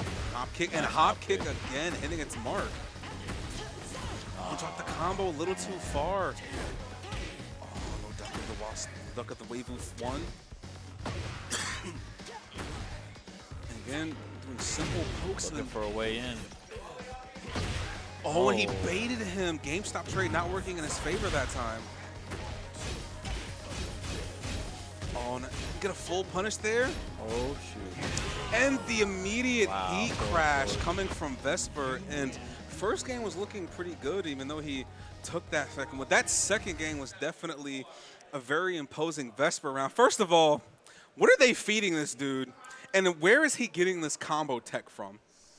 So unfortunately, Runebane still finishing tying for 7th after an impressive run to top 8, but going down to Vesper, who's moving on to losers quarterfinals. It's sad to say that in the first 4 matches of top 8, well, not sad to say, I won't say that. Looks like Experience is still reigning supreme over New Blood. Yeah. We got a lot of talented New Blood here, and I would absolutely look forward to seeing some of these matches ran back. I can't wait. They're going to happen again in the future. And when they do, I will be there. Because every single one of these matches, especially, you know, Runebane versus Vesper, JFrag versus Mr. Lane, were nothing short of impressive thus far. So unfortunately, Runebane going home, Caravan going home, both of them tying for 7th place. But the next match that we're getting on the stream, I believe, is going to be one of our losers quarters finals matches, and that should be, if my calculations serve me correct, give me 1 second. Give me 1 second. So I believe that we're going to be getting Mr. Lame versus Nate Braslers up. Either that or it's going to be Vesper versus iVoid. Now, mind you, Vesper versus iVoid's a run back because iVoid beat him in the Swiss format in round 4. Yeah. Can he? So he did take the dub over him once. Can he do it again? We'll find out. But before we get to that, we're going to be getting into our second match of the night, or excuse me, the first losers quarterfinals match. And I really wish we had an RPS cam, dog. They're going at it. They're going hard. All right, so we're getting P1 side for Nate Braslers and Mr. Lame on P2 side. So Mr. Lame versus Nate Braslers, yet another match of New Blood versus Old Blood. Let's see how Mr. Lame can handle the unapologetic playstyle of Nate Braslers. Keep in mind that he's been able to watch his playstyle a bit while he's been on stream, so maybe he took a little bit of notes on that. Who knows? And we've still got Ty versus JFrag sitting very comfortably in the winners finals. But that's going to be a first of 3. That's going to be an interesting one. Oh, that's going to be delicious. I can't wait to see that match because I've been looking forward to seeing this one for a minute. And again, I think the match that I'm most looking forward to thus far is iVoid versus Vesper. Yeah. I want to see, because we weren't able to see that one on stream, unfortunately. Right. I can imagine that had to have been a really good set thus far. I want to see exactly what to expect in that matchup because, hey, New Blood did in fact handle Old Blood. Let's see if iVoid can do it again. If he can double Jeopardy Vesper, that's going to be big. Alrighty. Both players getting ready to show down. All right, and we've got a couple of matches to go. Of course, we've still got our winners we've got our winners finals, our losers semis, which is going to be determined by these next 2 losers quarterfinals matches. Did I just? No, I was about to say there's no way that's a Paul pick.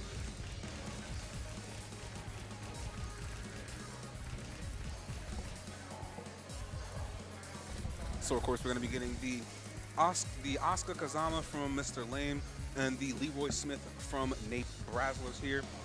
In the first losers quarterfinals match, winner of this moves on to losers semis, and they're going to be facing the winner of iVoid versus Vesper. This is the match. That is the match I'm looking forward to the most. But let's get into this next one first to see what it's going to be. Let's see. Once again, is it going to be Old Blood or New Blood taking the dub? All right, both players ready to rock. Nate Braslers, Mr. Lame.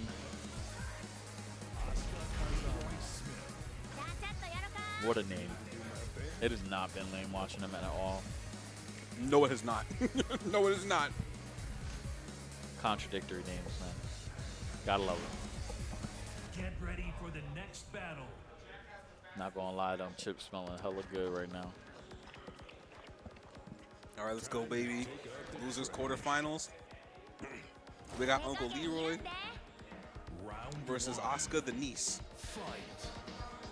I know, let's set it off immediately, starting to set the tone here, trying to poke away, see what information you can get. And again, down 2 into the heat engager. Plus names. Oh, and dashed into the arc blast. Not necessarily taken into the wall, but does have wall advantage here. Oh, does it get punished a little too slow? Oh my goodness. My man's love, he has no trouble with cashing out that heat immediately. And he always picks the perfect time. It's right when you match him. Oh, nice duck there from Mr. Lame, taking the first round. I like the patience.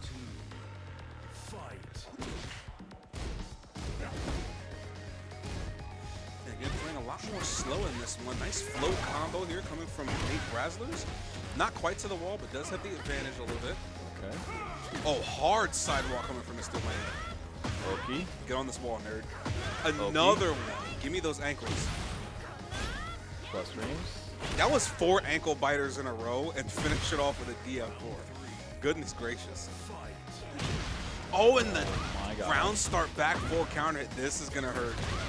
Taking it to the wall, immediately spins the heat. Into the, oh my God. This is a steam, Mr. Lame who?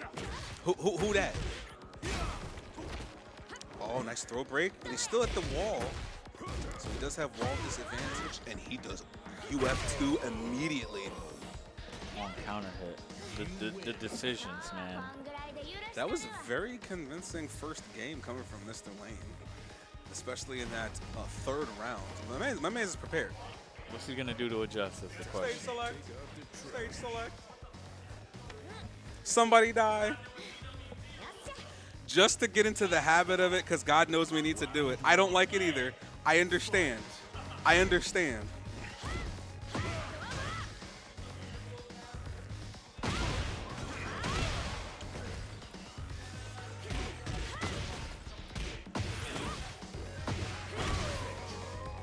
As much as I understand that the random stage select is annoying, I just need people to get into the habit of doing it, because when we do TWT, then we're gonna forget.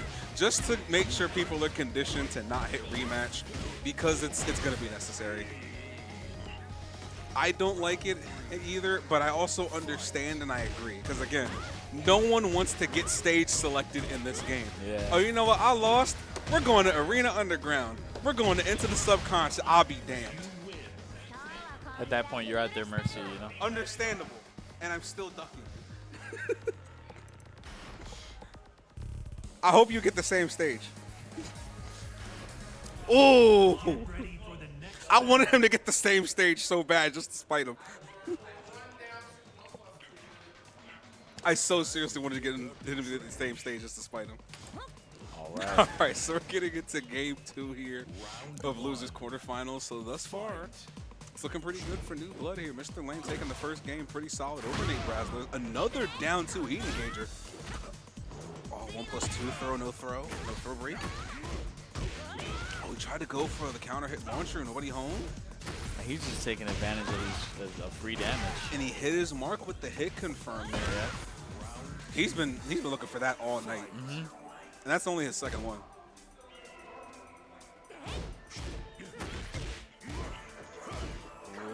Punch there on the string. Oh, and got hit, caught ducking with the arc blast. He's got him at the wall.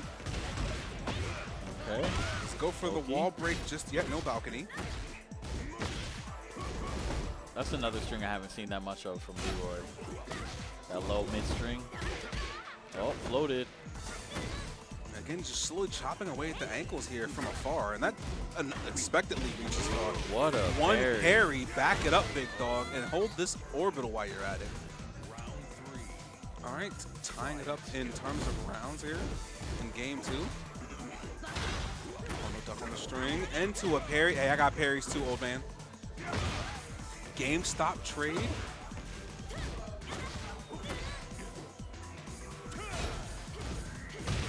Oh, into the counter hit, FCDF2. Nate Free being a 50 lot damage. more patient in this round. Yes, he is. And the break of the That one throw break. on Handy Boy. Oh, no block, no duck there. Heat crash on a match. Waiting for it. And they both got heat. Hey, speak of the devil. Heat crash on And a it match. cashed out. Oh, and delayed the third hit. Okay, okay. We still ain't looking really good in this second set right now. Can Oh, can and counter hit cans. That's gonna smart. to the wall. Goodness. And into the Okazeme. He's got him at the. Spins the heat crash immediately That is into the wall crush. Perfect. They didn't even break the balcony. frame traps for days. And Mr. Lame taking it over Nate Brasler's 2-0. He's moving on to losers semifinals in a very impressive performance thus far. And that is the first match of top 8 in which New Blood took it over Old Blood. So Was that their first encounter? that was their first encounter at that as well. So Yeah, I got hate some of y'all. Yo, all these new Philly people, isn't they it great? gotta go through Big Dame, okay? Damn, that sounds like you need to be in They bracket need next to go time. through Big Dame. That sounds like he need to be in bracket next time. What? That sounds like he need to be in bracket next time, huh? Saying during what? Yo, shut up. Sensational. Really? Indeed. Really? Oh. Yo, I'm done with you. Listen, can't when we even gonna see see me. Big Dame 20? When we gonna see Big Dame 21 in bracket again? When that gonna happen? It's gonna come soon. It's gonna come soon. I really gotta come to a Philly local and show y'all how it's done. First off, I'm off on the season leaderboard now, the power ranking. I'm about to get that back up. Damn, that means you slipping, big dog. You got to No, get back because on that board I've real been on quick. majors. I haven't been to my locals. My man said I'm out here doing big things. Look at him go. He's so gifted. I'm Big Dame. I'm the best. What universe? What you want? Hey yo, on God, I'm the just alpha like and- that. I'm the alpha and omega. What you talking about? I'm so tempted to do the impression on stream. I'm fighting the my intrusive thoughts. Good. Oh, my intrusive thoughts. We got Ivoid versus Vesper, the run back. All right, let me take a look. Oh, hold up. I'd like to see that. Wait a minute. On stream right now. It's like, wait a minute, big dog. All right, y'all. So we're about to get into our second losers quarterfinals match of the night. Is going to be Ivoid going up against Vesper. And mind you that, again, in the Swiss format, before they made it to top 8, Ivoid was the only person to beat Vesper and actually give him a loss. So this is a run back. So we'll see if he's able to double jeopardy him, because if he does do that, then that's going to be big. Yeah, That's going to be very impressive coming from him. that'll be a name he'll remember for sure. Precisely. And I absolutely look forward to seeing a lot more of these run backs. So thus far, we have our first new blood taking a dub in Tekken 8 and Mr. Lame, in which he's in the loser semifinals. And he faces the winner of this next match of Vesper going up against Ivoid. Again, it's going to be first to 2 until we make it all the way to our finals matches, which are going to be first to 3 sets. Excuse me. And we're going to get, of course, the Jin Kazama coming from Ivoid. We've got the Dragunov, of course, as you have seen, do absolute damage in this bracket coming from Vesper. And we'll see if Vesper gets his revenge or if Ivoid puts a nail in the coffin tonight. It's gonna be an interesting one, man. Oh, most definitely. And if that does happen, then that means, we're either getting another New Blood versus Old Blood match, or we're getting double Young Hungry Dogs. And they'll be fighting for third place at that point. So basically what that means is if Ivoid wins here, then at least one new face to Tekken is going to make top 3. And that's going to be very impressive. And let me actually take a look there at, I'm actually very curious of Ivoid's tournament run, because he went 4-1. And he's one of 4 people. It was, like I said, it was a 4-1 way tie between him and 3 other people in his pool. So if I'm taking a look here, let me do one more gander So we're going to go to pool 2. Why'd you throw up the 3 like this, bro? I watch too much pro wrestling. I keep thinking of Matt Hardy. Like, I don't throw up 3 like this anymore. I keep doing this because I've seen too much Hardy Boy. It's a habit. That's hilarious. It's a habit, dog. I can't break it. It happens. All right, so as I'm seeing here thus far, if we're taking a look at Ivoid's tournament run, let's take a gander here of who he beat and who he had lost to. So we got Live Swiss qualifier. Oh, we've got the Devil Jin pick. No Dragunov here. Interesting. Well, now, what possessed him to actually switch to the DJ instead of the drag? Well, we're getting the lore. He's telling him, fight your inner demons. Your worst enemy is yourself.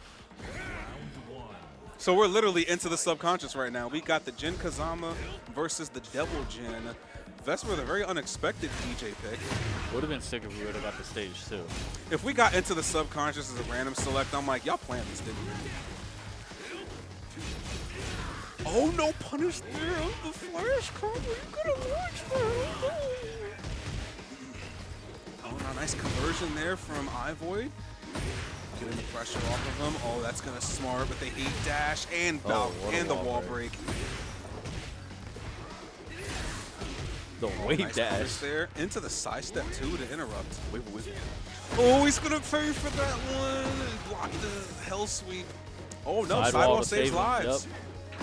And that down 4 saved man's life.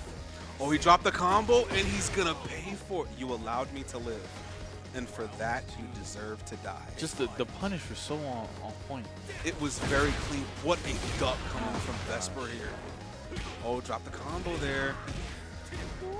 I think Vesper's choice was to let me pick somebody else, throw him off. He's already used the Dragunov pick. And we're curious to think if he did use the Dragunov initially. Oh, and nice interrupt. Nice. Nah, we don't do full charged up. We ain't charging that up here. But we are gonna hit that that little power crush. Understandable. I'm mad he gets that for free.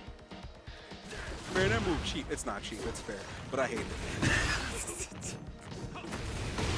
Like meanwhile, Kazuya only gets it in double. That's fair. Oh my okay, gosh. That's fair. It is, but that it also isn't. Crazy. Oh, nice optimal conversion here from Ivoid.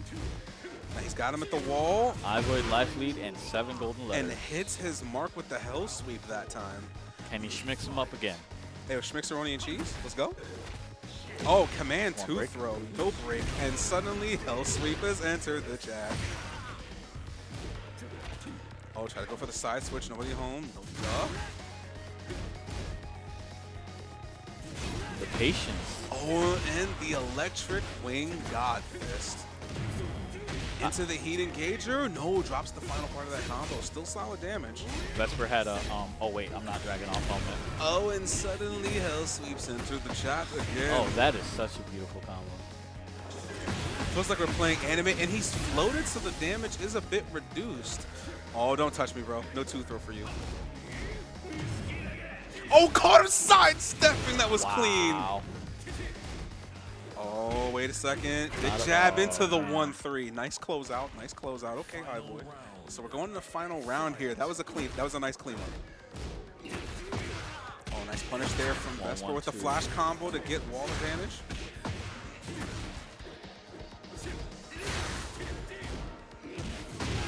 Oh, nice mid-high. What a whiff punish there with the EWGF, but he dropped the combo. Okay. And the Hell Sweep first game Ivoid going in favor of Ivoid here. Very solid start. So Can he do it again? He feeling himself. I see the shoulder shrug. I see it. So feeling himself. He went to stage select. So he's sticking with the Devil Jin. No switch here. No Dragunov, surprisingly. We're still in the subconscious. We're still in the subconscious. I think that might have been his. He should have gone back. Yo, we'll see how it plays out. Yo, it's lore match time, big dog. Yeah. We back at it again. That intro. Yo, big fat. Oh, and an immediate Hell Sweep. Hey, yo, hand over them ankles for me real quick, big dog. A little too far. The fact that this character can really fight from half screen is wild. And another hell sweep. He is absolutely decimating the ankles at the moment. Not the biggest punish. Oh, and caught him on the delay. He's going to pay for that hell sweep there. Hold all this damage. Quite. He still got heat. Nice duck there from Vesper. And the generic down 4 to take it. First round going in favor of Vesper. Nicely done. Oh, try to interrupt flash cannon. Pretty home. That's crazy. He gets that from so far. Excuse me, laser cannon. Flash cannon? That's a Pokemon move. What am I talking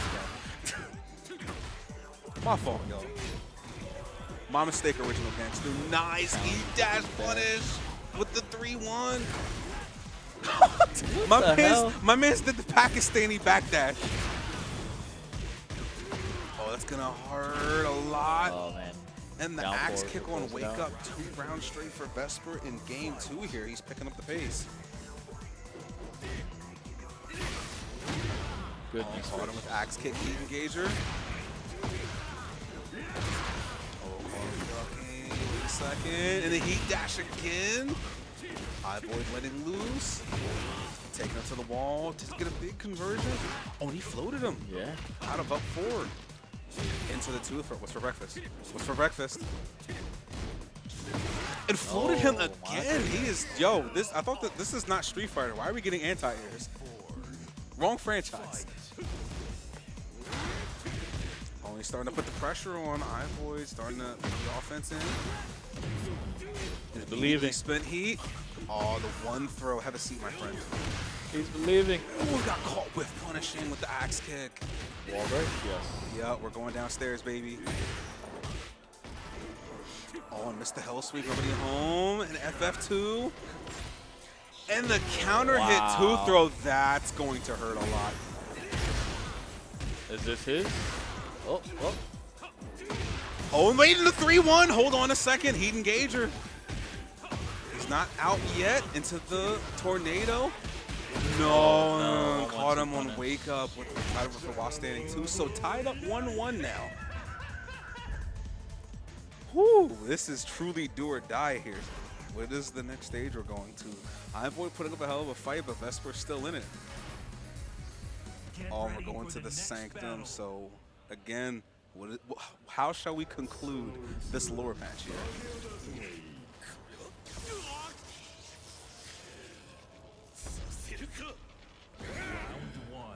All right, match 3, we're in the Sanctum. Let's see how this final game will play out. Oh, nice sidestep coming from Vesper. I'm liking the lateral movement. Nice duck punish. Oh my goodness. Oh, and the hell sweep coming out. Oh, and sidestep 2, trying to catch him on lateral. Heat gauge. That could have been a very dangerous whip punish. Nice flow combo. Tornado? Yep. Gonna get a nice little heat dash combo for his troubles. He's got him at the wall. Missed him for it with the top.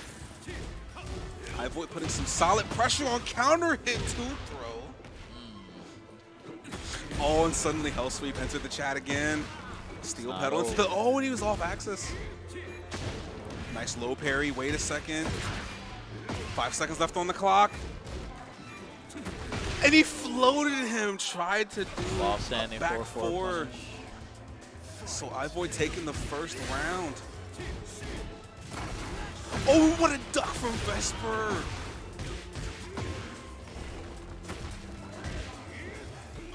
Oh, and suddenly Hell Sweep entered the chat again. And down 2, he's slowly poking, liking the offense coming from iVoid here, and FF2 reaching from downtown. And the E-dash. Oh, nice sidewalk coming from Vesper. I like the duck again. Nobody home. What a punish. No. What a punish. Yeah, and the generic down 4, stealing that round 1-1 even. Whew, this is intense. This is intense, my friend. Flash combo to interrupt. Call him ducking with the waiver 1. Let's go smart. He's got him at the wall. Let's see if he can put the pressure on. Oh, counter hit. Command throw. 4-4-2. Whiff punish off of the FF2. Sidestep 2 to try and keep him from moving Yeah. laterally. Ooh, and the counter my hit. Magic gosh. 4 into the wall splat. Ivoid on match point here. Oh, 1+2 throw. No break. Can Vesper survive? Nice duck there with the waff. Standing 4-3. That Finally was hits his the mark with heat the up back engage. 4. Oh, caught him Ooh. ducking with the EWGF. I must say these counter hits, bro. Oh, sidestep So axe beautiful. kick. No me toques. 1-1-2. Oh, and caught him ducking with the Wow. mid-high. Oh, this is double Luigi. This is do or die. This is truly do or die. Who's taking this final round? We're going downstairs. They forced them to go downstairs because not a single person got a wall break or a float or nothing. Oh, on the float combo. Pressure at the wall. On the axe kick. Respecting plus frames. Hell sweep. Rears its head again. Oh, and the sidestep 2 whiffed. Oh my god, counter hit 1 throw. Nice punish there from Ivoid. Hell sweep Oh, man. again. It's It's looking a little rad. rough here. It's gonna get really tight. He's got a lot of great health at that. Good. Oh, just barely shit. knocked him down with the float. What's And he's next? still got a massive Oh, life no. deficit, and Ivoid, unfortunately, With the goes heat down to crash. Vesper 2-1. Does not double jeopardy him. Vesper gets his revenge run back. Yes. That's still a very impressive set thus far coming from Ivoid. My man just barely scraped away with that one. Barely. Good lord. Back and forth, though. Back and forth. Whew, goodness gracious. And Vesper going to be moving on to losers semifinals versus Mr. Lame. Let me ask you this. Out of top 8 thus far, we're just going to exclude the Swiss. Matter of fact, let's include Swiss bracket as well. Favorite match of the night thus far?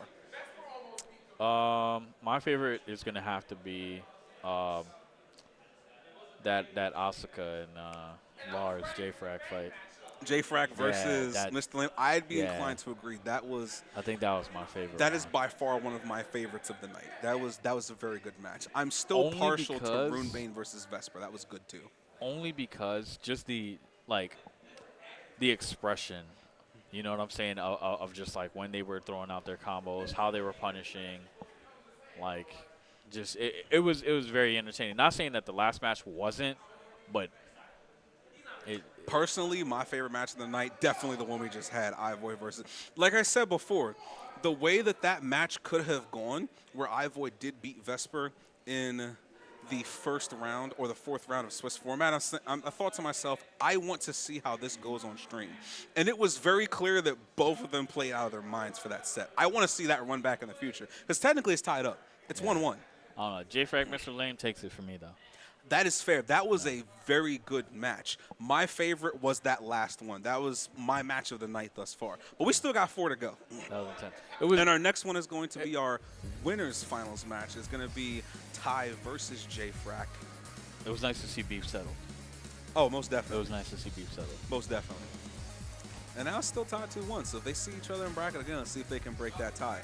And I see him hovering over the Brian Fury this time. We saw him playing He said Fang Wei that was his previously. main. Oh, yeah, he's definitely a Brian Yeah, main. yeah. Like I got to talk to him outside, and I was like, "Hey, man, listen, how's your run going?" He's like, "I'm 4-0." I was like, "Jeez." So No. this is the guy Jack to see. 8? It's gonna be interesting. The Jack 8 pick here. No Brian Fury, actually. And I mean, J-Frag has some experience with vets, so that's gonna be interesting. He does have a bit of experience with Fat Boy, Bo Star, upstate New York, Jack player. What's some other Jack players I believe he's faced? Joey Fury in the past as well, who was an insane Jack. Yeah. J-Frack, what are you doing? J-Frack, what are you doing? Dog. I was about to say, no Lars. So he is picking the Victor after all. Okay. I did not think he would actually bring the Victor out for this tournament, but we're going to start off winners finals. I think it's a better choice, if I'm being honest. If If I'm to a being certain degree, understand. like matchup wise, just matchup How wise. so? Furious. I feel as though like Victor will be able to keep him at a distance, whereas like, you know, he can punish him for whiffing a lot better with his. I feel like that's the With the dangerous blicky, thing bro. about Jack. Because Jack has long limbs, and the last thing I really want to do, at least against the Jack, is give him too much breathing. So he's picking see the how this Victor plays here out. versus the Jack 8. And he is in his face, 0 range, not giving him any room to breathe, spending the heat. Oh, a little too far from the punish. Nice F1, nice F2. Oh, tried to go for running shoulder, nobody home, and snuffed it out with the jab. So Again, I think better choice, bro. Faster, got better range than I would be inclined Lars. to agree on that, at least. They're both ranged characters. The one's more defensive and the one's a little bit more offensive. Although, bear in mind, Tekken 7, Jack, he was the immovable object. This Jack is an unstoppable force. Yeah. Goodness. Oh, and the power crush coming from Victor with the Hello? Wait a minute, what? What? That was an interesting exchange. I think so. What it looked like is Jack's power crush didn't go through. For whatever reason, his attack made his power crush whiff, which is what happened there. Oh, and the 1-3. Okay, 2 rounds straight for J-Frac. Okay. The Victor's looking more solid than we thought. And slowly poking away, Ty with the Jack 8. And the approach with the FF2. Hold on. So many approach tools. He's got him at the wall with the heat. Oh man, he's absolutely pressing really hard. Full crouch DF2, DF1+2. And spends the heat dash with no hesitation. Okay, okay. So the Victor's looking pretty solid coming from J-Frac. First game in his favor. All right. And here's the thing. I feel like J-Frac in that last set, he just completely was like confident. You know what I mean? He's like, I have this to deal with that. I have this to deal with that. And you know, if he picked Lars, I feel like as he was getting pressured, he would be less inclined to punish and less inclined to just like challenge. I would say so. Lars would definitely have to play a lot more up close, where Victor does have those range moves. So with Jack versus Victor, I can understand why that somewhat works. Whereas Lars, you can't give Jack breathing room. Nah. But now we're seeing the main coming from Ty, the Brian Fury. So now the real test begins. Immediately started to hit the counter hit DB4 into the launcher. That's smart. Good lord. This character is the new Lars. I can see why he picked him. OP, bro. OP. The definition. And to think this character had unbreakable throws for the first couple weeks. That's what I'm saying. I basically had to guess the throw was coming out like it was in Street Fighter. If you know anything about Street Fighter, you don't break throws on reaction unless you have that reaction time. You're kind of guessing. Or at least I'll say for Tekken players who usually don't have reaction time like that. J-Frac's juices are spacing too right now. It's really good. Oh, and the counter hit off the D3. He's putting a lot of pressure here on Ty right now. Oh, and the back 1+2. He is pressing really hard right now with the Victor. Man. The way Frack is playing right now. Trying We'll to fight see his why way I off take the his wall. first upset today. Oh, trying to go for the counter hit. Nobody home. And still in heat. He's back in with the Brian. He's got a slight life deficit. Spends the heat. Crash. Good punish. Oh, and the Down counter first. hit Nice. D4 again. Coming from J-Frac. And that is 5 rounds straight. So what is the answer here for Ty?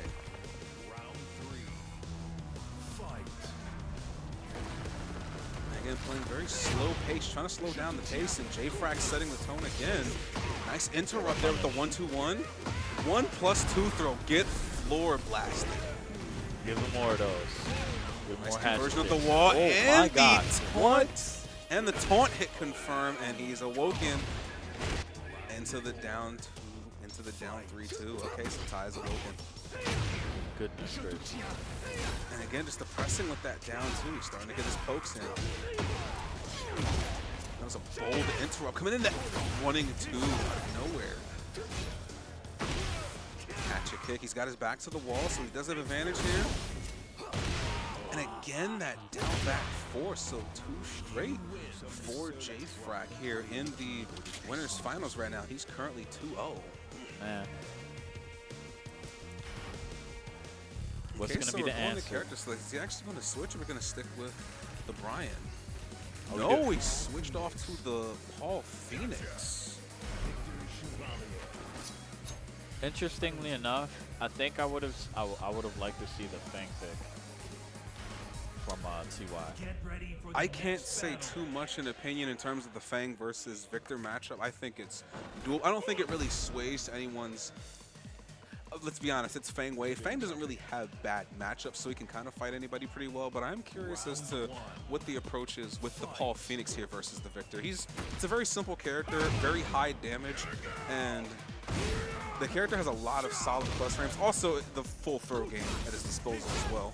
So at least the full throw game allows him to slow the pace down a little bit.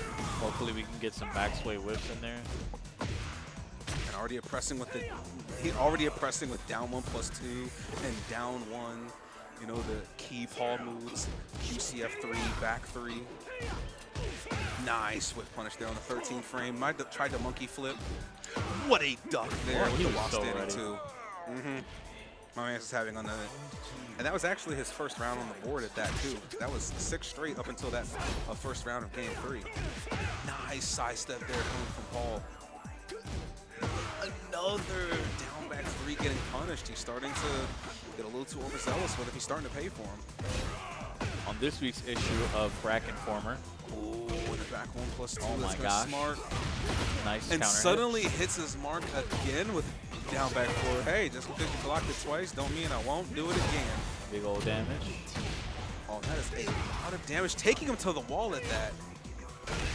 But suddenly, So sidestep tap. 3 has entered the chat. And bear in mind that he's currently down 2 games, and this is the character he's locked into if he does win this fight, so he's got to fight it out with Paul from here. He seems perfectly comfortable with doing so. Death Fist, nobody home. This is definitely a good counter pick for sure. Definitely, and Death Fist Heat Dash, that's gonna smart. And the balcony break, the Paul's definitely working out. Oh, just outside of range for Almighty Push. Good call pressing. Oh, and it's a snake edge, nice punish there. And Demo Man. Demolition Man to take that game no round. So suddenly ties on the board, 1-2. Still in favor of JFrag, but that is the start. And JFrag going back to character select screen. What's the move here? I like how he was like, okay, my back's against the wall. And he's going to his main character, the Lars. Interestingly enough, where Ty chose his main wasn't exactly working out. Went to the Paul Phoenix instead, and that's what forced JFrag to switch to his main character. Back against the wall, let me pick Paul. Back against the, yo, that's a bar. Round 1. Fight. Now 2-1, starting to put on the pressure with the Lars here. Dynamic entry, back sway 2, Demolition Man. Fully charged up, nice. What a sidestep. Sidestep of the fist, dude. Grab break. And immediately spent the heat crash, Demolition Man. Oh, and sidewalked the orbital, nobody home there. Waited so patient. That is now 4 rounds straight for Ty. Momentum changed almost completely. And again, the lateral movement coming from Ty here is definitely making him play a lot slower. The pace definitely changed all too quickly. To the hell sweep, putting the pressure on him at the wall, dynamic entry. My man's just spinning to win it. Good lord, no toques, no twisted shout for him. Goodness gracious. Oh, and into the aerial Back on the throw. board. Okay, 1-1 even. That was definitely a spin it to win it moment. I was like, any day now. Any day now. People. And again, nice patience. A little bit more conservative with the limited entry here. Oh, and the UF2 counter hit. Oh, my Death goodness. the fist, dude. What the heck? He got a wall off of that? Like Yes, the he did. full walk conversion? Yeah, welcome to Death Fist City. Like Brock Lesnar. Oh, nice Can I sidestep get one? there. I mean, if you play That Paul was Phoenix, insane, yeah. bro.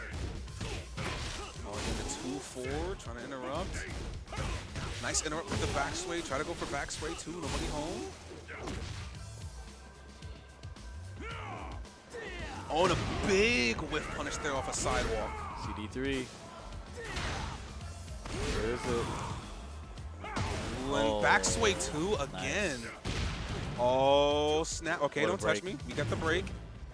That No, was- no. And he's going to We pay not for letting that some, one. some free heats being Whiff popped around here, punishing no, sir. heat engager at half screen. Nah, that's not what we do here. So suddenly it went from 2-0 to 2-2 after the Paul Phoenix pick. And Get ready for the next it's a battle. little rough for J-Frack here. Let's see what he can do on the Fallen Destiny stage for game 5.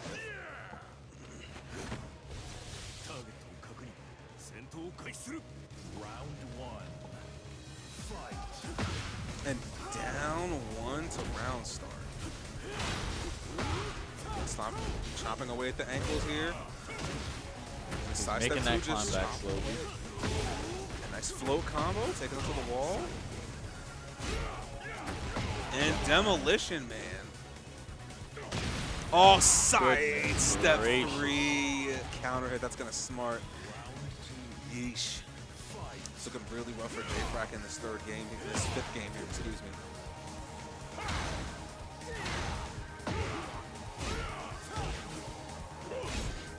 Throwing the string.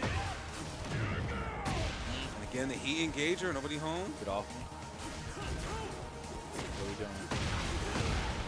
And again, back to elbow. He's got his back to the wall, and there comes the heat crash, Demo Man. Twist and shout, nobody home, or excuse me, chest press.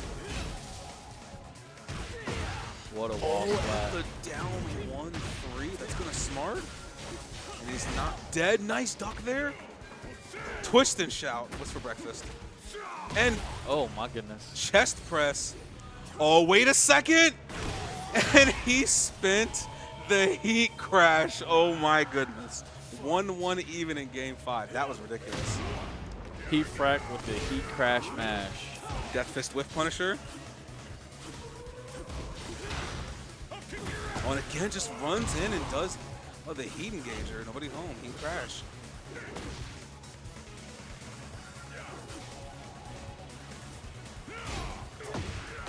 Oh, got hit with counter hit down 1-2. Simple poking to take that round. And J-Frack on his last legs here. And match point for match point for Ty to see if he can make it to Grand Finals winner's side. Can he get a second one on the board? Oh, and demolition, man. The pressure. Wall pressure. Oh, and suddenly the Oh Death Fist my in a full conversion. That And was down forward 1 to take that 5th game. well Man's played, got man. Paul Phoenixed. Well played, man. 3-2 Well after played. being down 2 games. Brought it all the way back with the Paul. That makes it 5-0. 3-2. 3-2. And to think Paul Phoenix No, was the I counter meant pick. total for TY. 7-0 actually. 7-0. He has not Wow. dropped a game yet. He has not dropped the game. Actually, no. So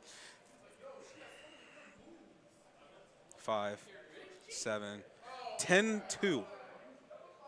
10-2. I believe that's his current record. Wow. Because he did go down 2 rounds. Yeah. Or he did go down 2 sets. And then he brought it back 3. So I believe that his current record would stand at 10-2. 10-2. Man. But in any case, he has not lost a match thus far, so he's still looking pretty solid. And now it is time for our losers semifinals match, where it's going to be Mr. Lame, yet another new blood versus old blood match, going up against Vesper after getting his revenge on iVoid in losers quarterfinals. Winner of this moves on to top 3. Can we get a J-Frack commentary sub? No. He's currently still in bracket. Let him. True. We gotta let Mans focus. Let him focus. You're right. Focus. But thus far, yeah, Man's record is currently 10-2. That is a good place to be in. Confident, like, just, just being him right now with that standing, it's got to feel good. Oh, I'd It's be got to inclined feel to really agree. good. All right, so we're getting the Asakazama, of course, for Mr. Lame, and we've got the Fang Wei that looks like he's hovered over Fang. Probably going to see the Fang again. He's still got the Dragon in his back pocket as well as other characters, but that's probably safe to assume the type of characters that we should expect in this next round. Again, it's a first to two, so we're not going to see our next first to three match until we get to losers finals at that for now. So that'll be our next first to three. Mr. Lane, Vesper. This is going to be interesting now. Indeed. Most definitely. I really enjoy watching Ivoid, bro. Most def. It's a shame that his tournament run came to an end so short, but Ivoid is nothing short of impressive. All right. Now let's get into our next losers match. Is going to be losers semifinals. And it looks like he is hovered over the Fang Wei, generic Fang Wei. We got Asuka, we got Fang, we got another lore match.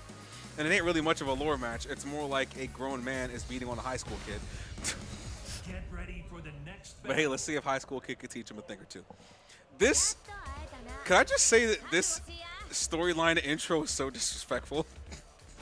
It's so disrespectful, dog.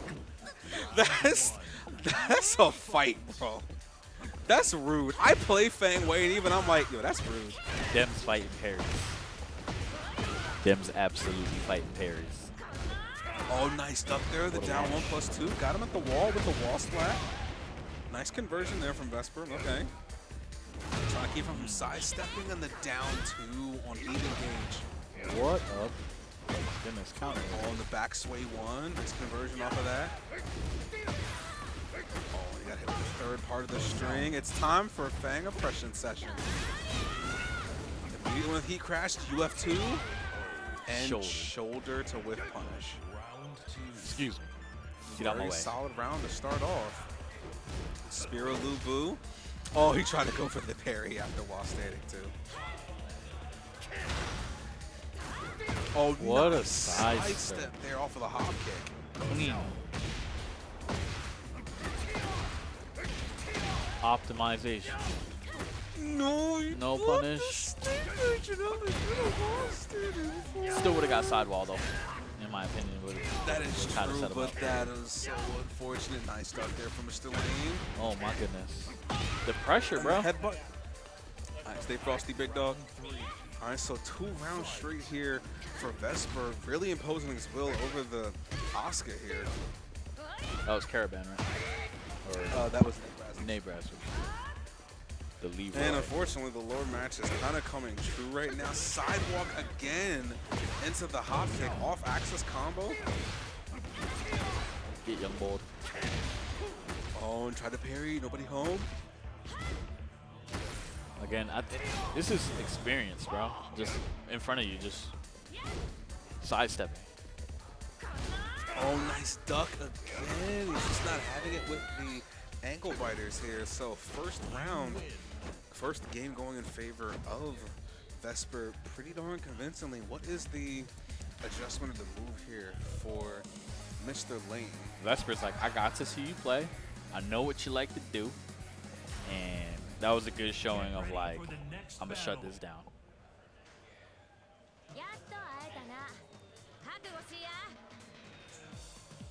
Asuka still dressed like the hall monitor, I'm sorry. Yeah, I know, I hate it so much. It's such a disrespectful intro. It's so rude. Alright, so let's see what Mr. Lane can do versus Vesper's Fang here. That's what I didn't see enough of. Down forward ones. Where the down forward ones and back threes that you were checking other people with? Good. He's got the install here after down 1+2. Again, slowly imposing his will and backing him towards the wall. Plus range. And sidestep to the snuff out and sidestep forward. Goodness gracious. And suddenly David Banner, haymaker. Mr. Lane's on the board. Okay. Trying to make those little adjustments. What a sidestep. Oh, and the sidestep. Game is a nice little off-axis combo for his troubles. Trying to play keep out with Fang Wei and tried to sidestep but got hit with intense. Oh, that's gonna smart snake edge. Raw snake edge. You're a gremlin for that. Round 3. Fight. There goes those down back threes again. Again, the down two to heat engage was for breakfast. Oh, not quite the full punish. Oh, while staying two to interrupt. Couldn't get the parry on the knee, buddy. Oh, and the heat crash. That's the Mr. Lane we know. On UF2. And the sidestep shoulder. Stole that from him with barely 10 health left. How much are they paying this man? How much? What are they feeding this man? Oh, nice punish there from Big Lane. A lot more slow paced in this fourth round.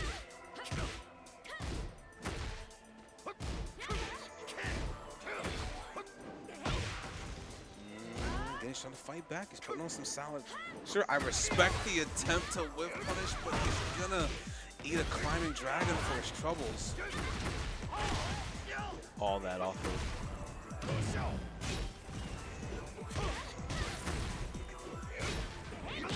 On the Very back sway, convincingly. 2-0 in favor of Vesper over Mr. Lame. He's gonna be eliminated at 4th place, and Vesper's moving on to losers at semifinals. So unfortunately, Old school clutching it up, bro. Old school's clutching it up here. They're Old looking school's pretty clutching it solid up. right now. So it's going to be J-Frac going up against Vesper in losers finals, 1st to 3. The winner of that goes on to face Ty in grand finals on the losers side. But that was thus far an impressive showing and run from Big Lane. But My question is, how's this next match gonna go? Who's taking this? Because this is history right here. I know they got some throwbacks. it's interesting to say because we know that J-Frac, in terms of all the characters that Vesper does have in his repertoire, does have fairly reasonable experience with every single one of them, right? So it's And are we very- getting Victor or Lars? Which one? I like the Victor pick. it is like the hard Victor to say. I'm not sure if he'll start off with the Victor as he did before, if he'll go with the Lars pick as he did before, Roll of the dice. because the Victor was actually looking pretty good until Ty had whipped out the Paul Phoenix and decided, hey, we're going to make this work. So, Dragon no, off. I heard the Lars and the drag. All right, so Are they ready to rock? What happened now? all right, so he was playing the Fang Wei previously, so it's possible that he might whip it out again, although I see him hovering over drag, the character that he's really been favoring lately. And J-Frac going back to the Lars Alexanderson, actually. Now, mind you,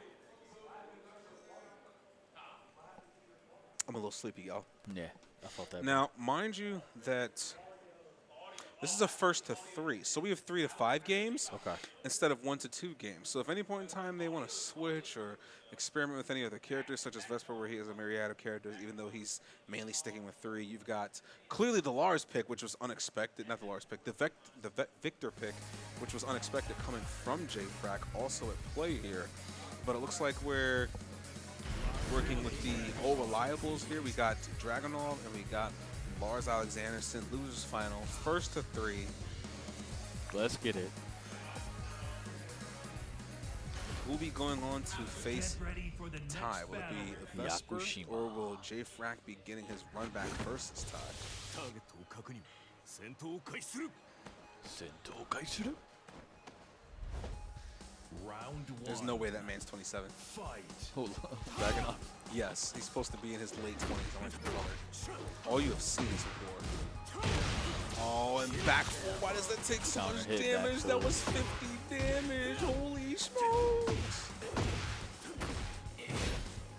And we're starting to put on the pressure with the Dragon off. Those side steps, crispy.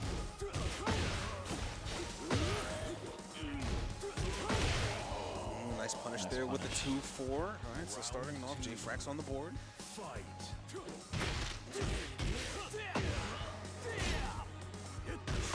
Down 1-2. And he's going for the down 2-1 a lot, trying to bait him out. Playing tag here. You're it. Going again from the launcher, heat engager. We get a tornado. Oh my goodness. Oh, and try to go for the parry. Gets hit with the dynamic entry too low. Too straight for J-Frack in game one. Man. Frack's ability to just sidestep on a dime and block.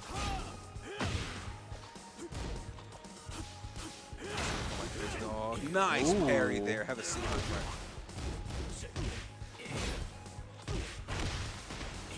Your reaction has to be great. Oh, absolutely. Oh, duck on the wave 2.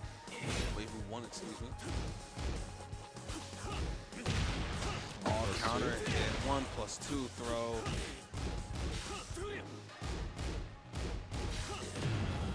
Deep crash. Gosh. Big boy damage. Well, actually, it was a float, so not that much damage. He would have been dead. Oh, and gets punished for lightning screw. My brother in Christ. You can't be too greedy. It's like, but I want it. I need it. I want it. I gotta have it. Oh, nice interrupt there of the limited entry. Keeping him in check with that. Checking his side steps with back one. Go for another one.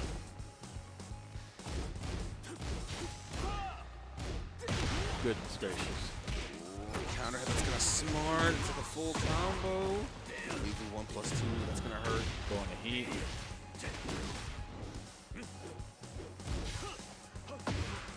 Just getting every little tip of damage he could possibly get, bro. Goodness gracious. Suddenly we're going to the final round here. Let's see who takes the first game.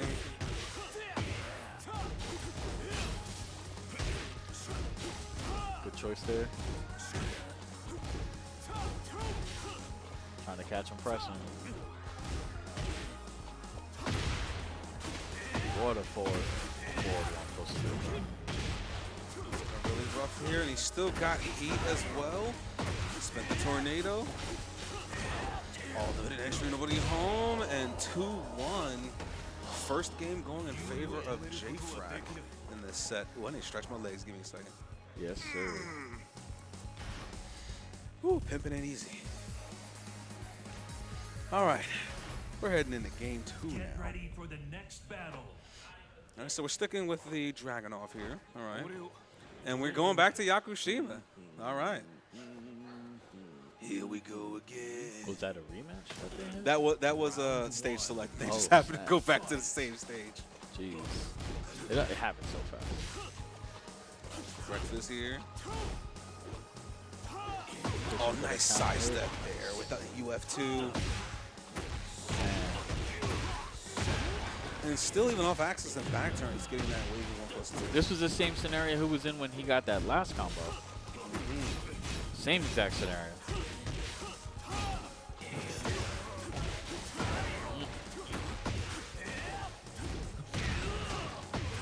Too brave. No.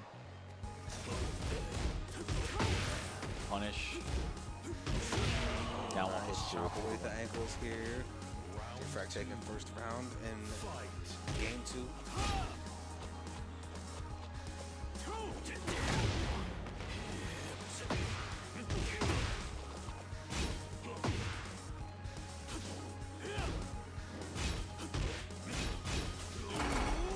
Vesper with the. Oh, suddenly the orbital has reared its head. That's going to smart. It's like so much happens so fast all the time. You try to comment on something and 3 more things happen. Oh, it's also Oh my dynamic, gosh. much like limited entry. Oh my Engager gosh. move.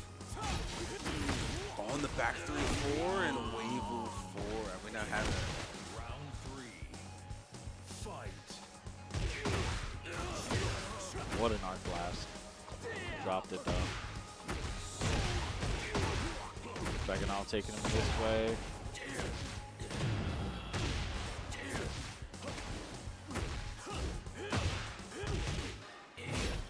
put more pressure on, man.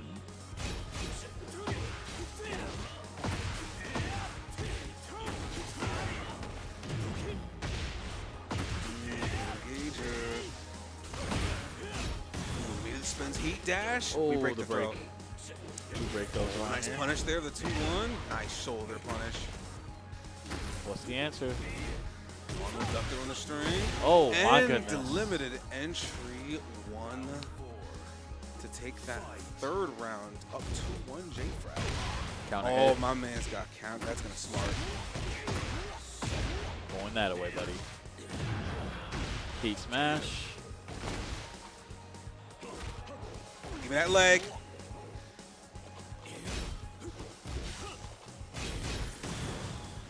On the string. On GameStop trade. It was a trade, yet I didn't see any damage taken. What? Wow. That's for breakfast? Yep. Oh, someone loaded with the sleep to take it. Now finally You tying it's- it up? If you tying it up. is.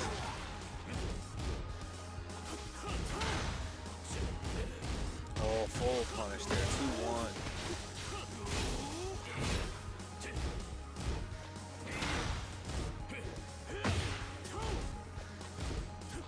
Poking right now.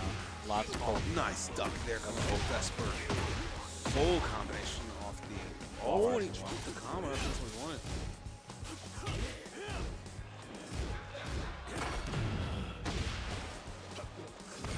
Oh my goodness. Big damage. There's the Russian ground and pound. He still got heat Arc blast. with the arc blast from downtown. Are we popping heat? We are. 7 seconds. Oh man. And Game the 2. Down 2 elbows. So suddenly J-Frac up 2-0 in this losers final set. He might have switched to stages. Yeah, so no, we're sticking still with Get ready the for the next battle. Sergey Dragunov. Understandable, a good pick, and now we're going to Midnight Siege. In your opinion, would you have had Vesper switch? Honestly, I wouldn't. Round I one. think this would be the best case to deal with this character. Only other place I would say would be to Fan Wei, but against Lee chopping away at the ankles. That was a third of his health bar from ankle choppers.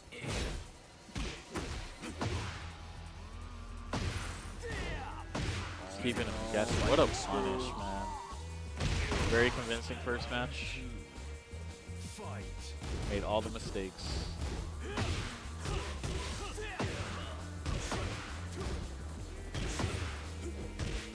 Try to go for the L clef cannon. Nobody home. He's pressing really hard right now. He's not giving him much breathing room. He's At going all. in and out. He's poking. He's backdashing a little bit. He's going back in with basically no hesitation. 1-1 even in game 3. He's saying, I'm locking you down. Which he definitely is. He's not giving him any room. Oh, try to go for Weevu 4 with punish. Nobody home. Don't touch me, bro. What a break. I think he made a good call. There you go, punish. Wow. 7 golden four. letters. Fight. It's looking very convincing for J-Frac right now. Vesper's J-Frac trying to turned fight that back. Again, And Vesper the get one. back 4-2. That string is so What a good. bait. Oh, and got counter hit off of the sweep. Oh, he actually did just, hold up. Did he actually just duck? I'm not sure if that whiffed or if he actually ducked under or went through the heat engager. No The matter dynamic entry one, the initial frame startup is low. Like it has his head on a lower axis. Oh, he's got him at the wall. Give me that tornado.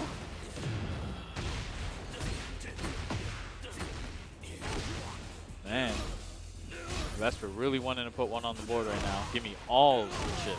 Yes, he did. Right back 7 at you, golden buddy. letters. Suddenly, he's only 2-1. You know, he still has an uphill battle to fight, but that battle gets just a little bit easier when you're facing someone or when you're using someone like Dragunov. All right, 2-1. Get ready On to for the the sanctum next here. What's the battle. next move? It was really good to see his adjustments there. Vesper was scooping what he was pooping, bro, for sure. Round 1. That's the move here. Big dog. Fight. Again, the anti-low orbital.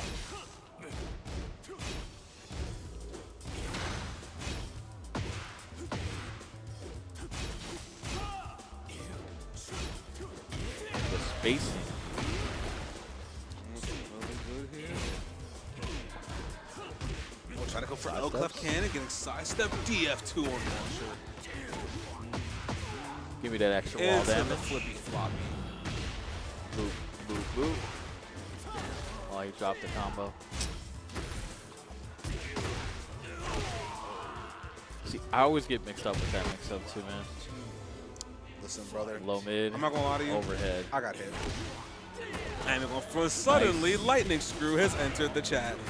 Holy smokerinos and Al Pacinos. Guess we're starting to fight back here. Trying to go for a high elbow, nobody home. Nice duck into the shoulder. Oh, what a whiff punish there. J-Frack on the board. All right, 1-1 in this game. 2-1 still advantage. J-Frack in loser's final.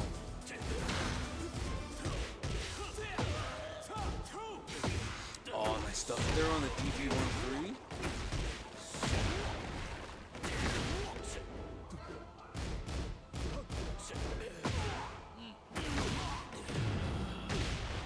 Waiting for the press. Instant version at the wall. Again, just chopping away at the ankles. That's while standing 2-4. Jesus. Vesper on survival point right now. Power crush, 2-4. Oh, caught him ducking. Dynamic entry 1. Oh, we didn't get the whip punish.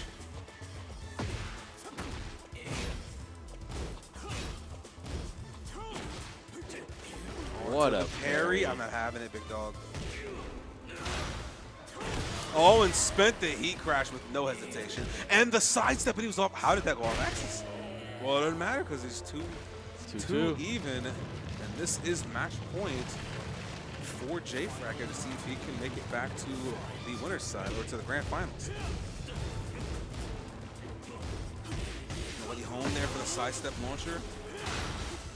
Oh, no, a little too slow to that punish from Vesper for the shoulder. Oh, he's trying to sidestep and he's catching him with L clef cannon. Oh my god, and counter hit back four. That's gonna smart. Chopping away with it down two. He's trying to keep him at bay. Vesper with the heat engager, back four. He caught him ducking. Oh, and suddenly, wait a second, he's got heat. Both of them have heat active, and the heat dash! No, he dropped it! Oh my god. Survival point goes to Vesper. Wow. I can play. We barely. got a final round. And we are going to game 5. Jesus Christ. Brother. All right, what's the move for J-Frack here? Next battle. It's looking rough for our boy. It is, man. To be 2 up and then Vesper's climbing, bro. Yes, he is. That's 2-2 even. Immediately FF2 taken to the wall. Oh, into the aerial throw. Almost half-life already. Never mind, it is half-life Hop already. kick. Delayed hop kick at that.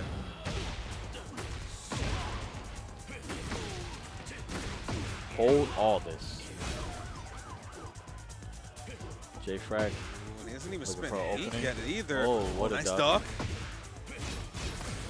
Nice sidewalk into the back turn.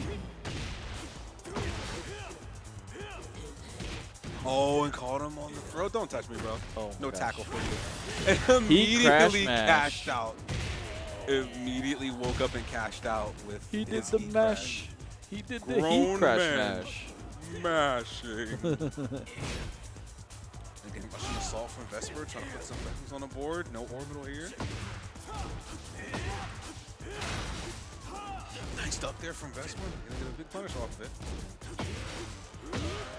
Even off axis, that still hits. That's interesting. The auto adjustment. Okay, nice patience to get hit with Heat Crash. Oh, he tucked under the DF2. That's unfortunate. Oh, we Again, hatchet kick chopping away at the ankles. everything, all of it's and adding the up. counter hit low. Oh my god. The itty baby hits add up. Just jumped over his low. GameStop trade. Oh, and J-Frack got caught mashing one D-Clef cannon. All into the tackle. Give me that neck. Oh, again into the running three and dynamic entry 1-2. To the heat dash was for breakfast. Nice punish. And what a hatchet. And the hatchet kick from Vesper. Match point for Vesper now. J-Frack on his last leg. While you're busy exiting your stance, hold this hatchet. Oh, and the counter hit back to elbow.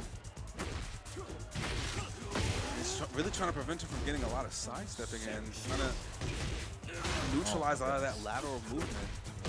Oh, counter hit 1+2 throw. What a float. And not a one of them is even. I was about to say, I'm not even going to finish it. Hello? And it just barely missed off axis. Oh, and the down back 1-3. Double Luigi and losers final here. Both players tournament point. This is intense. Very. Oh, almost caught him with that last input. It's like, who's going to make the first mistake? Oh, baby. Back one to inflict pain. Almost up on the dynamic entry. No me toque, son handy boy.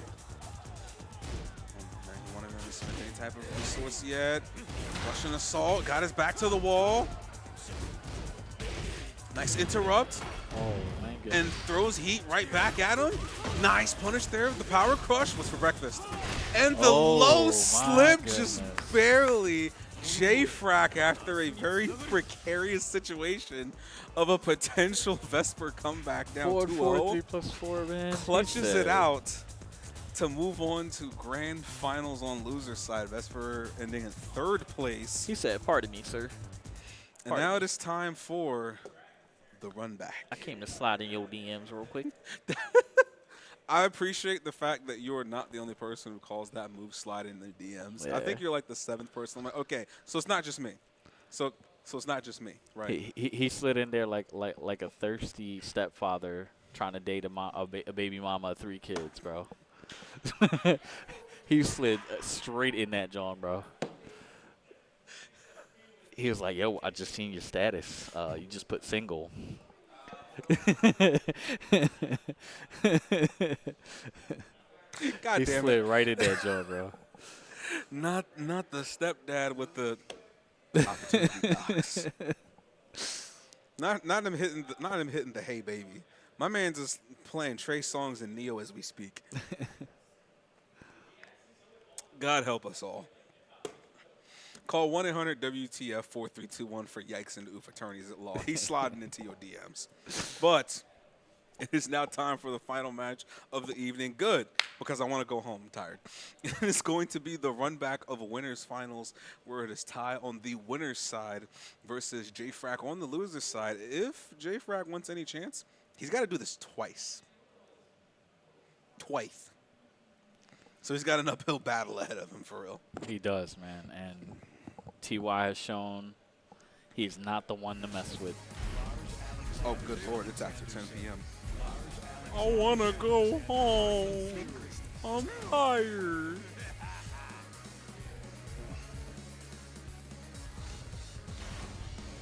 This is going to be an interesting one. All right, so we got J-Frack on player 1 side. We got Ty on P2 side. Ty playing his main. So let's Frack see if we playing his can. main. Oh, he's going back to the Brian Fury to set it off. And we're starting at Ortiz Farm. And immediately he's already stashing in his face trying to impose will here. Those dynamic entry cancels are scary, bro. No, 100%. And he's got the balcony break already. Damn, we just got here. He didn't Oh, catch now on he's in that. heat.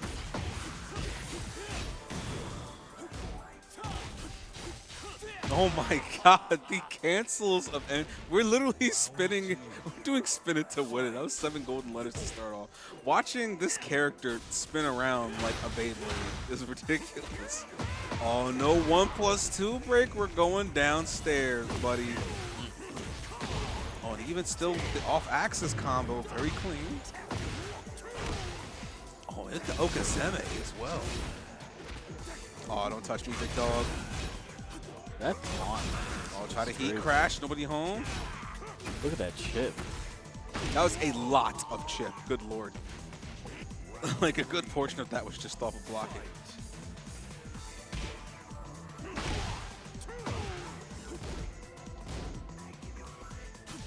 Well, we're down at the most dangerous part of this stage.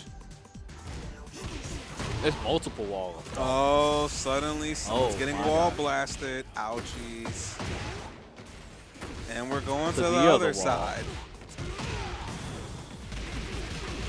Oh, and he got my the gosh. full combination. That's optimal. Jesus. Machine gun blows ass. Nasty. Welcome to Tekken 8, J-Frack. Welcome to Tekken 8. Oh, no me break. toques. Oh, he got the side switch, though. He doesn't want to be Another here. 1+2 break. Yep, side switched immediately. He's like, We I got don't, those. you can have this Our wall. glass, hold that. Now let him have it. You can have it. Oh, damn, he actually let him have it. Well, damn. Are we going to the he other didn't wall? even- I just realized he didn't even spend it yet. And immediately cashed out the heat crash. So we're going to final round here. Heat crash match, baby. And again, J-Frack on the loser side of this, so he's got to do this twice if he wants to take the dub. So Ty's sitting comfortably at the moment. Oh, big duck punish there off the snake edge. It's going to smart. Oh, with the float, does it get a big? Oh, that's going to hurt. Jet upper.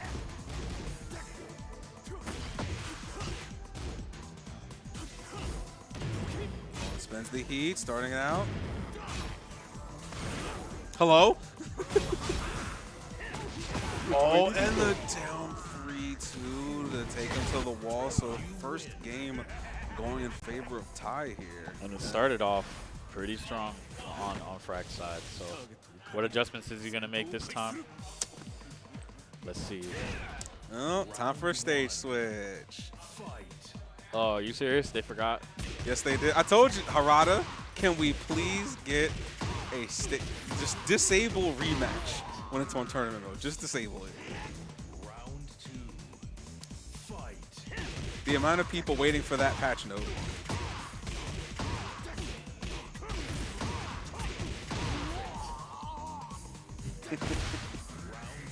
He did the mesh. He did the rematch match.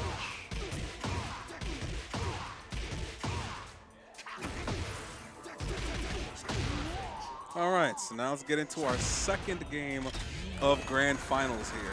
1-0 in favor of Ty. So J-Frack's got a hell of an uphill battle to fight here. Yeah. No I stage feel like when that happens, when you accidentally hit rematch and you're the person on the losing end of the, you know what I mean? Oh, into the stratosphere. This is going to be a hell of a fight. Oh boy. Will he slide? Oh, he going to slide, all right, but is he going to let it slide is the real question. Round 1. Game 2, Grand Finals. J-Frack on the loser's side. Ty on the winner's side. Hell of an uphill battle that J-Frack needs to fight. Back one to fight him off. Oh, the whiff punish with the Arc Blast. Takes him to the wall and just spinning it to win it out of limited entry. Yo, oh, not. Pressure at the wall. Yes. You saw the lateral movement coming from where he's like, I want you here. Stay. Stay. You're not going anywhere. Dynamic entry 1. Keep the pressure off. Ty threatening with the back 3. Just dashing in his face. Oh, and hits his mark with the back 3. Threading the needle. To the wall? No. Not quite, but he does have wall advantage. And the guard break. That's going to smart. Stop, drop, and roll, Frack. You're on fire, brother. Oh, and the Oh, my taunt gosh. hit confirm on wake up. That's unfortunate.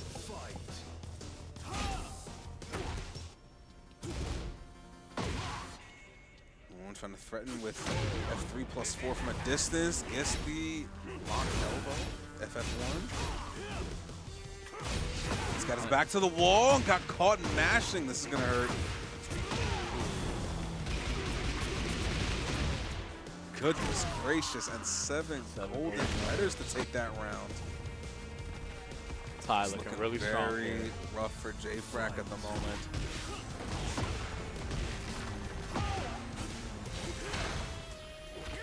Oh, 1+2 throw, nobody home. Try to go for the floor blast. Nope. Oh, nobody home doesn't get a punish. One throw, break it. It does double FF1. Boom. And again, no break on the throw. We don't touch me, bro. Oh, and that was a critical float combo Yeah, drop. it was. On into the heat. What's for breakfast? He did the mash. Oh, He got rage boy, already. this is going to hurt. Will it kill the jam? This might. This might actually kill, yeah. My man's If might they- get turned I don't into a know. T-shirt. Oh my God. Jesus. It is looking very, very rough for J-Frack at the moment. Ty is in the driver's seat and he's looking real comfortable. Yeesh. Ty is so composed, too. Like, he's like, Get ready for the next battle. you know what I mean? He gets out his little air, and he's ready to go. And now it is tone for game 3. We're going to Rebel Hangar. Frack is visually distressed, as he should be. Like it is a very large hill to climb right now, being down 2 games, especially considering that in the first set they ran, Ty was the one who was down 2 and made the full comeback. So at this point, Ty has gotten 5 straight games on him. Oh, nice duck fisherman hook. Oh, and the Okaseme, good lord. And immediately spins E-Crash. Oh, kidney stone punches, hit confirmed. Round 2. Fight.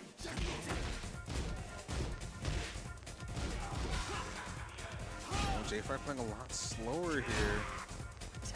He's trying to be patient. He's trying to open Ty up with side steps. Oh, and the Ow. interrupt. No! Oh, my goodness. High cross jet upper. What a float. Oh, and drop the combo though on the lightning screw punish.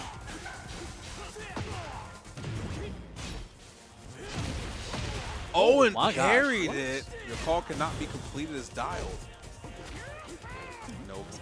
Punish Oh, and the orbital. orbital on the throw break. On the 2 break, no me toques.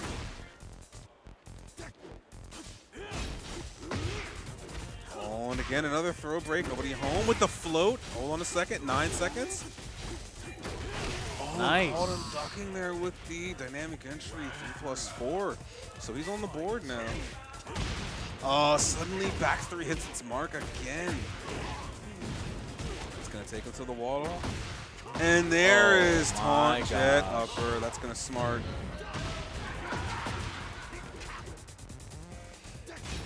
This is very rough for J-Frack at the moment. Sliding. Blocks the crash. On interrupts. Oh, good lord, it's gonna smart and the taunt the again. Very, Ty very rough tournament right point, now. man. Tournament point now. Round start Snake Edge, taking us to the wall. Can Frack stay in it? He's certainly doing his best. Again, chopping away at the ankles. Try to go for the hit confirm at the wall. He's still got wall advantage here. Try to go thread the needle with the back 3 again. He's backing him towards the wall, slowly but surely, trying to fight him off. Oh, 1+2 he didn't throw, get the break no this break. time. Believe in the heart. Oh, he's gonna lift lead, but he does get the stomp, so well, let's see if he can put one on the board Survival here. That's point maybe what he here. needs. It's still looking very precarious for J-Frack. this really nicely. Entry 2 again. Nice low parry there. Both players looking like they're overthinking things. Oh, still nice conversion off of a Nice. float combo, or Come excuse me, low parry. Nice duck, What a but no duck. big parry. No good punish. Okay, nice duck of the 1-2-3. What a block. Oh, made him waste his heat. Is suddenly Oh my torn at the God. wall. This is gonna hurt.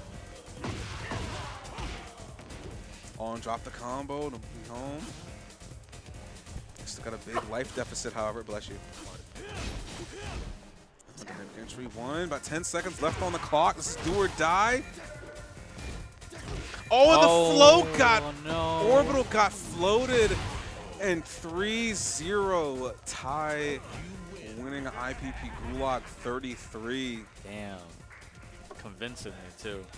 And that was unfortunate, considering, like, again, he just actually beat JFrag 6 games straight. After that first winners finals where JFrag was looking really good in those first 2 games, he took every single game since then. Yeah. He wasn't able to make the comeback from there. And And, it was to think those- that it started off with a Paul counter pick of all things. Right. That part. That part. And it was awesome to see how the very tiny adjustments that he made, the small sidestep blockings that he did, sidestep crouches, all of those things worked in his favor. Goodness gracious. In terms of, you could definitely see there was a different scope in terms of how that first match was played, how that second match was played. For sure. Where momentum shift was, it was very hard to come back from that. Even still, second place is not a bad performance at all. Every time I get second at these fucking locals, man, I'd be a wealthy man. It's Scooby Dooby. Yeah. Dooby like that. So unfortunately, Ty was able to quell the run back. So their top 3 of the night is going to be Vesper coming away with 3rd place, JFrag finishing off with 2nd, and Ty winning the Gulag 33. So thus far, hey, that was a pretty impressive run, I would like to say. Although I would 100% like to see some of these matches again in the future, if not with new faces or at least new people in top 8. But nonetheless, I'm still appreciative and love the fact that there was literally this top 8 was split between OGs and new blood. And unfortunately, the new blood wasn't quite able to hold it down too much. The one that really made it the furthest was Mr. Lame before he went down to Vesper. So Just come down to experience, I guess. precisely. Experience that literally legacy knowledge is what at the end of the day prevailed in this top 8. If there was ever a visual representation of young blood with talent versus experience, this top 8 basically personified that. Those first 4 matches was literally young blood, old blood, young blood, old blood, and 100%. every 100%. single time young blood prevailed. I Or want to old see a blood prevailed over young JFrag blood. and Mr. Lame run back. I want to see a iVoid and Vesper run back. No, most definitely, because technically they have to break that tie. And now I want to see a Ty and JFrag run back. Oh, I absolutely. need to see that. I would still say the match of the night for me, that would definitely be the run back of iVoid versus Vesper in losers quarters. Because again, the fact that iVoid did actually take the dub over him the first time in pools, and unfortunately he wasn't able to do so in the run back, but that was a hell of a set. Also, shout out to Macho Man. But Mr. Wins, what can I do for you today? All I'm going to say is this was some good Tekken. It's good to see the Philly scene get back together and showing all the stuff. Y'all still need to go through me though, but at the end of the day, I'm liking the new talent. When you're registering for the next bracket day. You know what? Whenever I see that date, if I can get off that day, and if I'm not going to any majors, August, right? 17th. You know, you already know it's the first Sunday of August. oh, it's the first Sunday of August. First Sunday of August. What's up? Fat Boy will not be here for that. Oh yeah, I remember. He's on vacation. Worst case scenario, we'll have to reschedule that. But for now, mark your calendars for the first week, for the first Sunday of August. Now that may be rescheduled just for staffing purposes because we're already spread kind of thin, which is why we had to do a monthly to begin with. So stay tuned. Yeah. Same week as DTN. Oh yeah, that Love is and Defend peace, the y'all. North. Oh, matter of fact, no, we will have to reschedule that then. And then you got Boston Blue with a Boston Beach. Actually, stay tuned because August is going to be a very busy month. we might have to. We'll give you guys more updates because after taking a look at the calendar, August is busy as hell.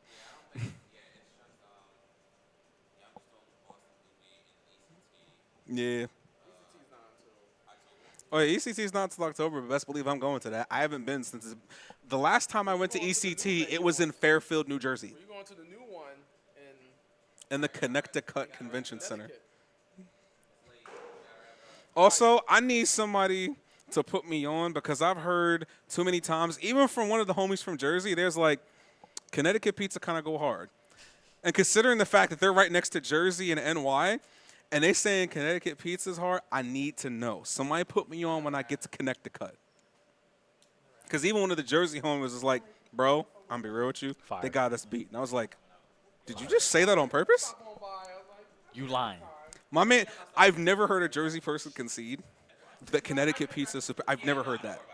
So that's terrifying, but also has me curious because now I need to know what Connecticut, what they know that I don't know. What they got in the South. For real. But we finna have a quick word from the fat boy himself. What you got, big dog? Thank y'all for coming through. Buy a t-shirt. Equipment ain't cheap. Buy a t-shirt. Support your locals. Actually, it's really not. As mentioned before, if you guys are looking to get a t-shirt, you can reserve one. For those who already have paid for and reserved their shirts, we still have that inventory in stock. So the next time we're able to see you, or if we do need to ship to you guys, we did see that 2 people needed theirs shipped to them, if not 3.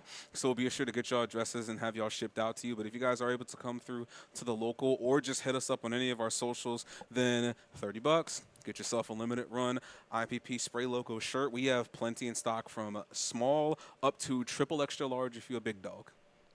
So by all means, why don't you get yourself one of these? Like we said, limited run. Once these gone, we moving on to the next design. And the next design finna be Southie. Who wants my pie t-shirt? That's you. That's you. That's Dame merch. Bro, Fats, how many times have I been asking for a Who Wants My Pie t-shirt? Too many. But it's about that time, dog. It's first of all, it's late. I want to go home, and I have work in the morning. So we're going to have to close this out for the night. So from the homie Dorier, tis been a pleasure. Once again, it is your main man with the hair-picking hand, Afronomical. And we're going to see you next time for another Iron Fist Philly Monthly. Stay tuned for more updates. Go to sleep.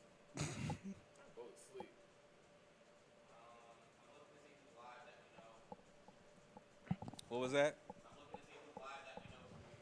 Matter of fact, yeah, who we rating? Who we finna rate? Who live? Who else is running some pepperoni and cheese? Oh, snap. I ain't been to his stream in a minute. Oh, he Pastor Herbs ain't live? Damn. Dang, no one's really playing Tekken right now. Well, I mean, it is a Sunday, it's the Lord's Day, and we're all tired. Kaiser. Oh, snap. Kaiser? Yo, why not? If they want more out of this world Tekken, you might as well send it over to Kaiser. Kaiser TV. All right, bet. So we're going to send you guys over to Kaiser TV for more Tekroni and Cheese, a well-known Asuzena player from the Midwest, from Wisconsin. Go ahead and tell them that the Gulag sent you. And once again, you guys have yourself a nice evening, and we'll see you for the next Iron Fist Philly one. Due to the fact that we're going to have some scheduling conflicts with August, stay tuned. We might be coming back at September. But for now, have a good night. Go to sleep, because I'm certainly going to do so too.